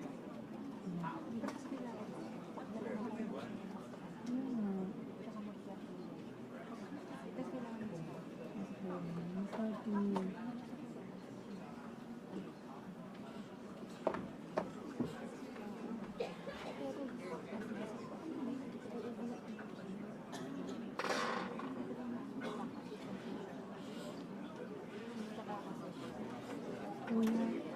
Kuya, introvert ka. Oo. Bakit?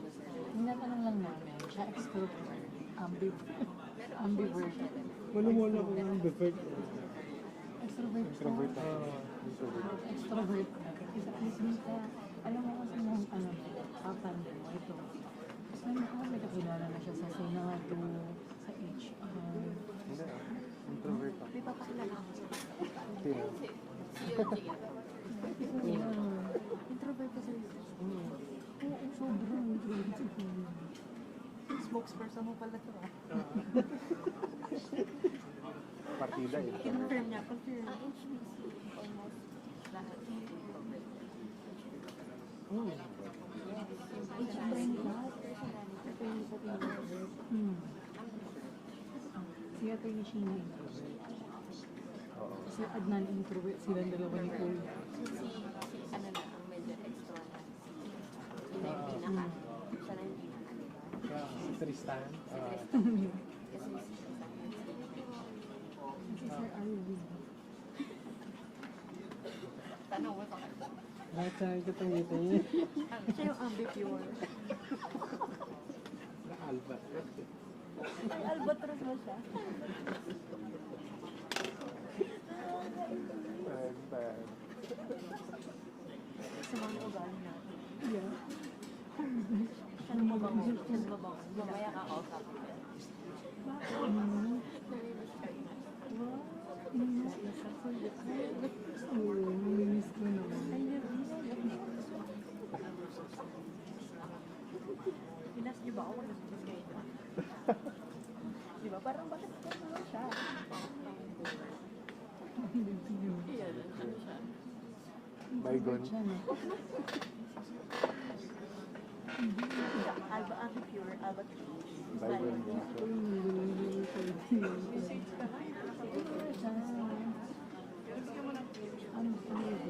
Hindi, parang ano siya yun. Kasi may times na nila.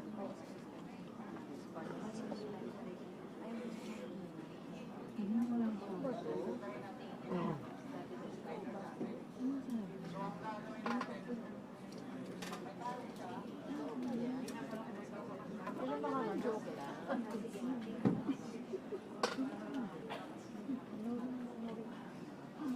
Possible. Hindi, ano, nakalawan. Awkward.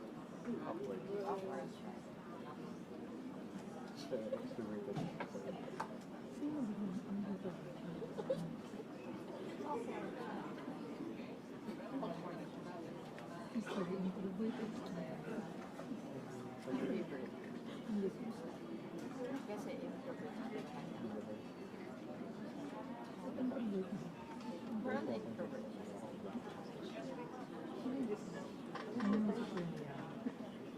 Kuya, si Sir po, ambivert introvert. Sino siya? Introvert. Wala maniwala. Ha? Oo, hirap. Pag in-small talk mo, magkaka-breaker. Better na ito.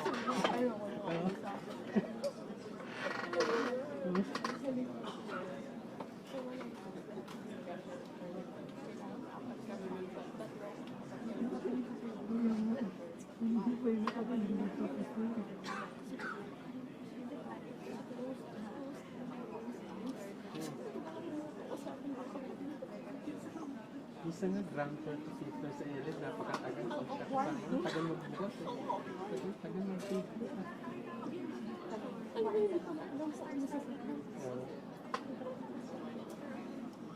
Para sa mga pareho sa mga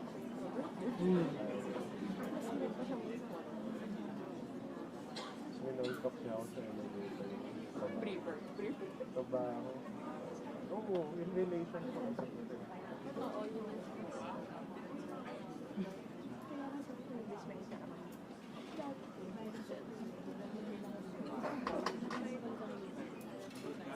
Oo.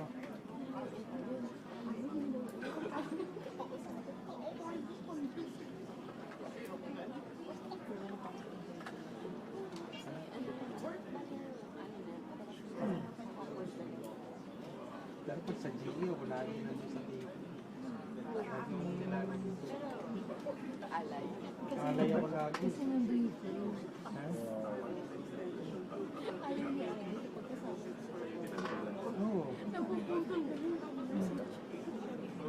Talaga?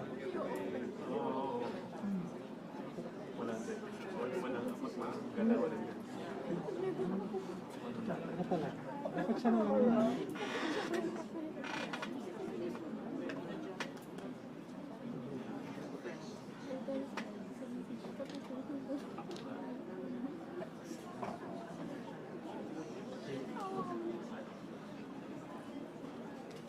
Pag humihiro siya. Yung sinasabi niya, awkward. Ano yung nagpipigilin nila yung mga sabi mo? Ganun siya? Sa area niya? Hindi. Pag sa GA nga. Kala ko sa iyo. Pag nagla-lunch kayo, kuya, paano siya? Tanong mo si Mark. Si Mark, pinapakausap ko. Saan? May dito sa ano. Kahit hindi ko nabigyan. Ano siya? Sa amin. Sa area namin. Ito magagawa mo yung comment mo siya lang. Magbabas siya. Yung bandera. Pinapabasaan ko na. Ano yung ganyan ba? So, pinagbalaan ko lang.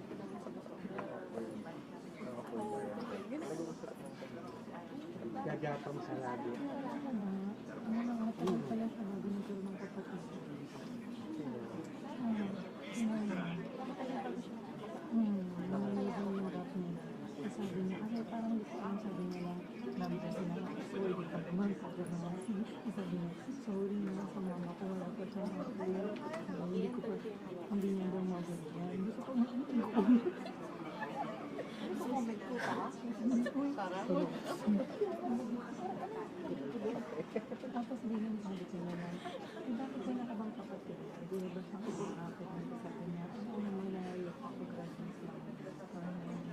Ilang taon naman kayo, kuya? 30 plus na. 33.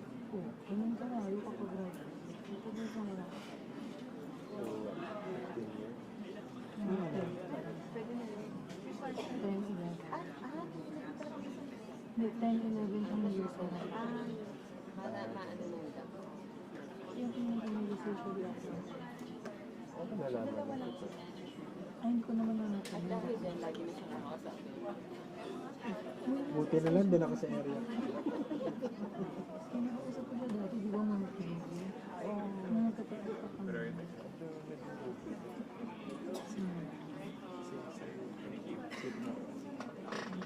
Thank you. Ano naman? Mabait naman siya. Sabi ko po sir, Di ba yung kami nag-aaral ka na yung mga people? Support ko nga rin. Kapagbigay naman siya. Ginagawan ko na. Hindi, natinari ko. Hindi ako nagpipili. Kakaibang na ito, padadawa na yun. Hindi ko na ginawa. Ay, wala akong pipili sa akin. Hindi mo lang akong pipili sa mga ganang sulo.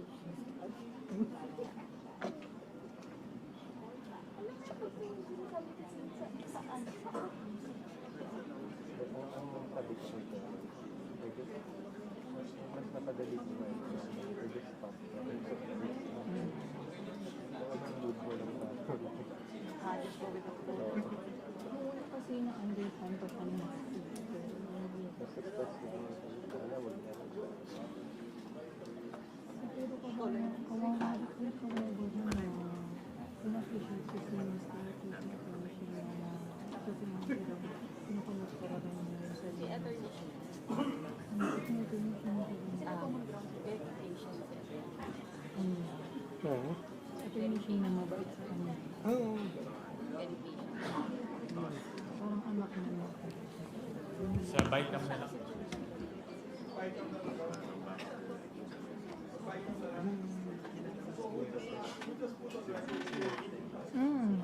Bakit? Nawala yung phone. Nawala yung phone. Nakita ko lang saan. Parang nawala ang phone.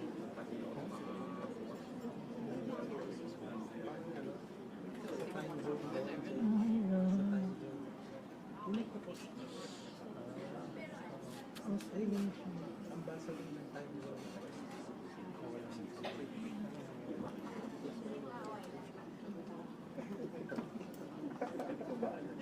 You were building up pala.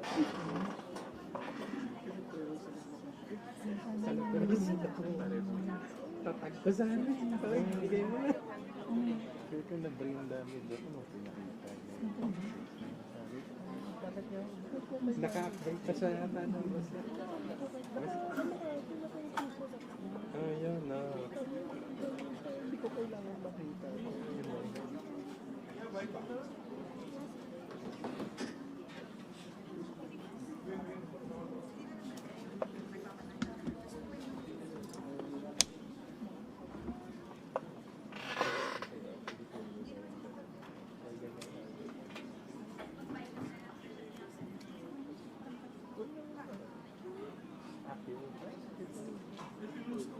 Innocent, very innocent.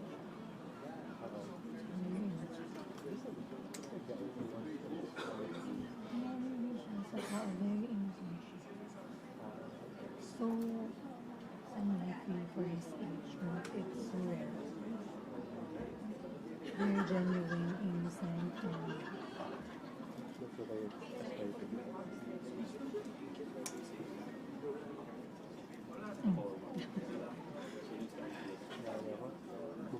Kumapos, di mo nakuha yung pala-check yung pansin. Kaya sa extent, so wala ko. Binigyan. Kakarating lang hindi, nakadularo. Tapos yung summer margin doon. Gusto mo na yan? Wala lang siguro. Oo, ata. Pahinga lang pa kami namin sa Saan ba yung opa? mahal naman ang branch. Hindi. Pero yung binibili namin yung siguro,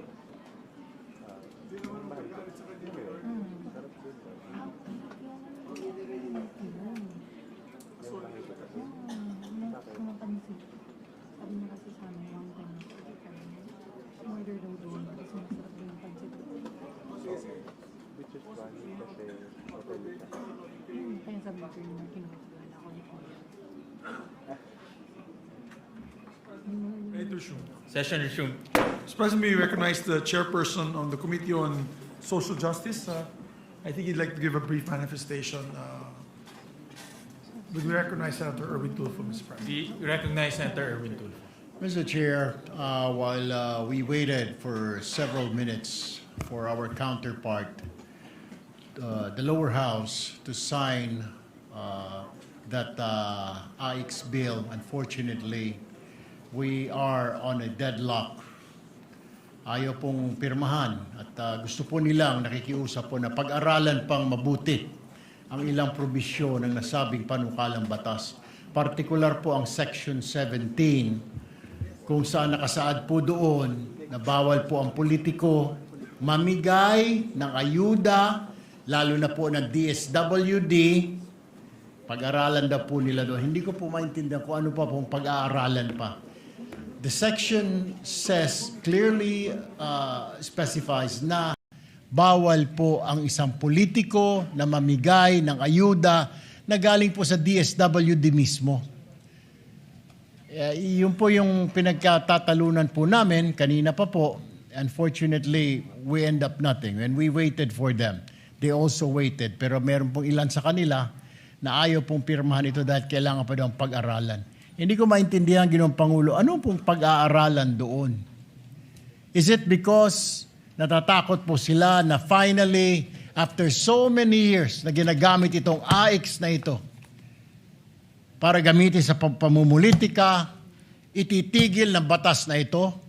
What is wrong with that, Mr. President? I don't see anything wrong na pagbabawalan ng politiko na mag-distribute ng pondo ng DSWD for his personal gains? Well, I don't see the logic, Mr. President. Number one, hindi po natin pondo yan DSWD, AIX na yan. Hindi po dapat ginagamit ng mga politiko yan. Dapat ang DSWD ang namimigay lang yan o ang executive department, ang Pangulo, dahil siya po ang head na lahat ng agencies. Ito po ang nagiging problema, Ginoong Pangulo. So, nais ko na lamang po siguro pag-usapan po natin sa bicameral conference po ito, BICAM, para ma-ironed out ho itong mga gusot na ito. Pero ito lamang po ang Section 17 na ayaw po nila at pinapaalis po na hindi naman po tayo pumapayag dahil inaprubahan po natin dito sa Senado na ilagyan po yung clause na yan. At ginawa na po natin yan last year during our BICAM sa budget. Sinama po natin yung clause na yan na walang politiko ang dapat mamigay ng ayuda. Ginagawa lang po nating batas na ito, Ginoong Pangulo. Ayaw po na lang pirmahan. Ayaw po nilang aprubahan. Kailangan daw muna nilang pag-aralan. Ano ang pag-aaralan dito, Ginoong Pangulo? What is there to study, to review? Na yung politiko wala doon sa pamimigay ng ayuda. Dahil mapopoliticize na naman, magagamit na naman sa eleksyon, sasabihin na naman ng taong bayan, political patronage, para ikaw ay sunod-sunuran sa politiko na yan. Kung hindi mo iboto yung politiko na yan, kung hindi ka bobo, hindi ka makakatanggap ng ayuda sa politiko na yan. Matagal na po kasing ginagamit yan eh. Matagal na, Mr. President. It has long been a practice. Ako'y naririnig ko na ho yan na laging ginagamit po yung AIX na yan sa pamumudmod sa mga kababayan natin ang kapalit po ng kanilang boto. We are trying to stop that tradition or whatever you want to call it, trying to stop that practice na wag nang magamit ang AIX ng mga politiko. Bagkos dapat ibigay na lang sa mahihirap, Mr. President. And I'm sorry, Mr. President, that all of us waited for several hours, hoping that our counterpart would approve that. Unfortunately, it did not happen today. That's all, Mr. President. Thank you, Mr. President. And mas tama ho kayo, Senator Erwin, na mas magandang pag-usapan to sa BICAM, no? Para face-to-face BICAM, para makita natin kung ano yung kanilang mga dahilan. Majority Leader. Thank you very much, Mr. President.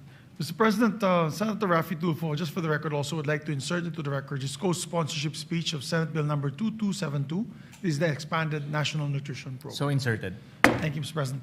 Mr. President, our dear colleague, Senator Christopher Bongo, I move to elect him as chairperson, with the permission, of course, of the members of the minority, as chairperson of the Committee on Sports and chairperson of the Committee on Youth, Mr. President, for the record. Is there any objection? Hearing none, motion is approved.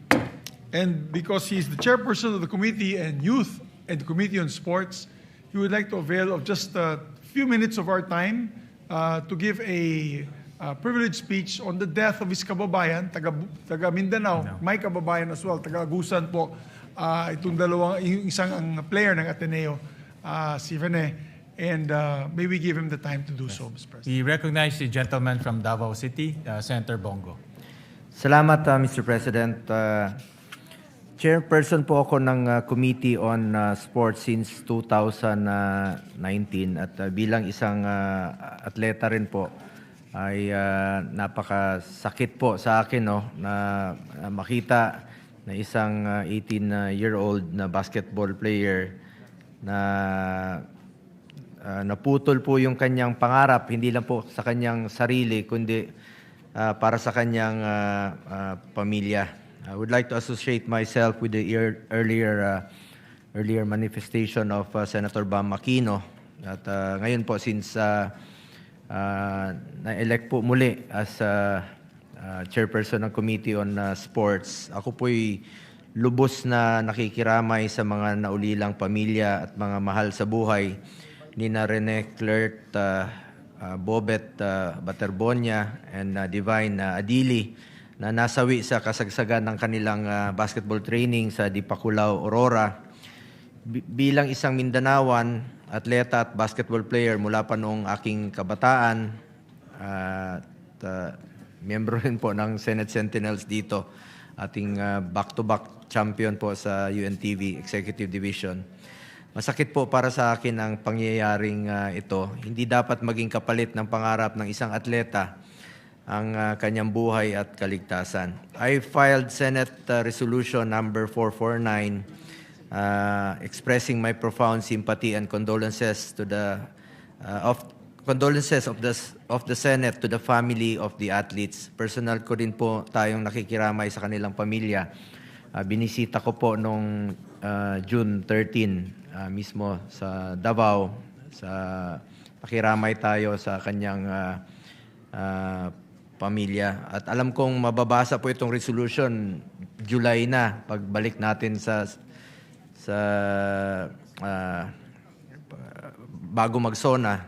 Kaya kinuha ko na po yung pagkakataon na makapagsalita ngayong araw na ito. Nananawagan rin po ako sa kaukulang ahensya ng gobyerno at mga organisasyon na magsagawa ng agaran at kumpletong investigasyon upang matukoy ang tunay na pangyayari. As of today, may report po ang CIDG na hindi po ito aksidente. Ang gusto nating malaman kung ano talaga yung totoong nangyari. The truth. Maraming katanungan ang kailangan sagutin upang makamit ang buong katotohanan. Kaisa ako sa paghahangad na malaman ang lahat ng katotohanan. In this light, I also filed Senate Resolution 450 urging an inquiry into the incident to be able to develop policies, protocols, and guidelines for the safety of our student athletes. Ayaw na po nating maulit po ito. I also filed Senate Bill 2261 or the proposed Student Athlete Safety and Welfare Act requiring the PSC to craft National Student Athlete Safety Code. At siguro lahat ng ahensya na rin po, including CHED at DepEd. Kasi itong si Rene Baterbonia ay naglaro po sa Dabraa. Naging MVP po ito noong 2025. Pride po ito ng Davao, pride rin po ito ng Caraga Region sa Agusan. Kaugnay rin po nito, kinikilala natin ang inisyatibo ng PSC sa agarang pagsasagawa ng pagpupulong hinggil sa insidenteng ito. Mahalaga para sa akin ang kaligtasan sa lahat ng training ng ating mga atleta at kabataang sports enthusiasts. Ano man ang kalalabasan ng investigasyon, hangad natin ang magresulta nito ang mahahalagang aral upang maiwasan ang pag-uulit ng ganitong trahedya. kung kinakailangan ng batas o pulisiya para maiwasan ito, handa rin tayong tugunan ito sa Senado. Pero tapos na po. Indeed, a lost life is a lost life forever. Hindi na po natin maibabalik po ito. Sa huli, muli ko pong ipinapaabot ang aking taus-pusong pakikiramay sa mga pamilya ng mga biktima, lalo na sa pamilya ni Rene Clerk Bobet Baterbonia bilang kapwa ko Mindanawan.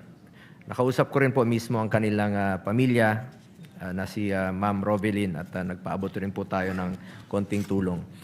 Naway bigyan sila ng Panginoon ng lakas at ginhawa sa gitna ng matinding dalamhati. Thank you po, Mr. President. Maraming salamat, Mr. President, and also the privileged speech of the good gentleman be also referred to the Committee of Senator Bam Aquino, which is the Basic Education and Committee on Justice, Mr. President. So referred. Mr. President, also, I'd like to take this opportunity to elect 2 more members to as chairpersons of the committees. We have with us our dear friend, Senator Camille Villar, would be moved to elect her as chairperson of the Committee on Government Corporations and Public Enterprises. Is there any objection? Hearing none, motion is approved.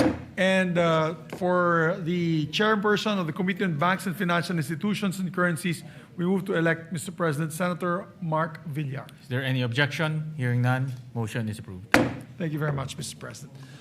With that, Mr. President, no other member has any agenda for the day. I move that the first, and I will repeat my motion that I made earlier, which was naudyot ng konti, Mr. President. Akala ko may good news, pero to follow yung good news when we get back.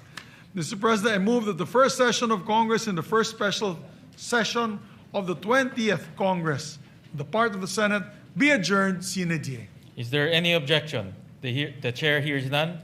The motion is approved. The first session in the first special session of the 20th Congress on the part of the Senate is hereby adjourned sine die. Maraming salamat. Mabuhay po ang Senado.